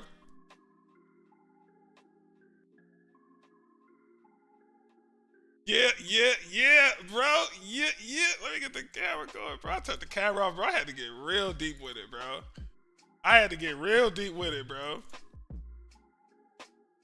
One of the homies came in and helped me out with this one part I was stuck on. It wasn't really like coding stuff, but it was an issue with some weird little thing I was doing. Well, nothing that crazy, but so let's actually expose this now. We do want the deletions to happen after we run this now. So it's gonna try and delete, not find any documents. Then it's gonna run through this, go to sleep for, it's gonna delay for 2 seconds. Actually, y'all, you know what we finna do? We finna go back to how we was gonna set this up. Cause this should be way cleaner. If this would have all just been in that one method over there, whew, sheesh, that would have been lit. But we ain't gotta do that right now. We can do that after. For now, what we're gonna do is we're gonna keep the tag count going. We're gonna say we're gonna call this a set timer, set delay, and log progress.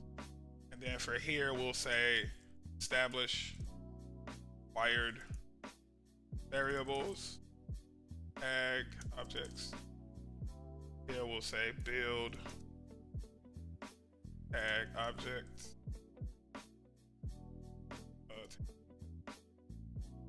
And then we'll close that. We know that's perfect. Okay, and then boom. So now here we are logging tags. We don't need to do that anymore. We're good. Establish create tag action client. Bruh, bridging with JJ and supporting my dog. Hey yo, why use the sleep package? Because man, this is rate limited. And I'm using the free tier of Sanity, and they rate limit go crazy, bro. So even it's like a certain amount of data you can get per second.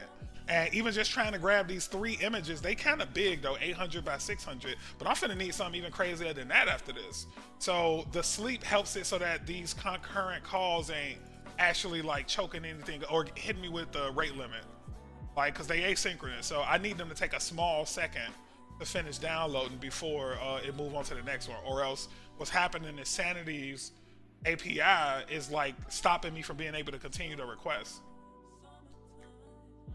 Streams API in JS. I don't even know what that is, blood. I don't know what that is, bro. That's kind of above my knowledge base. I think now we can do the tags batch. So even though we only got one item here right now, eventually we're gonna have a post in here too. I just want to push this up to the cloud and see if this actually creates my content. So we're gonna run that real quick. Let's research. All right, bro. Hey, you want to hop on the stream, Matt? Or are you saying you on the stream with you on the stream already with John?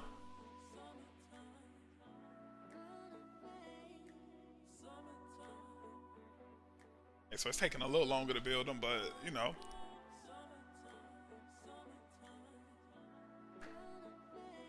All right, let's go back over to the lake, y'all. Let's see if it's in the lake, my guys.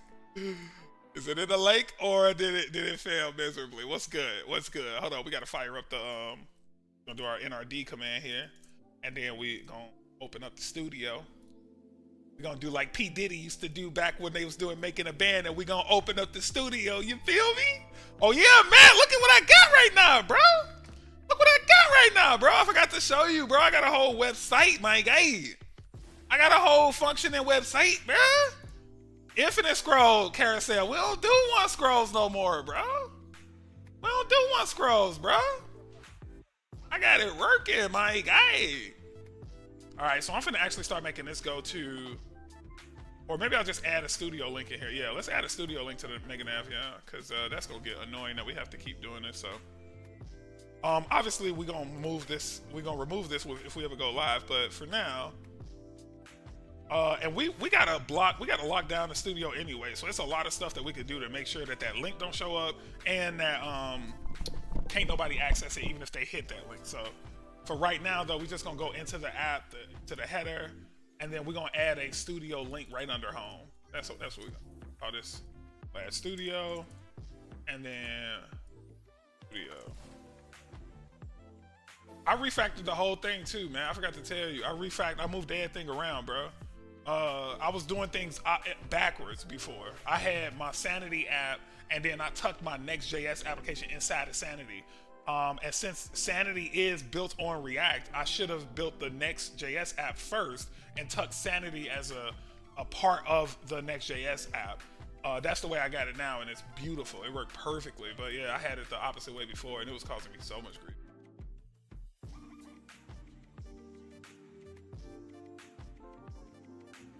Oh, that ain't navigating, bro. Or is it navigating?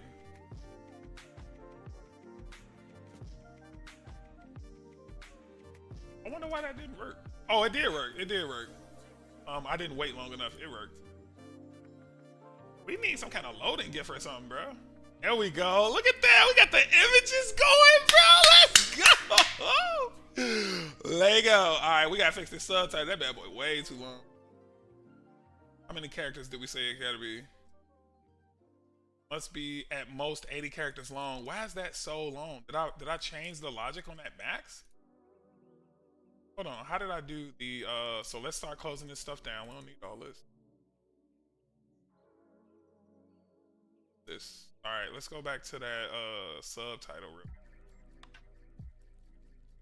Subtitle is, oh, sentences. Oh, no. I meant words, my guy. I meant words, my boy. All right, so we done with tag. Okay, boom. So now we can move on to person, which is gonna be just like tag. We're gonna do this sequentially. So we're gonna build the tag, then we're gonna pause, right? Pause. And then we're gonna build gonna do the transaction for the tags. So the tag's gonna be built, and then after that we're gonna move into doing the and I feel like all of this should just be in a method so that I ain't gotta keep stacking all this shit like this. Yeah, let's put this in a function, y'all. Put this in a function. What are we relying on here?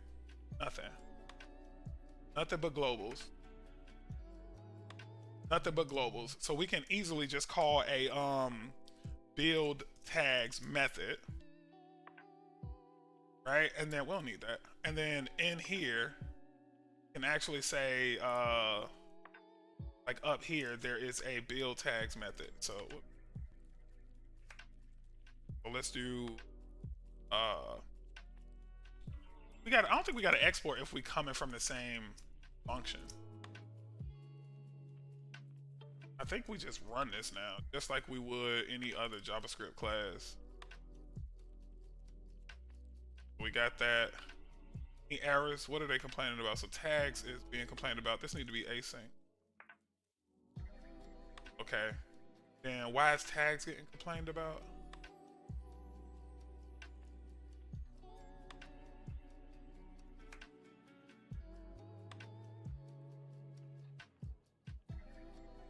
Hold on, I did something.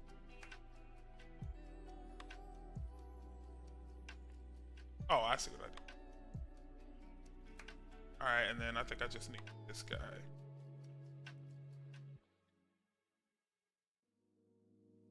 Alright, and then here, I should just be able to be like, boom. And then, yeah, the rest of this should work the same way. What's the error then? Tags transaction, which is in here. I need to pull this out. No, I just need to pull this in. Batch tags go in there with it.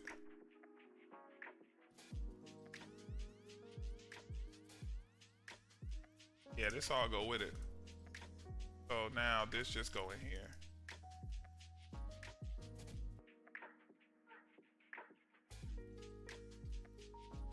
I hate when I do that. You hit Control C on VS Code on a blank line and it delete everything, man. Like all the stuff that you just grabbed to kill it. And oh, what about tags batch though? That's gonna be a challenge to pull out. So really what I need to be returning right here is Wait, how can I do that? Because now tag, exactly right, tags batch is missing. That means that in that function, I gotta return something in there. I suppose what I could do is return this tags array and do the rest of this in there. Yeah, that's what I do. So I'm gonna actually return tags here. And then in here, we're gonna be like const tags equal to build tags. And then now, boom, right? Tag I dot length, and then yeah, so tags is tags.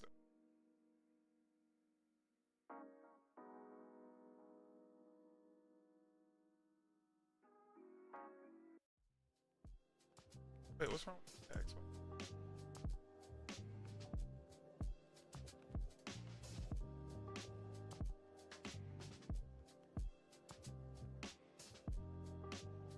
Wait, first we build the tags array. Just gonna run for every iteration of that loop. Yeah, that should have worked. Oh, I gotta wait. I gotta wait for it. I gotta wait for it. It's asynchronous. Gotta wait for it. So that's cool. That's cool. So boom. Now I got my tags all settled, right? So then here, now we could be like, yep, create tags. We don't need none of this other stuff. We can just flatten this out really nice, right? So now, oh, this can go up here too. And then now we can move on to person. So we can be like create people. Okay, so then now we do the exact same thing, right? So let's flatten this out. Let's actually run this first though. We've refactored it, so we gotta validate that it's working. Finishing up 5 minutes. All right, bet it up, bet it up, bet it up! Let's go. Let's see if we can get person finished before he hop on real quick though. See if we can get person finished up before bro and them hop on. So, okay, so first thing we do, we come in, we say, let's say, script has started, dot, dot, dot. Then the next thing we do, deleting previously faked stories, people, and tags. Okay, boom, it's gonna run that. Then it's gonna be like, once that's done, it should probably log again and be like, creating tags. No, it already says something about that, don't it? Create it. Yeah, let's do creating tag.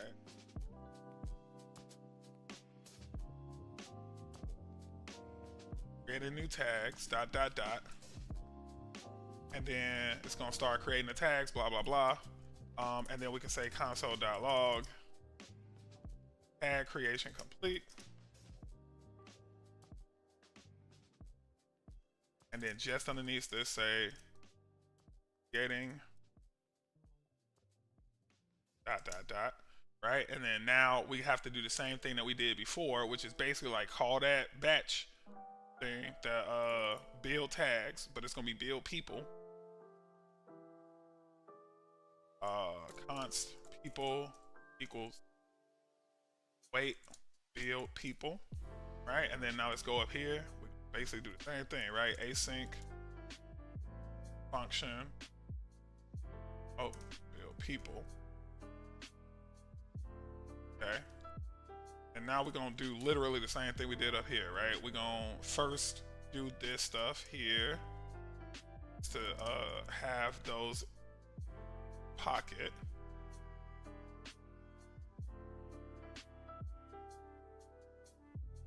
Actually I just did, but could have stole that whole function because it's literally a copy paste.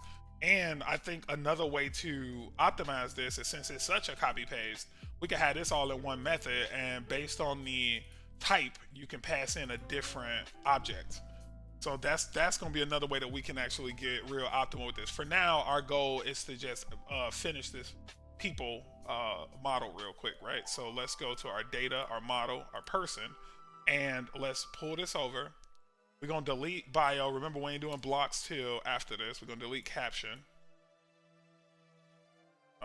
What else we got that's not gonna be done? That's it, right? So let's grab the rest of this.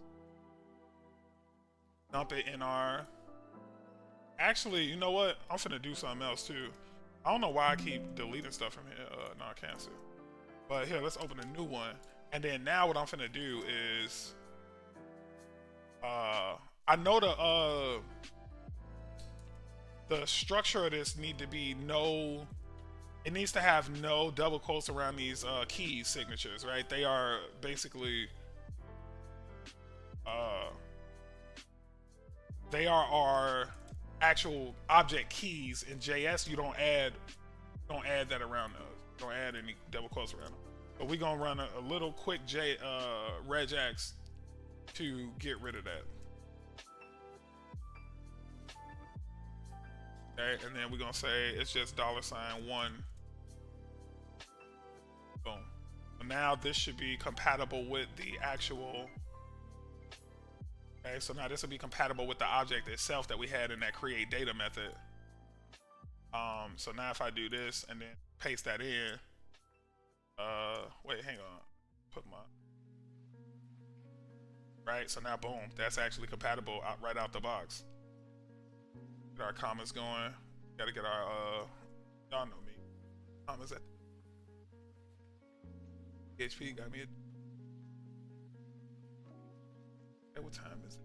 It's all right. How do I keep falling into this time trap like this? Like, I get too into this. All right, so that's good. So let's go through and make this more for people, right? So this is going to be called people. Tag I. These tag I calls are going to be actually person I. The tag count is going to be people count. That's actually going to both play. Count. And then we can go back up here and change that to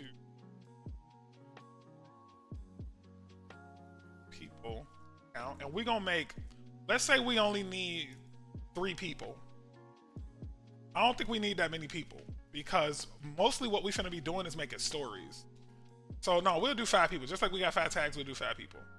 Right, so then now coming back here, this is our build tags. Let's close that so we don't keep like unintentionally editing things. But now for build people, so let's actually comment this tag. Yeah, build tag. Then we're gonna put the comment here. Build people. Yep. Okay. So then now people, person, people count, getting people. No, not getting. It's gonna be creating person number whatever out of whatever, and then this one is gonna be creating tag number whatever out of whatever. Alright, and then now let's go this back. Okay, so person, people, title, slug, good.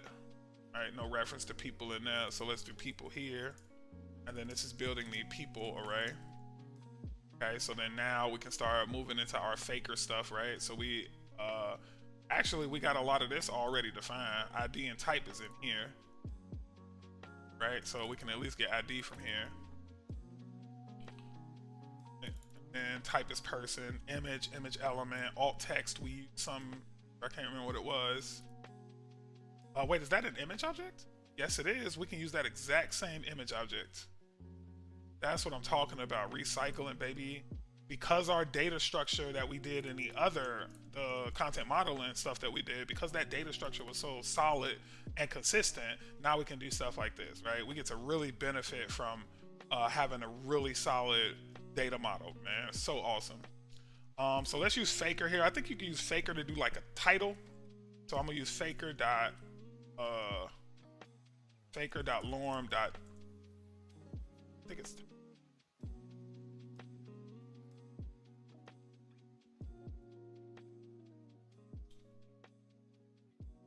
it's a job title though. So how do I get the 2?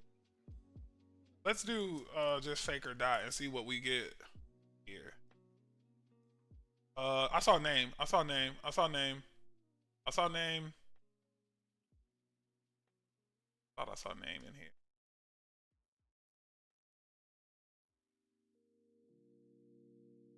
Maybe it's person dot. Oh yeah, dot full name. No, this ain't dot job title, baby. Oh, they done messed up, nah. They done messed up, faker. Faker, y'all done messed up. Dot name dot first name. Faker dot, no, it's dot person dot last name. Yeah, they gave me the wrong thing. It's dot person. That's deprecated. Faker, y'all done messed up. Gave me the your digs, bro. Faker dot person dot and then do I got nickname in here? Please tell me I got nickname. Bio, gender, job, area, descriptor, type, last name, middle name. Oh no, I got middle, which is what I actually need, not nickname. We do got nickname here, but we don't know how we gonna get that yet. So let's just look through Faker real. They got anything that would be? Yeah, person is kind of the best thing they would have for that. Let's do hacker and see what they got here. Nah, for nickname, we're gonna do like something silly, like maybe an animal. Yep, .nick. They got for animal. Oh, animals suck.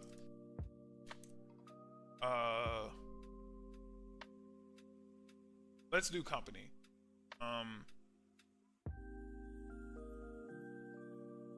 No, we'll just do Lorm. It'll be Lorm word. And it'll be a min of 1 and a max of 3. Okay, so that'll be that. And then the slug gonna be slug variable that we got. Title is the title variable. I don't know if I even got a title for the. Oh no, the slug is different on this, right? The slug is okay. So where's our name? Slug is different for this, right? Slug is gonna be a combination of these 3. So slug is gonna be. Let's actually put that together. Slug is gonna be first name. Gonna be first name, lowercase, and then it's gonna be concatenate a dash, and then it's gonna be what am I doing? Locale, lowercase, and then it's gonna be yep, boom, right there. That's exactly what our slug is. Yep. So now we can get rid of this. Rid of that. We don't need title. Title ain't even a part of it. Let's see if title is anywhere else though that we might need. Nah, we don't need that either. Social networks, we can make up some URLs on those. So let's get rid of title. Now for social network, right? We don't need these keys. We can just do link and type. So we're gonna see if Faker give us a free URL. And then the type gonna be choose one of these types, right? We're gonna let you choose, but we're gonna let Faker choose what type to use for those. So boom. So here we're gonna do Faker dot internet. Yep. Dot URL. Boom. And then so remember we want an array of these, but we don't know how many of these that we want. So really we want to find out from Faker what it's doing as far as like letting us does it let us actually methods. And we saw somebody doing that already, didn't we? All right, man, hold on, I gotta use the restroom. Hold on, y'all, be right back. We getting busy. I ain't stood up at all in like 5 minutes. All right, be right back.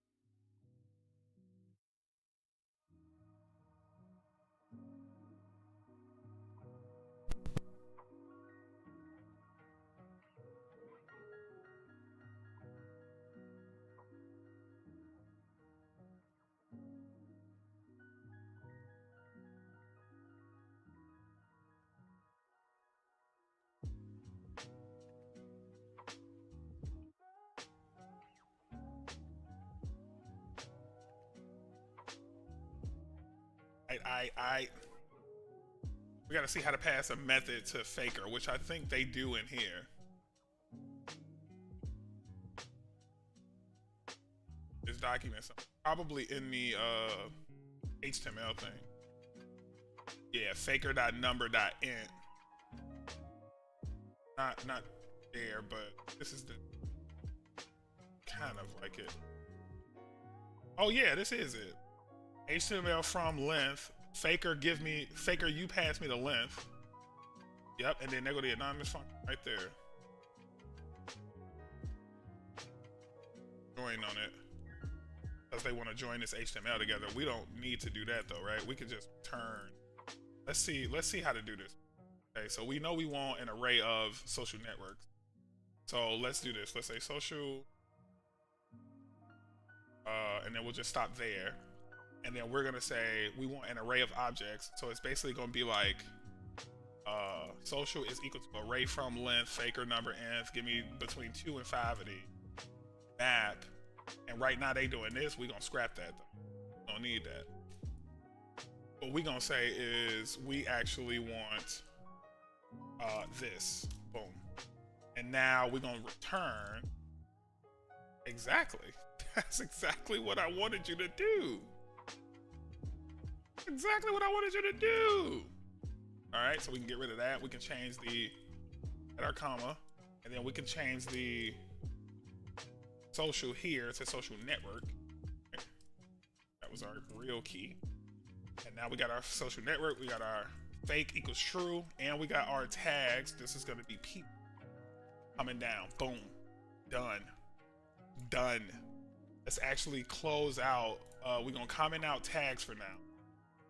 We don't want to actually create these tags. We already saw that. We do want to delete them, but we don't want to create them. We'll actually go down to the bottom of this list and get rid of that promise too. We don't want to see that. Right now, all we want to do, we want to delete, we want to comment this too. All we want to do right now is we want to see the object being built by this people function. Okay, that's all we want to do. So I'm gonna do a console.log of people.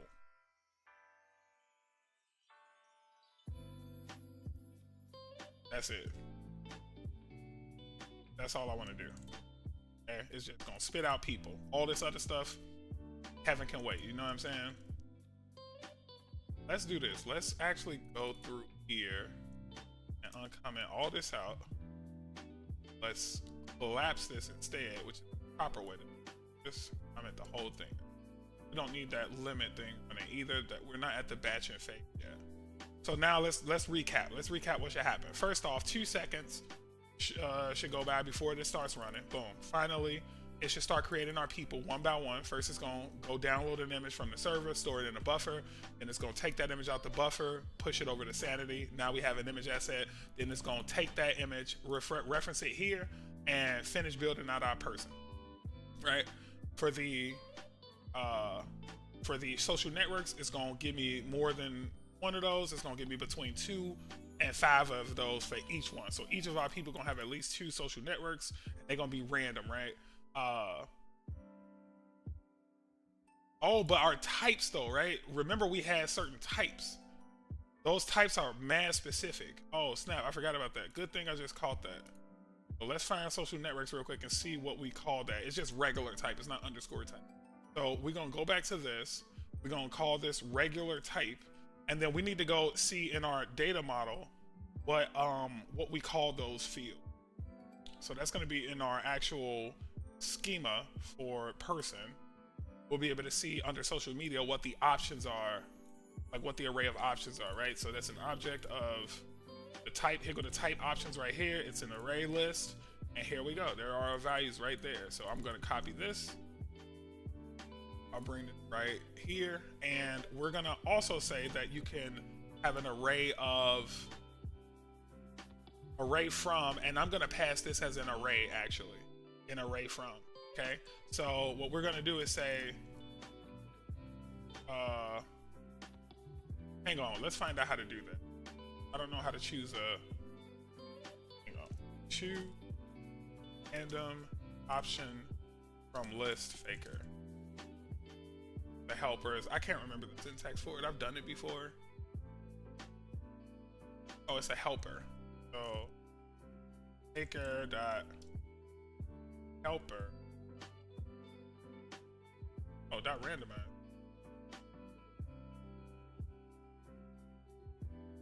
Yeah, that's no, that doesn't work. Randomize isn't the key. They call it array element.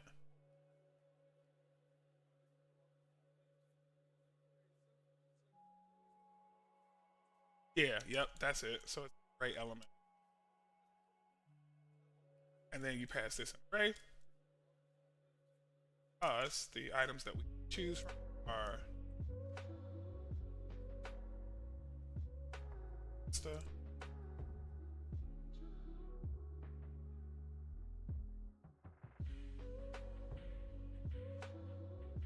Done.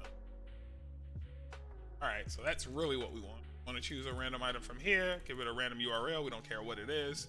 Dunson. Alright. Go ahead and fire that up. So I'm gonna kill the environment right now. Just go ahead and see that out. And then we're gonna run a DC on this. And we should see it slowly process the people. So there's one person, people, three people, and a fifth person. Yay!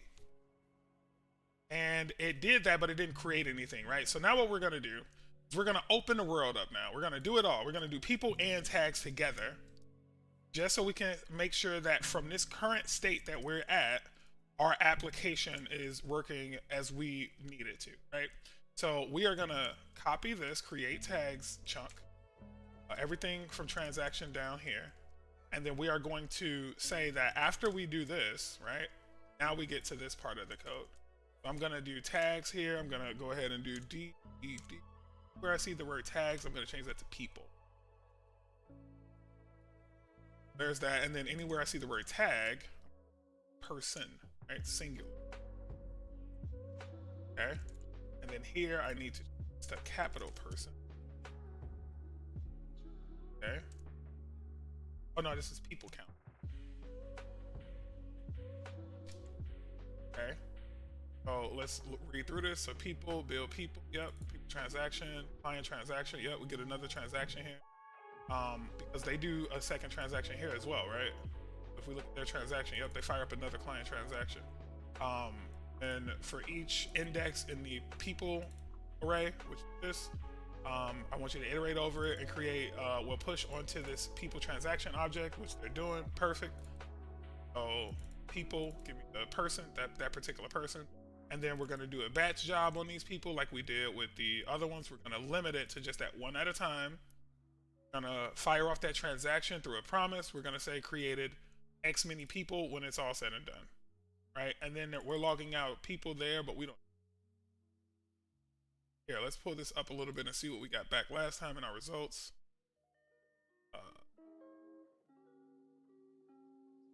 Creation, full. That says creation, it should just say created.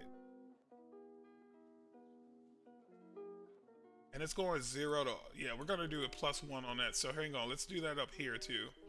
So there's a console log that happens the moment this process starts. If we go up to these methods up here, there's it says creating tag blank of blank, right?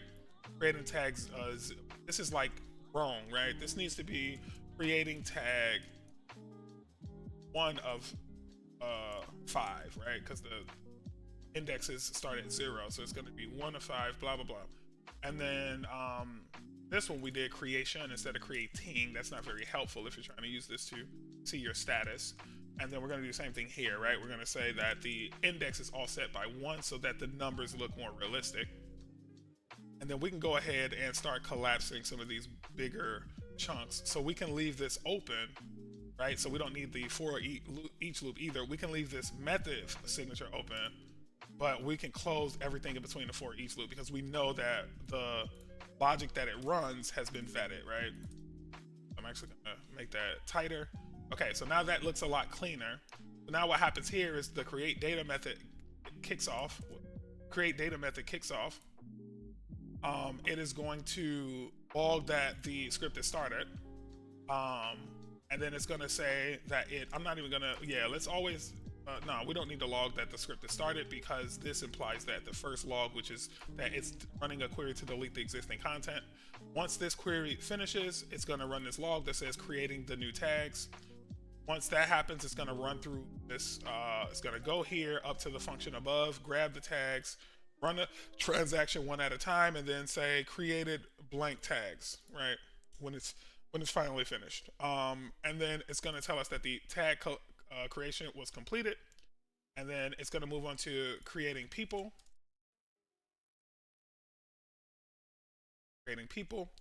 Then it's gonna do its thing, grab all the people, and then it's gonna say that it created X number of people.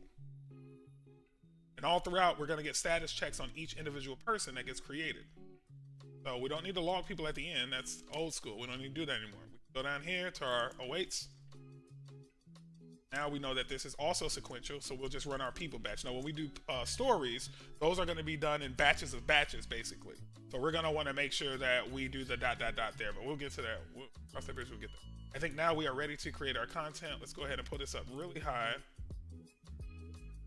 And let's get rid of that. And then now let's do our DC, which is like build content.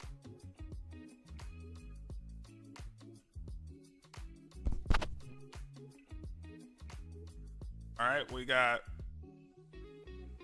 so we can get rid of these. These aren't going to make sense because they're asynchronous, right? So we can get rid of the fact that it's creating people. That's assumed by the creating person.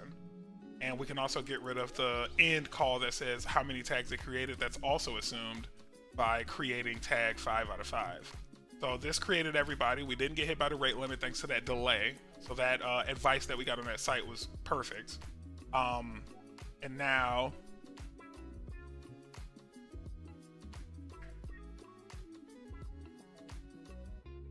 we're gonna get rid of, let's get rid of tag creation. No, let's keep tag creation complete and creating people. Let's get rid of how many tags it created.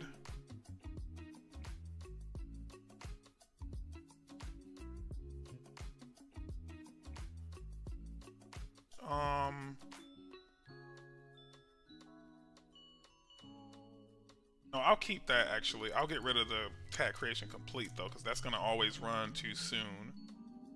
And then let's get rid of creating people as well. That's assumed by the initial person that we see got created. We'll keep that created how many people though. So now the console logs should be more user friendly. Okay, but now we can go to our Sanity Studio and we should see not only the tags, but we should also see 5 beautiful new people in the system. Okay, let's go fire up go back to the IDE here. Let's do npm run dev aka nrd. Go ahead and open that in the browser, and now we have a nice clean user-friendly browser link that we can use. Studio link that we can use in here. So we'll click that. This is React, so unless we add a loading graphic of some sort, we're not going to know that it's actually loading, but this is loading in the background. It's loading the studio in the background. It just takes a while to actually load, so we need to add some kind of indicator. See, there it is. We need to add an indicator though there. But now if we go to our list of people, we have 5 people. We have 5 people, and we didn't create them ourselves. Now imagine coming back here in a week from now, 2 weeks from now, and being able to leverage this. This is so awesome. All right, so it looks like we have some problems here. Social networks, let's see what we did wrong there. We did something wrong there. So the type of Facebook needs a link, let's say.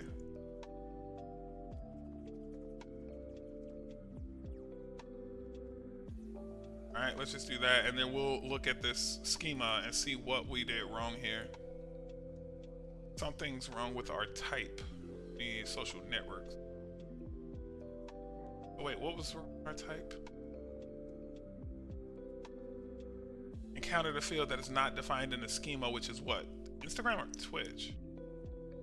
Wait, I could have sworn we got those directly from me. Oh, maybe it's social networks and I did social network singular? Let's see. Yeah, it's social networks, I think. If we go back to the person schema here, yeah, we called it social networks. So that field doesn't exist. That content never got created. We need to come here and match that machine ID. So we're done with the person content. We can move on. So we can, if we wanted to. Uh-oh, Matty P. All right, let me get my boy in here. Okay, give me a second. Give me 1 second. Let me get my man's in here. Okay, we about to get funky. About to get real funky in the junkyard. All right, okay. Let's do stream together. We'll do exactly what we did last time. Start streaming together. Got it. Okay. Where's the?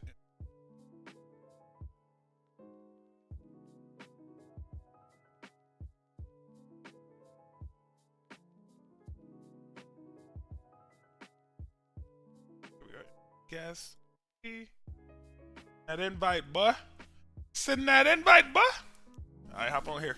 Hop on here, bruh. Hop on here, bruh. Oh, we in the junkyard, bro. All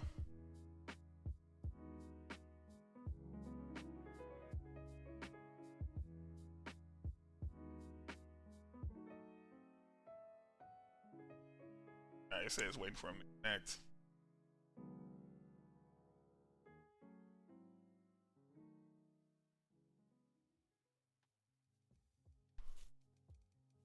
I think what we're going to do next, y'all, before we create the story, now that we got so far with this, I think we're going to add the blocks to this, which is basically the HTML data. Now that we know so much about how this works, I feel real confident moving into that stage.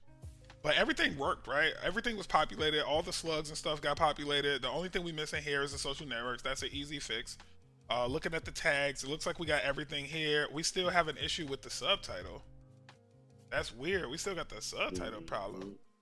Oh, we got bro up in the J-Yard. What's good, my guy? What's good, brody? Man, I'm context switching like a mug today, bro. What you working on, man? You can't even speak on it, bro. You can't even speak on it. Fingers, everything, bro. They call me fingers, you can't even speak on the, you dig, bro. You gotta be like, shh. Yo, what you getting into, man? What you getting into? I've been getting busy, bro. Yo, I've been doing some crazy stuff, bro. What's up? I've been doing so the whole time I was on that bridge, I had the homie in the ear right here, just so I could see, just so I could keep up sort of what's going on with the stream. And I heard something about person, content types. Boy, over here getting funky with that. Yo, man, it's getting real serious over here, bro. Like, man, it's getting mad dangerous.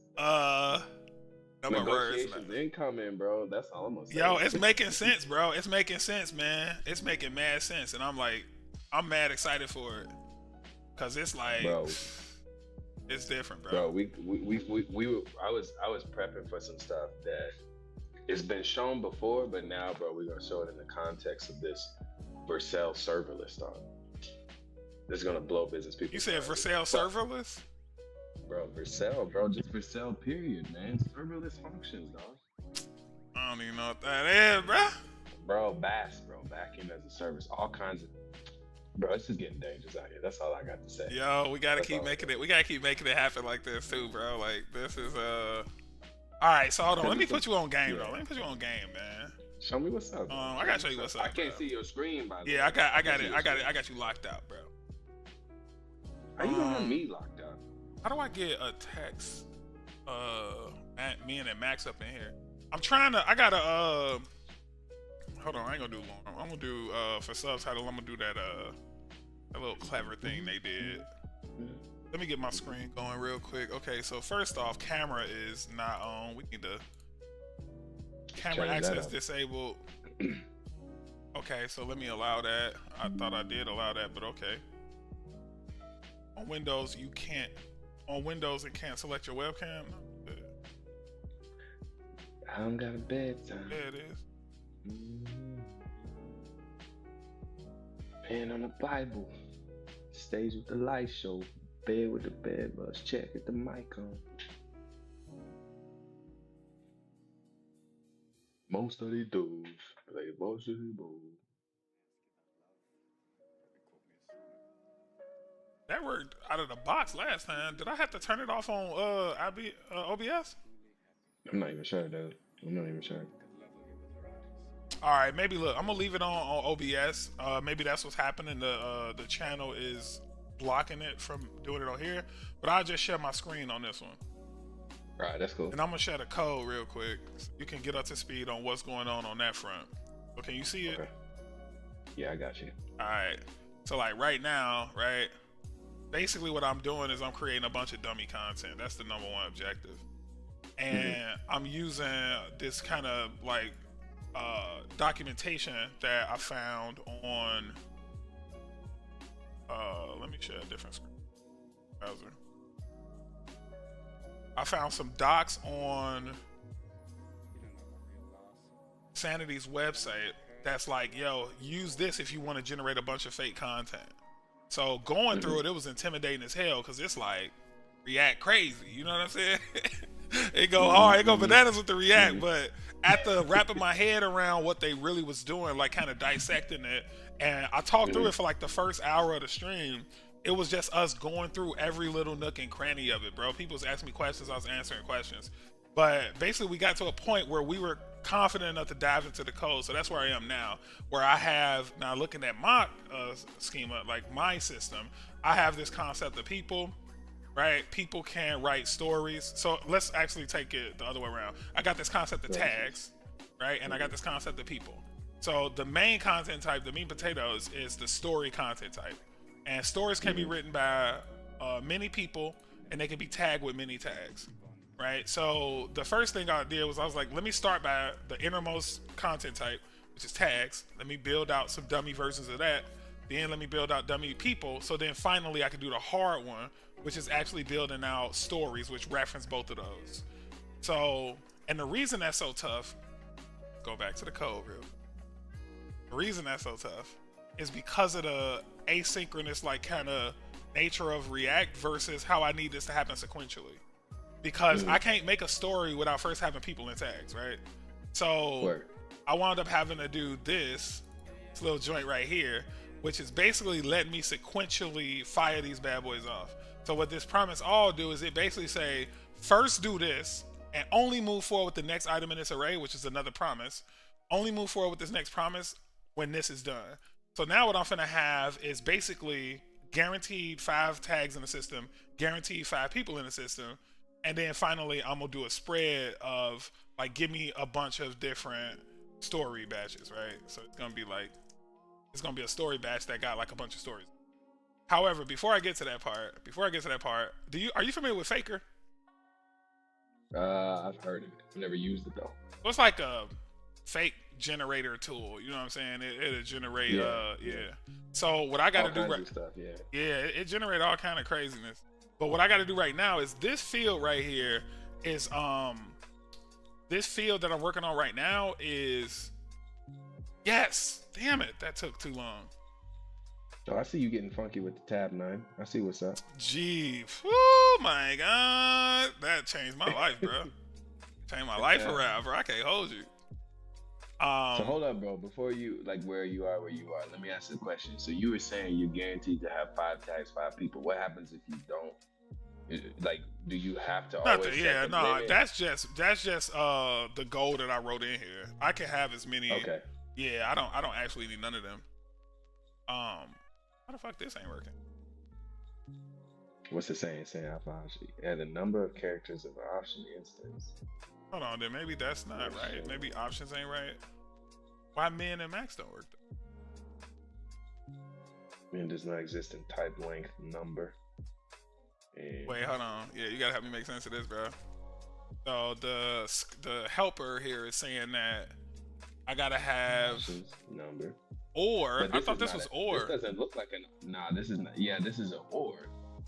So a number, or an object that has a property of length, which is a number, or minimum in a number, max a number, which is what you had. But it looks like that syntax is kind of wild. You should be able to do min and max, but inside of that options. Oh, I see it. No, not inside of options. It's inside of length. So basically length. and then this is the min. Yeah, there we go. And now I can say that I want a minimum of 10 characters and a maximum of 80 characters. All right, cool. So we done with that. We fixed the other one. So this the next thing I'm on. Let's show you the next thing we got to do. So are you familiar with portable text? Yeah. All right. So I gotta convert this portable text in such a way that it can be imported. So what I get from, because it got to be HTML to make sense in that WYSIWYG. So I gotta take it as, I gotta get it as HTML and convert. I mean, I gotta get it as HTML and convert that to portable text so I can upload it to Sanity. That's the only way I can import into Sanity. You know what I'm saying? So check out these docs and shit. See what they talk about. So I did this part already. So block tools use a compile studio schema, blah blah blah. Who cares? So basically, they finna have added a function in here. So here you go. This they new stuff right here. So they want me to pull out my schema definitions, right? And they using a schema.compile method. I think that's something just from Sanity's. Yeah, that's a Sanity thing, right? The compile method. And this basically say that the default schema now has all of my schemas in it. It's an object with all my schemas in it. So then I would do like a get story, and then for the field, I would find the fields that are the body types. You know what I'm saying? So that's just the block content schema. That's only one though. I would need it for more than one. They only doing this for one field. I got multiple fields that's gonna need this exact same functionality. But what this is doing now is create fake block content, and I could just pass in the thing that I want to do it with and run this multiple times. But for create block fake block content, what they doing is this, right? So they use an array from to just set up a empty array, and then they're gonna use faker to pass it a number that says like the length is gonna be, who knows, let's say 3. Then they're using a map function to make sure that they iterate 3 times and pass it back this markup, right? This lorem wrapped in a p tag type bullshit. So, and then they doing a join on that because they need those paragraph tags to be all in one big string. And then now they saying this is your HTML blocks. However, before we can give it to you as HTML, we got to JS DOM it because we got to turn it into portable text. So now this function is technically going to take this schema and return it as portable text. So then inside of the content, if you look at here now inside the body, all they got to do is run that one function and boom, Bob's your uncle. You know what I'm saying? So what I think I need to do is I need to let this accept an array of fields, of schemas or whatever. What is block content schema? What is that? Like what type do this return? How can I figure that out? Can you like console? Can you console log some shit like that? Scroll down.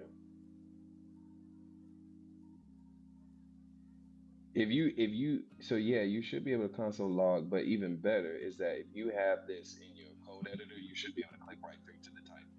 Oh shit, okay. All right, so let's just dive in.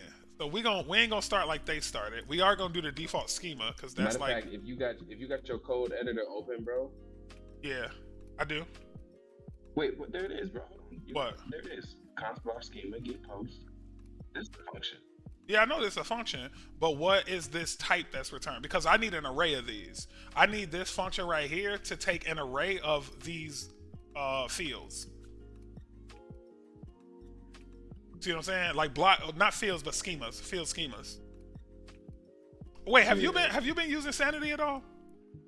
The fuck, Yeah. So like, this is basically. Nah, bro, you over here teaching me right now. Yeah, I'm finna school you real quick. Let me school you real quick. Hold on, let's move back to the IDE. I think I might actually be on to something with this though.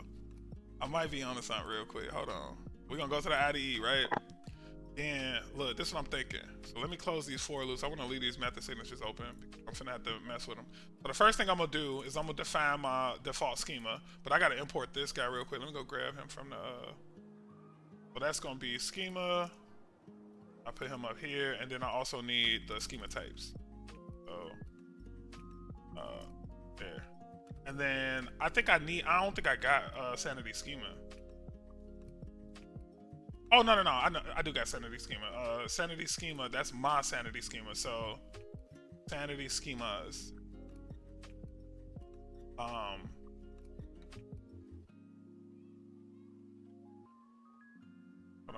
They're not working. I could have sworn I added that to my.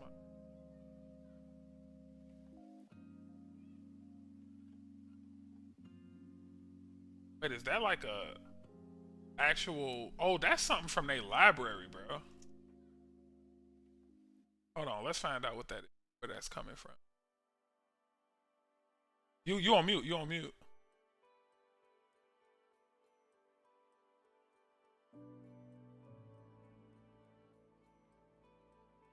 Say word, say word. Am I back? Yeah, you back. I gotta grab that. I think, man. I think I gotta download this, bro. Okay. Hit that. Let me see that quick fix real quick before you do that. Oh, it was lowercase instead of uppercase. What's the quick fix though? Okay. Oh, you wanted to see this?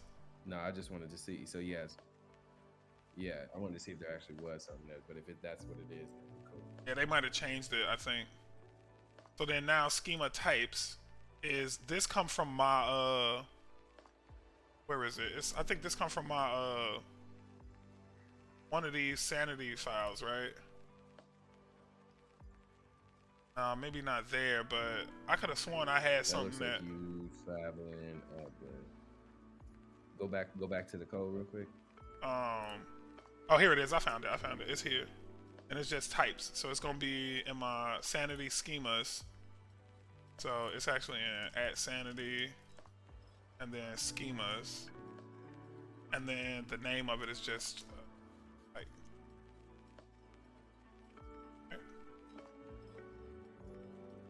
Oh no, it's called schema. Oh, but damn, now I got the same name up in here. Well, I can do this as my schema. Okay, so that wait, that's still. Oh, it's just never read. That shouldn't matter though, right? Like that ain't gonna cause no problems, is it?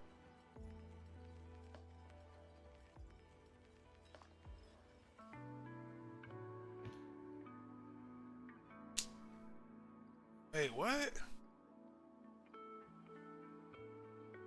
Wait, that's crazy, bro. Oh, it's just schema singular. Damn, so that means I ain't gonna be able to do this, bro, because I'm using the exact same namespace as them. Even the same @ symbol is theirs. Hang on, I gotta change this, but damn, that means I gotta change so much other stuff. It's gonna confuse. Now hold on before you do that. For yours, do @ and see if that separates. Yeah, let's just. It will, but that also means that I'm gonna have to go into. See, I knew I shouldn't have been using these base. Something told me I shouldn't have been using these base.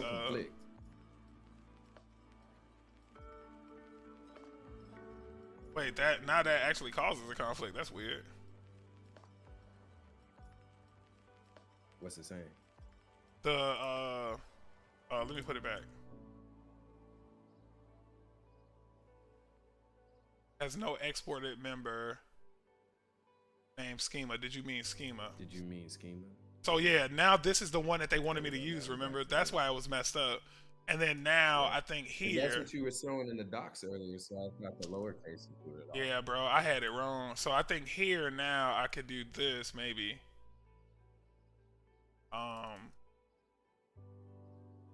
instead of schemas, it's back to schema now. Yeah, okay. That was it. I had it mixed up. So now I do need to go through my models real quick and change all those schema references. I mean those sanity references if I have them. But it don't look like I did. Cool. I think I'm good. Oh yes, I did. Okay. They just gonna be.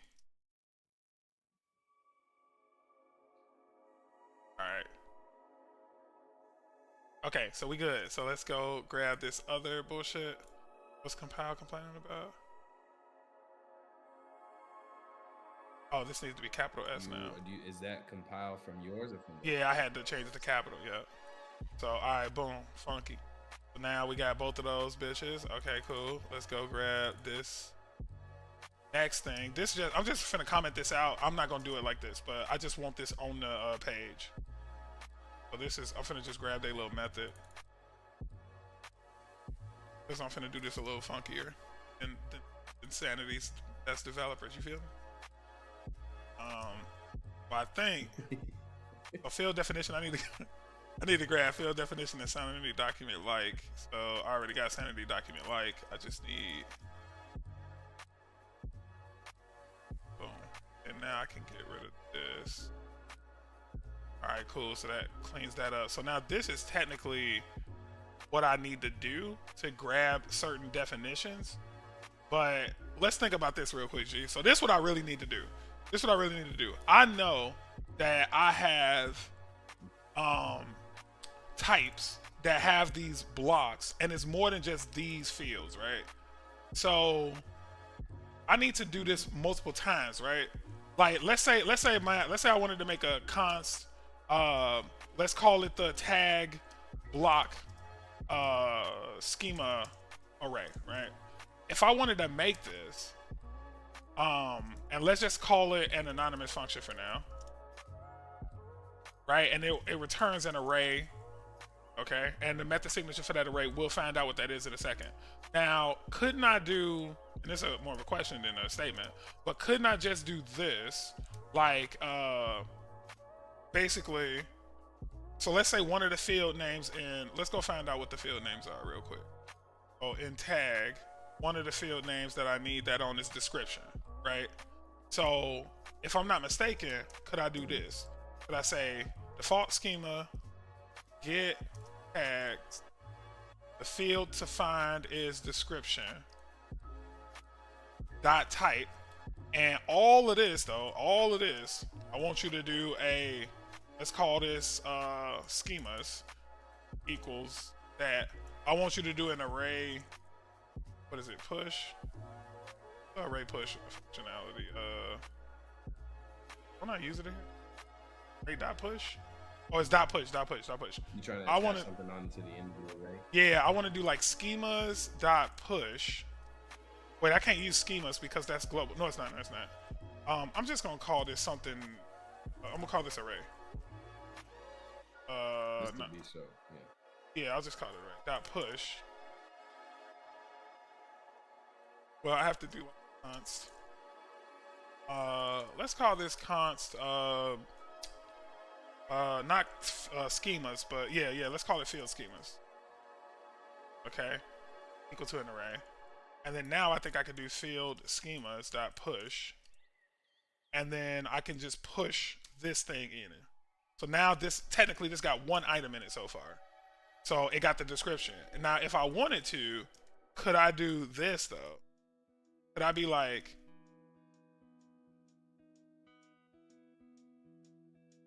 hey, I don't need to do that though. Hang on.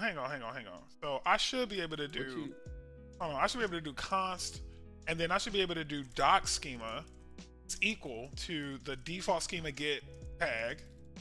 So now that should be available through the rest of this method. I shouldn't have to keep doing that. So now doc schema I can use here in my push. Yeah, and honestly, you wouldn't be able to, like with just like standard JS, if you'd run in a const, because you can't manipulate that later on. So that's first. Oh yeah, that's right. At the start of this function. So now I could be like, get description field. I don't even need this, bro. I don't even need this. Here go the crazy thing that I was thinking though. So this is like two things, right? This requires two things, almost like a multi-dimensional array, right? Let's think about this like that, right? So this really requires, and I'm just gonna write raw JS up here, but this really requires like tag, and then now tag needs to be like what array, an array of fields, right? Description. And then do I got another one in here? This description, right? And then after that, so now I got one item in this array. So then now after that, I could do person, where person has some shit too that it need, right? Person for the rich text fields, it need bio, it needs, and that's really it. Oh, and they all has these image fields though that need it too. Image elements all require that caption field. So I gotta dig. How do I dig into that? Wait, how the fuck do I dig that far deep? Hey yo, I think we're sharing the wrong screen too, by the way, bro. No, I'm intentionally on the oh, you mean to the audience? On the browser like a mug, bro. Thanks for flagging that. Okay. So yeah. damn. I ain't even peeped that. So, They just sitting here looking at the docs. learning nothing like a mother. So hold on. Let me think about this real quick because now that I get how to get these two, that's easy. And this can be just one function that's called build type array or something like that. But then the question is, what if I got a nested field up in this joker? Like one of these is like an image field. That's like it's an image field with a caption field in it. Oh no, I know how to, bruh. I got this, bro. Hold on, watch this, man. I'm finna. I can show you the world. Face that. Watch this, bro. I got it. I'm telling you, I got the medicine right now, bro. So I'm gonna get the tag. Hold on, I ain't gonna get that. I'm gonna get the. I'm gonna do this one, the harder one, because that one I think is easy. So let's start with the tag image field. So we're gonna do the tag, and then the field name that we're gonna do. Ain't gonna do name. We're gonna do. Yeah, field name is. Actually, wait, why are they doing type? My bad, my bad. I just got lost again. Why are they doing type right there? I just thought about it. Get post fields.find.field definition. And rejoin. I think my audio's tripping out. 1 second. All right.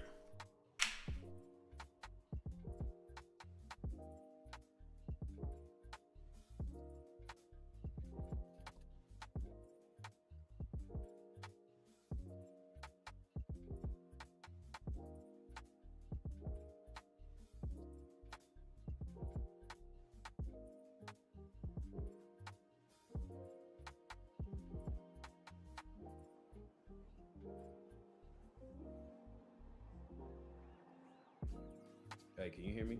Yeah. Cause I can't. I can hear you. You can't hear me? No. Oh man, I gotta be on the stream to hear you. It's a little bit late. I'm trying to see what's up in. Just don't use the stream audio. Use the audio from the chat. I think you can do that. Didn't we do that last time? Yeah, that mug's tripping. It got beef. Hold on, maybe it's. I just muted it into the second.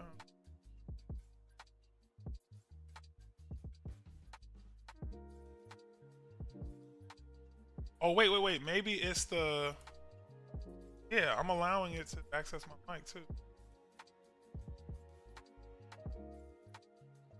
Maybe it's the wrong mic. Yeah, it's the wrong mic. It's probably just my stuff tripping. Oh, here we go. Is it the wrong? No, it's the right mic. I done muted you. That's what happened. Oh, facts. Okay, yeah, good. You was a little delayed, bruh. Right, just a little bit though. So I think this is finding the body field type, and then what though? Is that always gonna be body? By the way, is there anything dynamic about that? Yeah, that's what I'm trying to write. That's the function I'm trying to write actually to make this dynamic. But I think I need to start a little slower because I need to understand like for us, right? This will really be tag, and then it's gonna be description. So that's like the first thing. I need to see what they talking about when they say type. Is it like is it just making sure that it's a block? Because that's the actual type for that, right? It's a block type. Mm-hmm. But if that's all they care about, then yeah, I need to see what this is returning real quick. So let's just console log this. Word. Oh, what's in that field definition right there? Where? Oh, that's a field. This one of they actual sanity fields. Okay. Yeah, so that's like that comes from Nate stuff. So I'm gonna comment this function out for now. I'm gonna comment out all of our code that runs the create data. I'm just gonna not do create data. And then all we're gonna do is this console.log. Wait, did I just do, I think I just gotta make sure you can see the bottom of this screen. All right, that should be cool. You can see that, right? Mm-hmm. All right, so then DC, and then now it should show us like what is in block content schema when it get, oh wait, I probably gotta put some.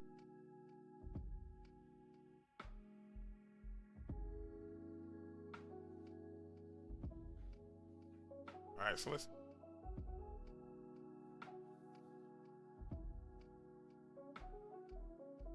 Types reduce. Schema def types. This ain't even in our stuff.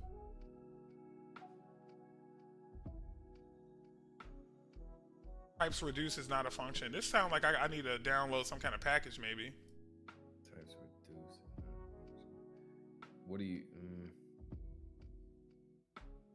Is it that block content schema that you're passing? And Yeah. Let's start smaller. Because it could be what you're passing, like it's expecting an array and we're not giving it an array. Yeah, let's start a little smaller. So we'll start with just tag.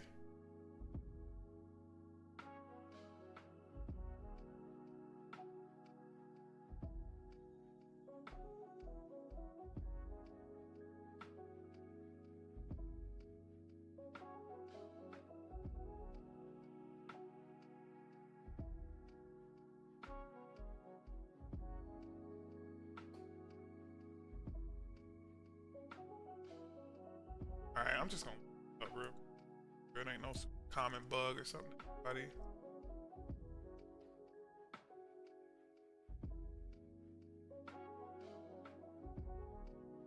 Where is that error coming from, by the way? Is it from the function of the default schema? Let me go back to the IDE real quick. Yeah, it looked like it, right? It looked like the schema.ts file, the capital S schema.ts file, has a function called constant, not a function, but it's a defs by name variable they're trying to declare, and it's running a schema def.types.reduce method. And it's saying reduce itself is not a function. So that's what I'm gonna look up on Google real quick, that not the type stuff. I think that's super specific. But I think dot reduce is not a function is probably, yeah, here it is. This dot reduce is not a function.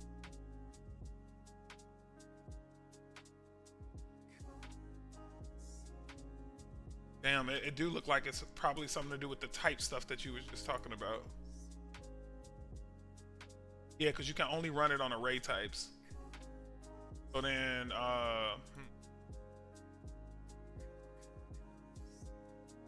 wait, so first let's console log default schema then, because now I'm like a little confused why that wouldn't work. Go back to the IDE.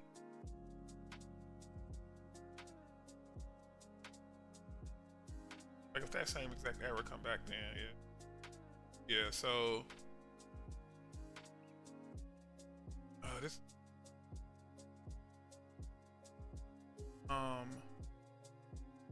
let me go back to the docs real quick and see if I missed a step or something with stuff that they were doing. It's got to be const defined by names. That's not us. And then it's got to be in that function. Yeah, so they say grab yo schema types, which we did. Then they say that, which we did.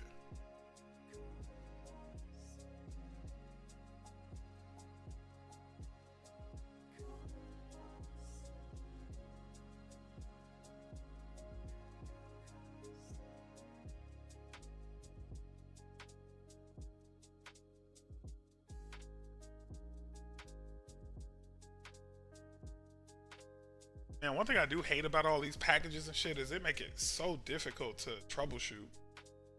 Yeah, it is a lot. Like, so one thing that is important to be ready to get used to is whatever packages you're using, you will have to get comfortable diving into the actual files themselves, because it's not always going to be in the docs.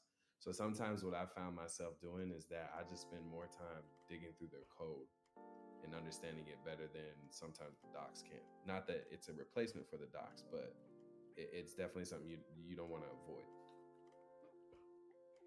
So yeah, so this is their code that I'm on right now, and so now this, at least this make a little more sense. This is trying to grab our schemas.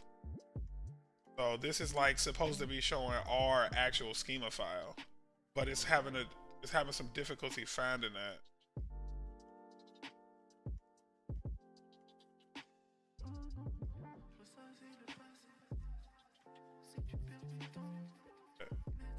Error right there. Kind of weird. This stay packaging.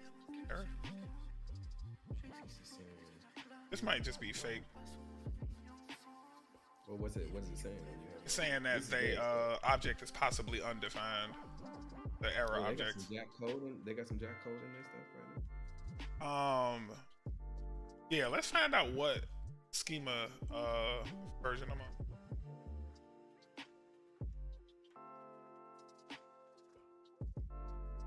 It's out of the box.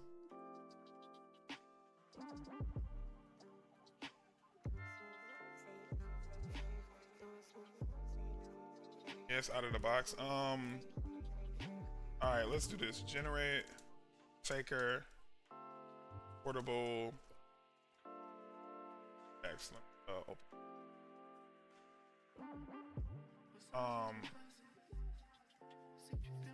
Sanity.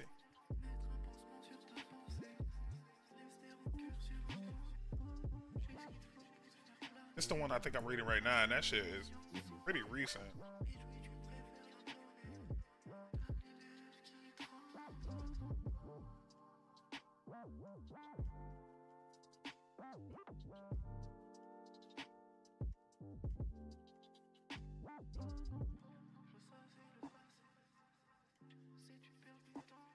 Make sure I got this. I know I grabbed it already, but just in case.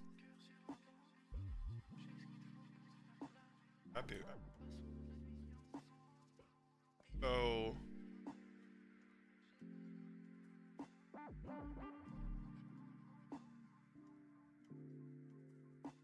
yeah, see? Right, that would be, if that wasn't the right format, I don't know if that would return anything. That was wrong. But instead of me doing this, let me just try one thing. Let's do like dot slash. Where we at? Dot slash. Dot slash.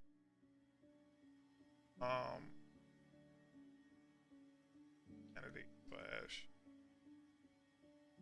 We are in the scripts directory, so I'm finna just hit it directly real quick.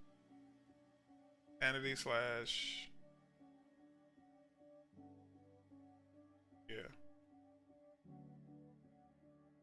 Or do they want the schema.ts file?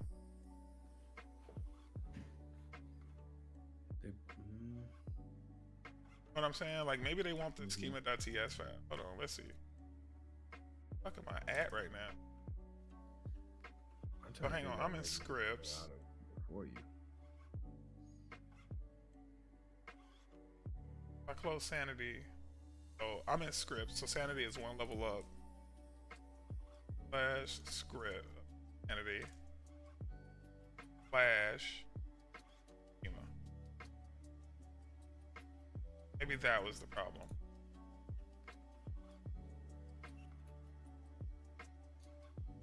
If we at least get the default. Oh, errors. Weird, bruh. Is it rented is not a function so that definitely means that an array is not, it's not getting the array at once. That's number one. That's what we're trying to debug. Click on my goodness. I'm just trying to figure out what actually is so scroll up a little bit in that console, bro.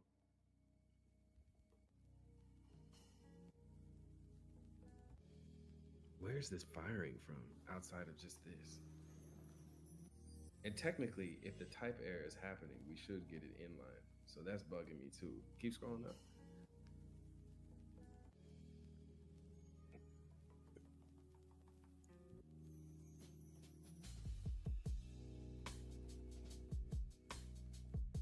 There's something with passing it that's not a... Okay, yeah, that's my thought too. Hang on, let's go back to my schema. Yeah, because it's definitely that, because that's the only time you would get that error in JS is if it's not being able to run against an array. So, hey, let's see how they do it on the docs again, because they did have a weird. Wait, are they just passing the whole schema directory? That'd be crazy. Right, it looked like they're just passing the whole damn directory. Yeah, they are just passing the whole directory. All right, run it. All right, yeah, let's do it. Oh, mine is sanity by schemas. Says cannot find module. And then All right, and what are they? Import schema types. So in schemas, wait, maybe they have like because they are, look, if you look at the browser, I'm gonna share my browser. If you look at the browser, they import in schema types from schema. Mm-hmm. But wouldn't they need like an index.ts file for that to work? Yeah, which are you saying that they don't have that? No, I'm saying that my schemas file matches the index.ts file. Hang on, so maybe okay, I think I might know what's happening. The name of my constant is schema, which is an object of an array called types, which has everything. So in order to give them what they want, I think I need to do schema.types. Okay, so let's go back. Let's go back. I think we were doing that part right. Well, it's gonna be sanity, and then ours is schemas. Wait. Oh no, schema singular. Okay, so then now I think this need to be schema.type. Okay. So now if I were to run this same thing, let's comment that out. XX. If that worked. Yes. Alright, got it. Yeah. Oh, I'm the GOAT, bro. Okay, not yet. I'm getting that though. I'm getting the GOAT status. Hold on, bro. Alright, so now we can actually finish what we was trying to figure out, right? Which is what the hell is that function doing in the first place? Mm. So let's go back to the browser. Let's grab this logic real quick. And they were doing get post, blah, blah, blah. We can actually stick the whole thing again. So now that we have this, we can say block content, get tag. This is description. And now I should be.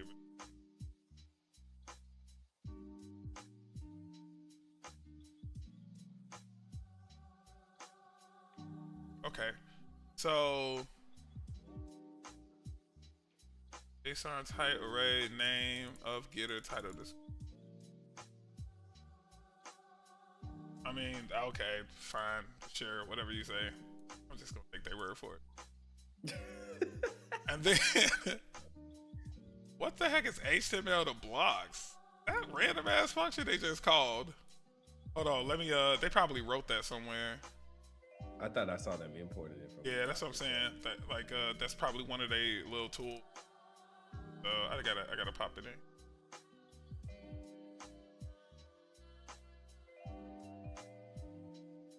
Yeah, part of the block stuff. I hate when people don't add the little spaces after they I don't know why I'm so like addicted to that now, but I feel like that's good programming. Man, half of readability is just not being, for lack of a better word, you know what I'm saying? Yeah. Not being something. Just please do the small things. It's the small wins, bro. Like, And bro, I have a pet peeve. Like when you come in, you set up a file, right? You said if you're gonna get funky with something, all your variables need to go at the top, no spaces. But the minute that you hit a function, I need that function with a space in between that and the variables. Okay, please do not have me thinking that your function is just another variable. It pisses me off. PSA. Yo, you gotta get that PSA going, bro. No, allow me to reintroduce My name is fucking Matt. Fuck. All right, so I gotta find out how they get into this HTML jump too, bro, because this is Faker passing them HTML, and them somehow using your block schema, HTML to blocks. But so they saying what field do you want me to put these in, basically. Mm-hmm. Yeah, so this might work out of the box like this. And then the next thing I'm gonna have to do is find, because this is doing a find method, and I think what find does is it's gonna go through your object as deep as it has to go until it find a field with a top level name of description. But I got a feeling that if you wanted to, you can actually. So here, let's do one more thing. Okay, let's do one more. Let's do this. Let's do.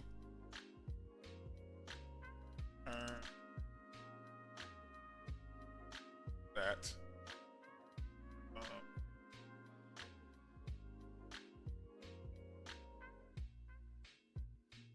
Oh, that's just a part of the other thing. Okay, so the whole thing got to be .type, end in .type. That's okay.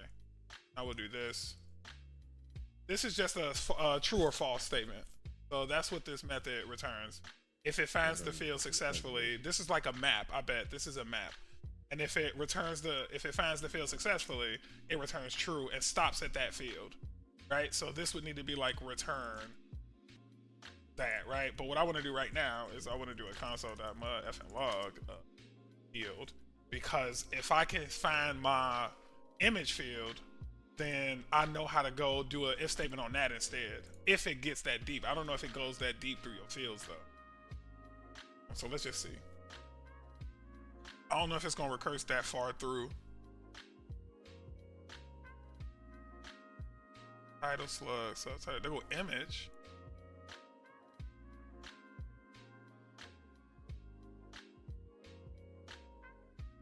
This is all the fields, but I want to go deeper.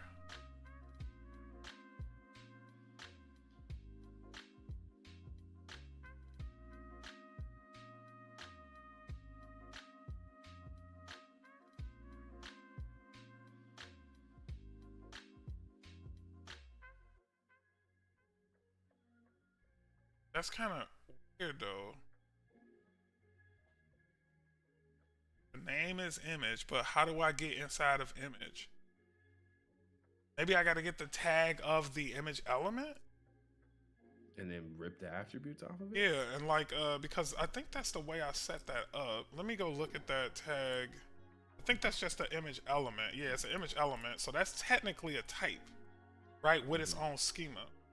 So you would then, so wait, what was the name of that? It's called an image element, I think. No, that's the type, but the other property that you have with that.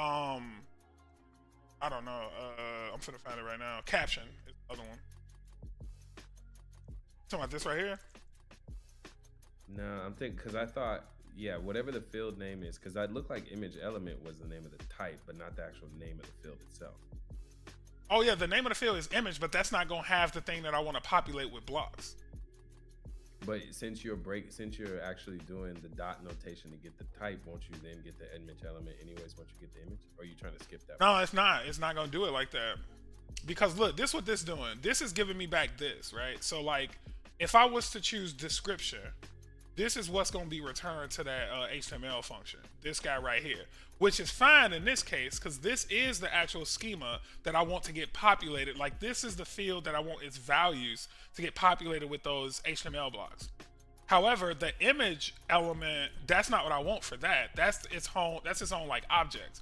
So what I'm guessing is that if I pass this image element right now, so I'm gonna have to do, actually, I think it's like tag.image element.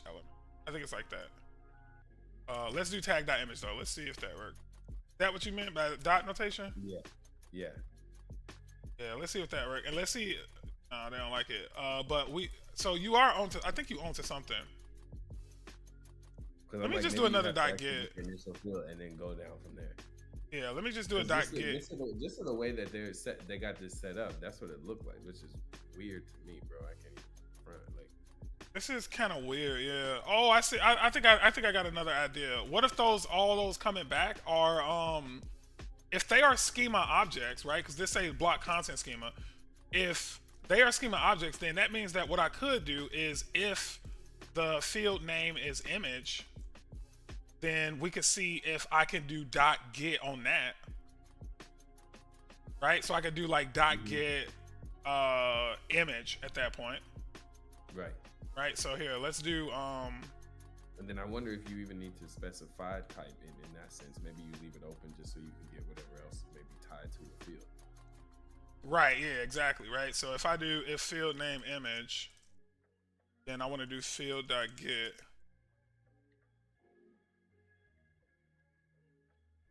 Field.type? No, it's .get.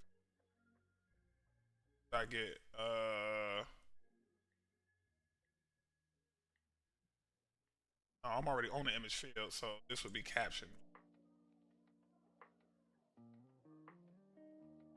Or .find, actually. Maybe I need to redo this.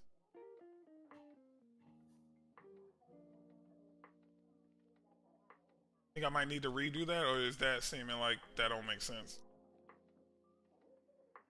Yeah, I'm sitting here trying to process, bro. I'm a little low-key lost with the way they. So let me see what's in schema actually.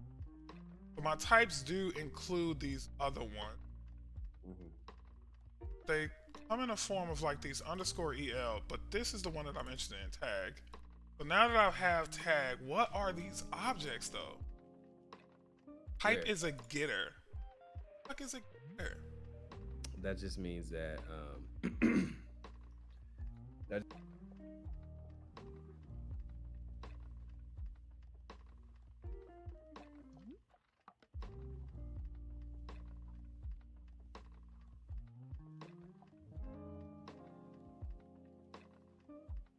Hello? Hey, yo, can you hear me? I think I messed up. I was gonna say you just left me on red, bro.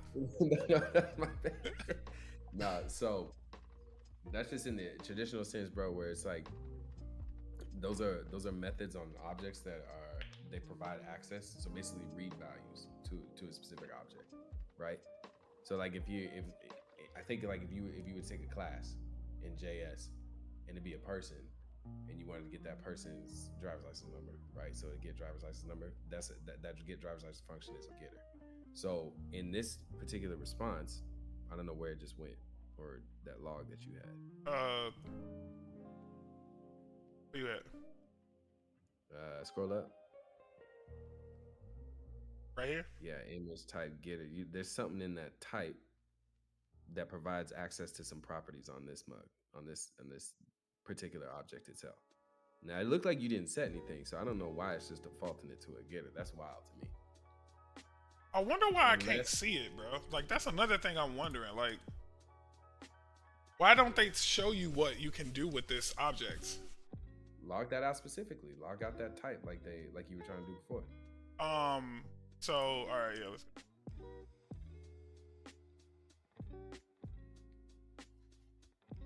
So basically, field.type. Especially in this like server backend JS, bro. Like they really do with these log statements. They keep stuff like you have to break it down further just to kind of understand what it is. They don't keep it flat like how you can if we were in client side. Yeah, it's definitely I can that for sure. It make me miss coding this. Like that's why I like shit in PHP that break these objects down for you.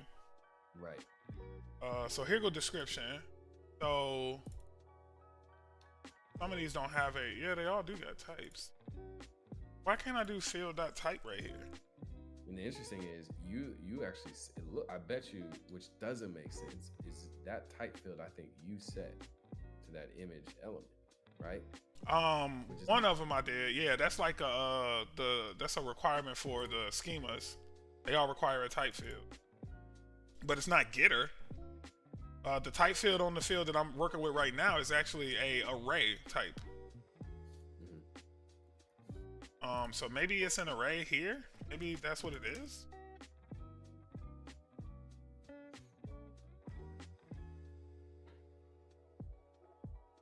Yeah, it's a field definition. That's right. Oh, let's just see what we got access to in field definition.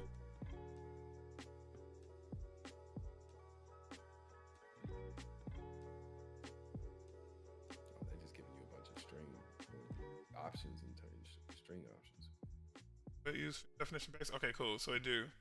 So I should be able to get the field set or the group, which I don't have it a part of any field sets or group. Field reference. So wait, where was that field reference? Yeah, so if field reference is in its first hang on, let me see how the field reference is connected, because that actually has potential to get me to the other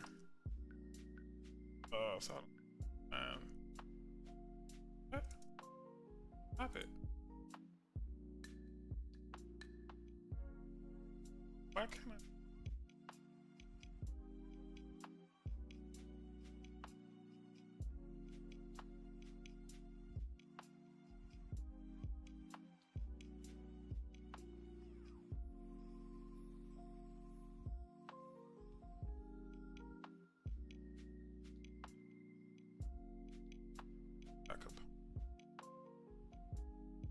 This is the field definition.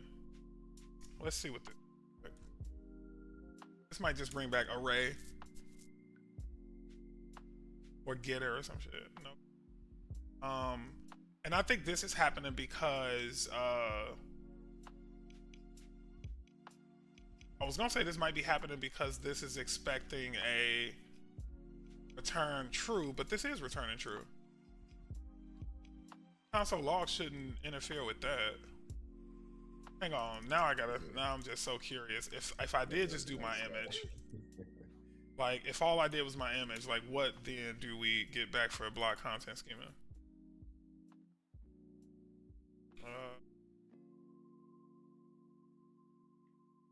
So type object fields.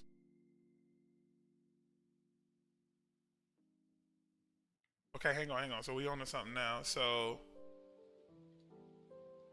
yeah, so the name of it is image element. That's the type.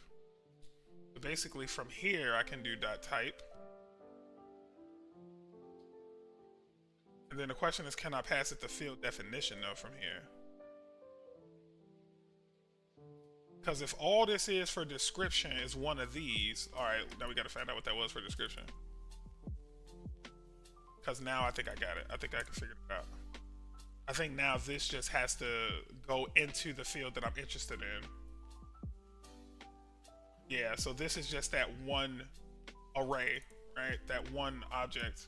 So if I do image here, and then I do dot whatever the field is that I'm interested in. So like we know it's an image type, so it should have more fields inside it. But let's just do that one more time. Let's do this, dump that out, and see what we have here, because I believe now I figured it out. I think I got it. Yeah, so now it's gonna be like fields dot one of these. Yep, it's gonna be fields dot caption. So you do actually have to go down here. Yeah, you got to drill into the so you get the top level, and then you go into the field array. So maybe not fields, but let's just do no, not field dot caption, but field dot. Hang on. I think I might need to do this again. There go to fields now, and that's the same array we was getting when we was spitting fields out here. So now this is as if I just did a get. So I think now what I have to do is, now that I have this on image, I have to do this dot fields dot type again, right? So basically now I got to be like, and maybe call this const not the block content schema, but block image schema, and this is going to be equal to defaults. No, going to be equal to this now. This dot field dot fine, and field definition is equal dot type. Now here I just return field dot name equals equal. And now this should be the HTML.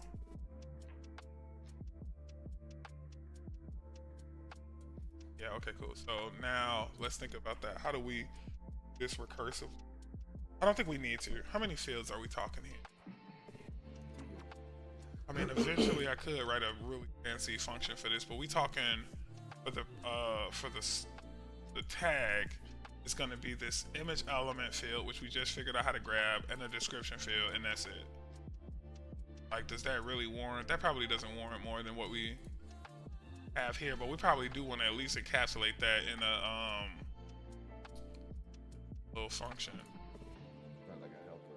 Yeah, but like the question is, how can you write this in a way that's like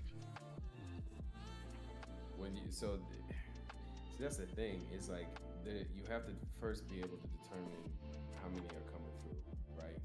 What's the level of nesting in each one, and then constantly allow for the drilling. Now, do you actually have a purpose where you would need that? Is probably what I would ask.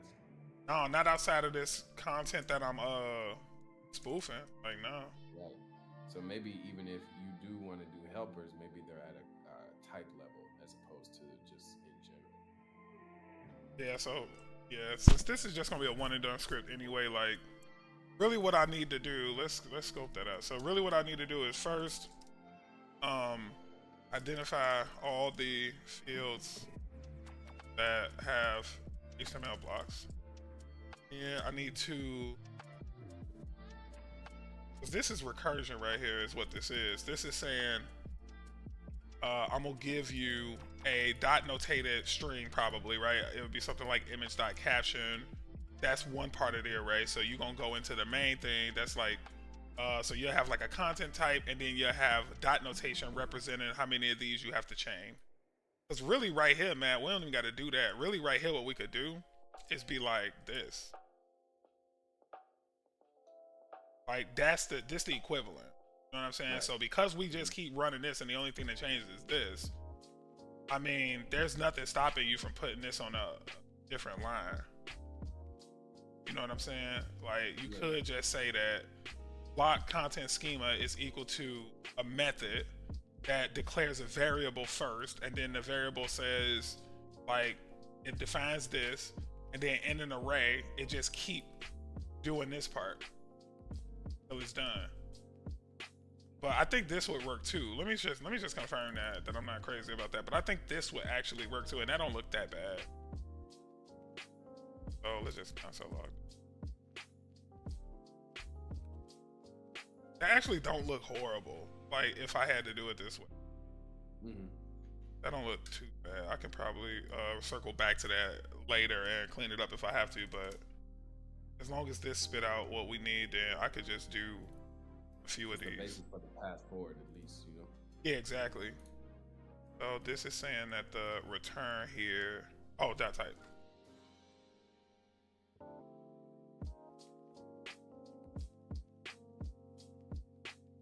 Yeah, there we go. That worked. Then I can do the same thing for description. So this is going to be like image caption schema,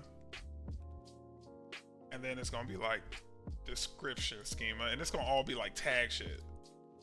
So I should probably do tag caption schema, tag description.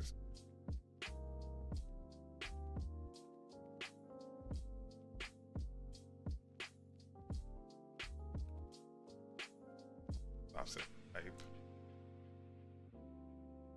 Then yeah, and let's just I'm gonna stop here too tonight. I'm gonna stop after I run this function, but I can at least check to make sure that this guy right here can accept the block schema. So I'm gonna basically send it one of these. If it can accept these, then I think we good to go. I think we'll be good if it can accept either one of those. Yeah, let's test that. So if we come into build tags, go into our tags description. Oh no, all I gotta do description, and then the description is gonna be that method. Does it create fake block content? Create. Fuck. All right, and then instead of actually compiling this, I'm log it.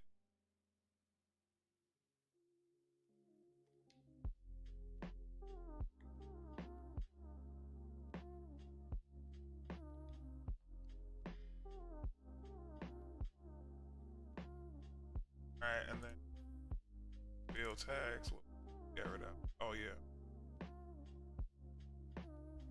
Not gonna do no image stuff either, but it's gonna try and do the images. It's gonna always do the images, but it ain't gonna actually send to the server. You're just gonna see the output. Yeah, and I definitely got some ways to clean this up. Damn.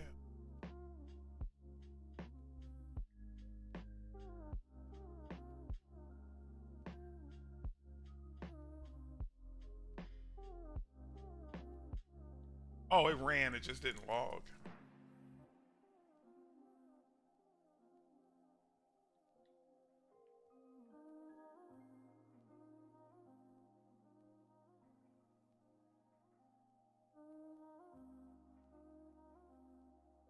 Oh. Probably did log.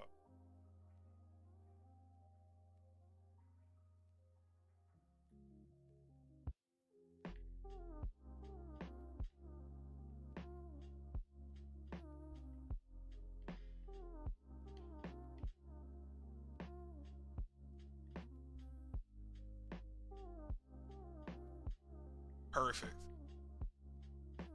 All right, so then now what I'll do is let's caption. And what do cap?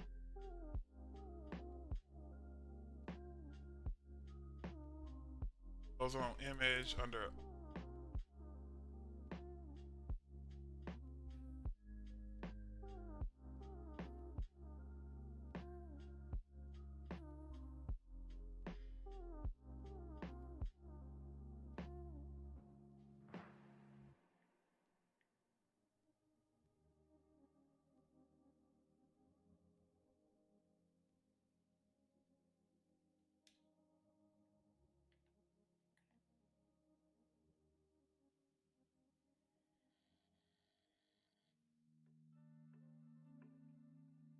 All right, and now I'm gonna push it to the.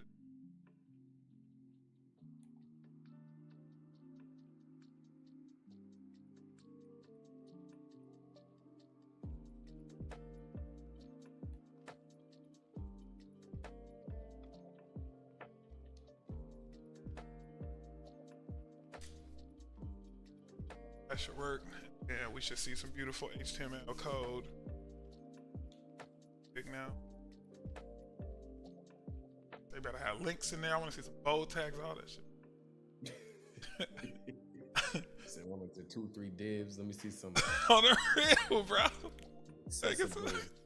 Semantic, you know, some section divs, tags, bro. You know, Some section tags. Nav, nigga. Oh man, what time you gotta get up for work tomorrow? Get off for work? I'll get up for work. Bro, I'm gonna be on at like 7:30 because you know the kid do a lot of context switching. Yeah, can only. But we got a demo. We got a demo tomorrow that is gonna be like a repeat of something we've done before, and we just did a walkthrough on how we're gonna present it, and that is gonna be. I don't know who this new group is, but you know what it is, bro. Selling. Yo, this is the one I know about, or the other thing? This is the one you know about. Okay. What other thing? What you talking about? I mean, you know, ain't no other thing, bro. Yeah, ain't no other thing. No thing but a chicken wing, bro. Ain't no thing but chicken wing, bro. I'm gold teeth. Ain't that what he said? Right. Or.ts. So I knew it was some other places that I had this. Probably Or.ts. Sanity. Oh, lit. Oh, they implementing some state management for you, bro?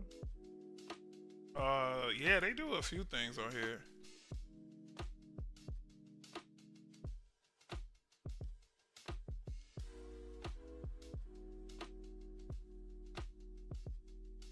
Yeah, I knew this was gonna happen, but this was my own fault for not knowing that there was not thinking that there was a Sanity namespace secured by the Sanity team. Mm-hmm. Like whenever I'm doing my own custom paths, I need to get in the habit of always adding those slashes. Like as convenient as it is to have the at immediately in front of the directory name, it don't make sense because a lot of people gonna be using those that actually denotes like this is a package, right? Like that. Like, So yeah, I need to update my tailwind. Bless you. I need to update this to respect that rule. Like right here, this should just be mine. This should be mine. Like even if it blow up the site, terribly. Got it. Oh, I forgot to delete the old ones. I mean, I guess that's HTML. That kind of just look like. where we at? Be on the browser. Hold on, we go to the browser. That kind of just looked like raw HTML to me. I don't know. Bro, did they really? I mean, they gave you what you spat out, what you wanted. At least it's in paragraphs. At least it's Like that's all I can say for it. Oh wait, you know what, man? I think I can get more funky with the HTML though, because remember in that method that was like a custom method that they wrote in the documentation, but I can do what I want with that. Which means also too, off you utilizing theirs, you can probably expand it to your own as well. Yep, exactly. If And that's what I'm gonna most likely do, bro. because I want real. I need to make sure that the front end is showing this with styles and stuff, like showing it correctly, like here, right? So they don't. I wonder if they got an HTML faker method. Hold on, let me see if they got like literal HTML here. They might. Paragraph. Stop there. So what about helper?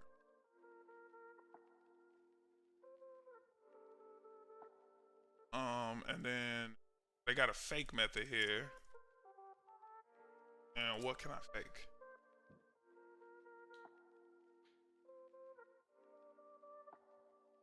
Hang on, browser. Faker, fake HTML. All content. So, all right, I see what they did here. Let me show you what they did. I mean, it's, but somebody wrote this little definition faker. And basically, they got paragraphs that they create. They got some real text that they create. They got the post. And then they toss in their own. They do the same thing that we doing, basically.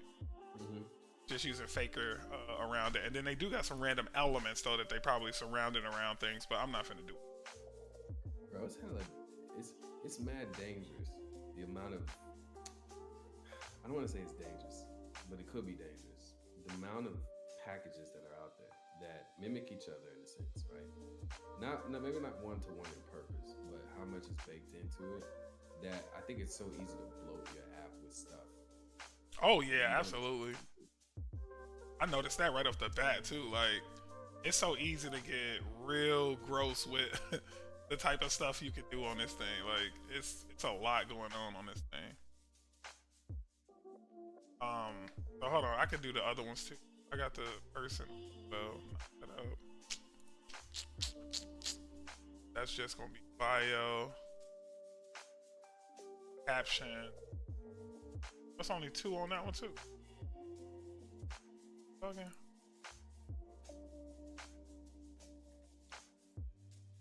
Yeah, bio, and then got the image caption in it. So let's just, I can literally steal what I did from Neat. The exact same.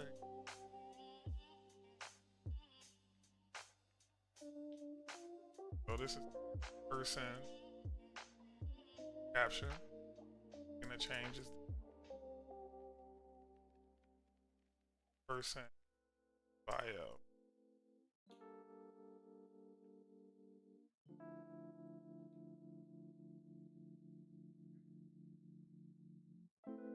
Side of the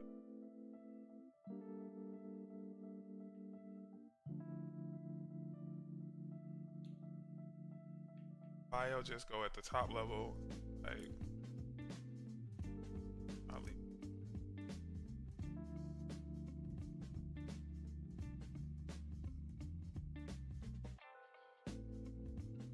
Yep.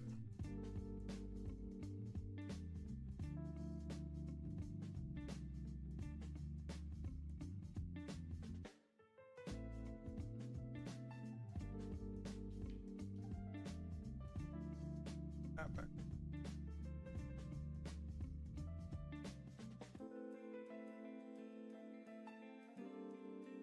Not all. No, I ain't even screaming. I ain't gonna.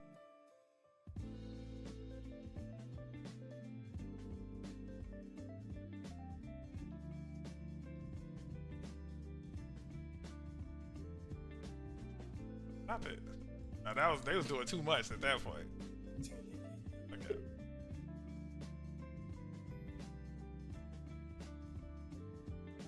Oh, I changed it.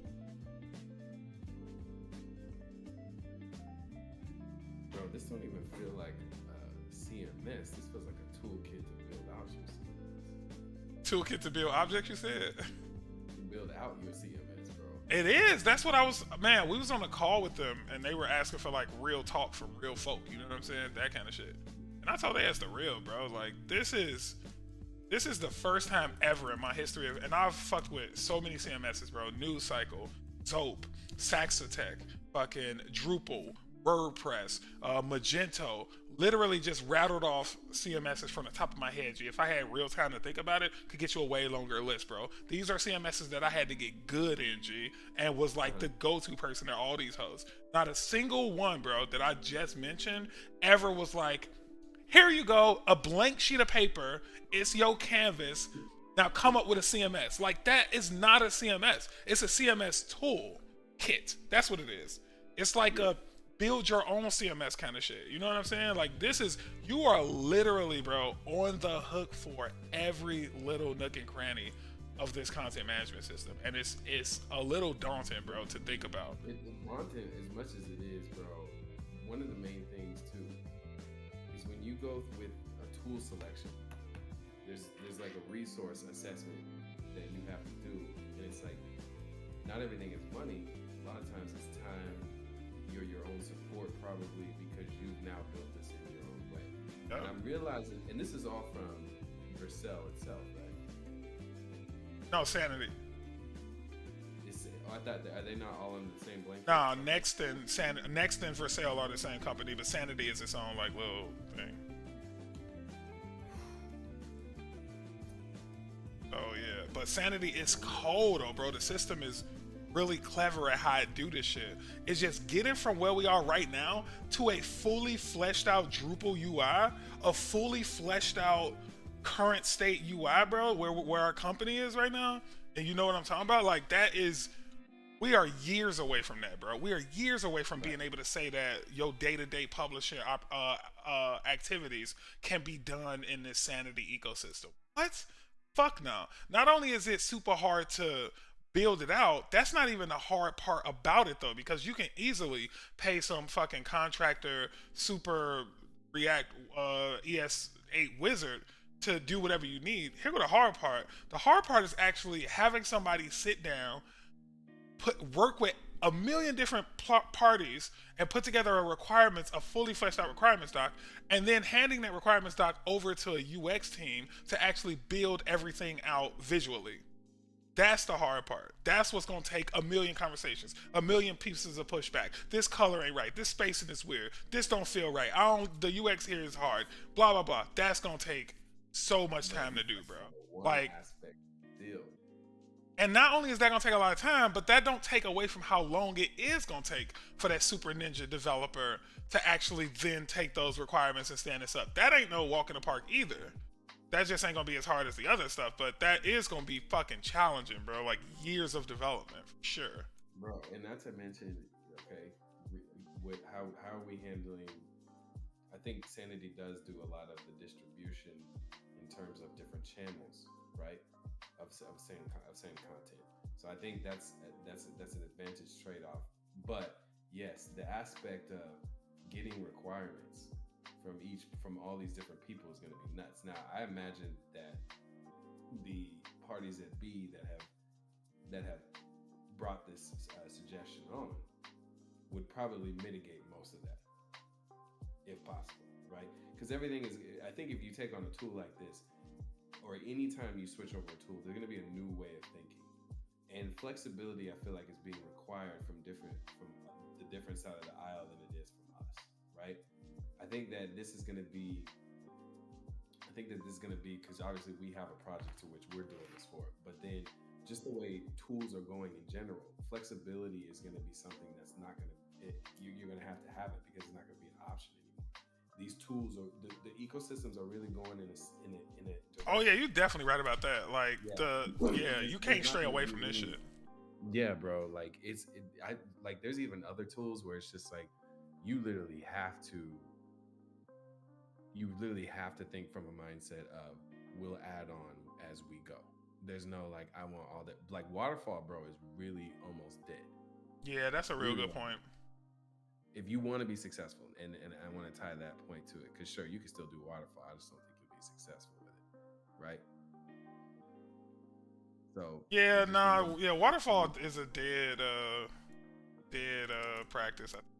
But yeah, no, you bring up a good point with the fact that like even with what I just said, companies are still gonna want to do that because it's like you said, shit. It's like I want to use the most modern tool set, and the one thing that you have working against you is that I can give you all of the tools to be your own boss, but you still gotta like put on your pants every morning and take your ass to the gym. And that's what this is. That's basically what Sanity has done, bro. Like they are giving you a 3-year membership to Gold's Gym. They got you a personal trainer. They got you a fucking nutritionist. All of the bells and whistles, bro. And then they're like, all right, it's up to you though to, take advantage of all that shit. Which actually to me is kind of a smart business approach. Because how many times have people been on the call with WordPress, Drupal, OpenText, Team Sites, or whoever the fuck owns it now, right? Because that thing changes. Anyway, the whole point is that how much are you trying to unengineer or hack their system to get it to the way you want? Sanity said, bro, here's the toolkit. We've got most of the major architecture down. Build it how you want. Right. I don't know how you want your shit to work, and I'm not gonna pretend to be the industry experts on content management systems. What I am the expert on is fucking very fast user interfaces and form tools. So, however you want to run your business is up to you. Right. And it's brilliant because now they're out of that whole concern. Well, we can't figure this out. Well, how did you? Well, and then no, here go the rub though. Here go where they really finna make bread, right? The rub is that when they do hit you with when you do hit them with man, why is this thing not working? Like I can't figure this out. Now they could be like, well, we can send somebody to your team to help out. Just give us this check for $600,000 a year or something, and we'll have somebody dedicated on the horn to help your teams out. Like they could easily eat constantly from this whole thing. Bro, next level business model. So to all the entrepreneurs out there, don't do too much. Okay, don't do too much. Leave the door open to get that cash flowing in consistently, because that's exactly what we're seeing right now. Yeah, we seeing that at its finest too. Like, man's is like real, bro. Don't even people can't even get mad at that. If you really understand the game, like you'll appreciate bro, that's a brilliant model. It is, bro. You gotta hold that. It 100% is. It 1000% is, bro. That's like, man, can't knock that, bro. It's like. Knock it, bro. I respect it, bro. I'm getting some ideas myself, dog. I don't know how I'm gonna use them. It's huge, bro. That actually is crazy. Missing keys. What? So these are added as related content.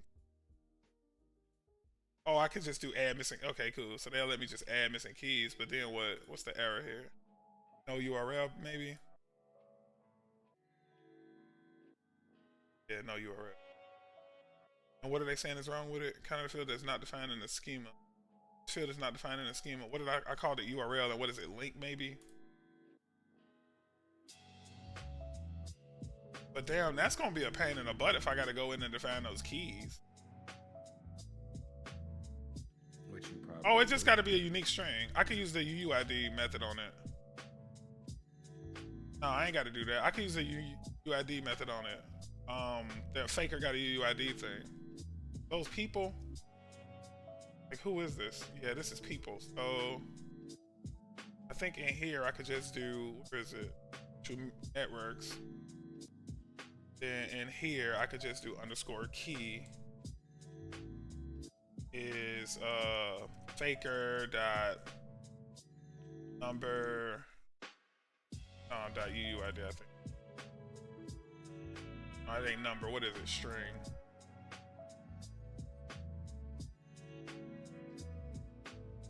And then I'm gonna do words for subtitle because that shit is just nuts.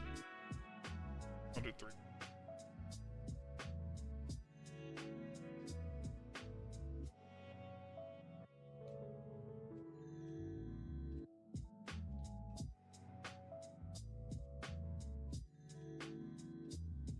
Sent it. And it could be 1. That should keep it under wait, what? Words don't work?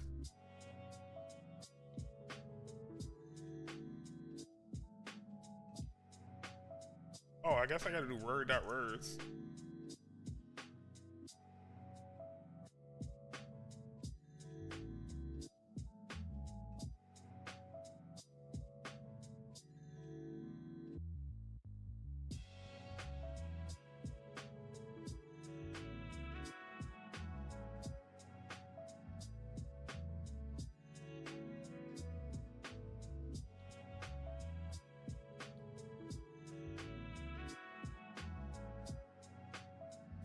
Oh, I see.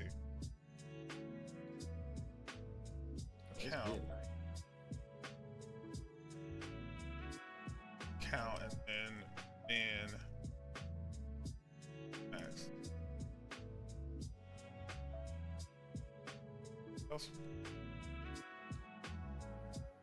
That's another thing I like about this is that anything that like is a like those social networks that I had right there, those are actually reusable chunks of content that is associated with a specific instance of a piece of content. So like in this case, it's a person.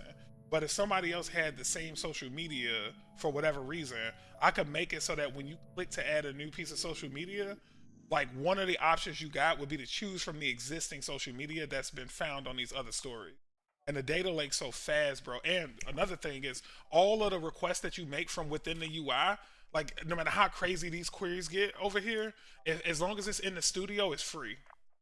So you ain't gotta worry about paying the cost for that. So you can have some really dope like reusability options depending on how clever you can get with writing your shit. It's actually really clean. Alright, I'm finna read that shit. Oh, bro, what you and your boy was working on though? Bro, we just had to get the. So there's a group that we haven't demoed to, right? I don't know. Are you on that mod tomorrow? If it's the you got your laptop open?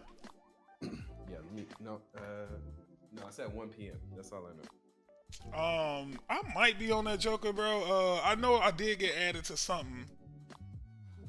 I think you would have seen it already, except for the Vercel piece. Is it called a is it called like a tech something, like a tech brain trust or some bullshit like that? Probably, bro.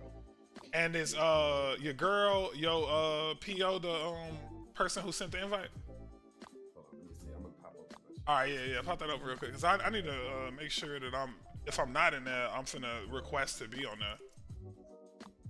Putting in too much work on this shit tonight. It's cool. 1 p.m. It's just called Next Gen.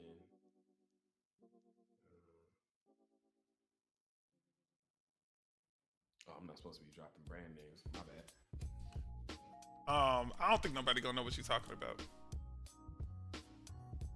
That was kind of vague, you know. Person has a social media field. What's the name of that? Wait, let me. I mean, this is an alright group, bro. This ain't nothing crazy. You ain't gotta worry about it. Oh, it ain't nothing crazy. I'll tell you who will be on here though. I'm gonna text you some names. Alright, yeah. If it's crazy, bro, I want to be involved. I don't give a fuck. Hold on, where's my phone at? I at least want to be a fly on the wall like last time. That shit was fun as hell. It's not nearly as many people, but 2 of the names I saw is enough to be like, oh wow. One of them start with an N. J? No. Oh, you know. Oh yeah. Of course, yeah. I just couldn't think of what that. I couldn't think of his last name for some reason. I'll tell you another one. The first one of them, the first name starts with a K, and the last name starts with an O. Last name you said O? Yeah. Shit, I can think of one person, but I don't know his last name. Her. Oh shit, let's go! Oh yeah, that's gonna be a dope ass fucking that shit, bro. And then, all right, I just sent you a picture of who on the guest list. I mean, I did not send you that. Yeah, you ain't seen nothing, bro. My dead anyway. Matter of fact, I'm going. Man in the I ain't got woods. your phone, bro. I ain't got your phone number. Yeah, I don't need. Yeah, you just somebody I be hopping online with it now and then. No, like, I just felt honored that I follow your work on Twitch, and I'm. You been following my follow your work. Some kind of raffle, and I didn't realize I drew. Hell no! Oh my god! Wait, what's the name of it, bro? Oh my god! What you talking about? The name of your site? Yeah. That shit, bro. That's actually lit, bro.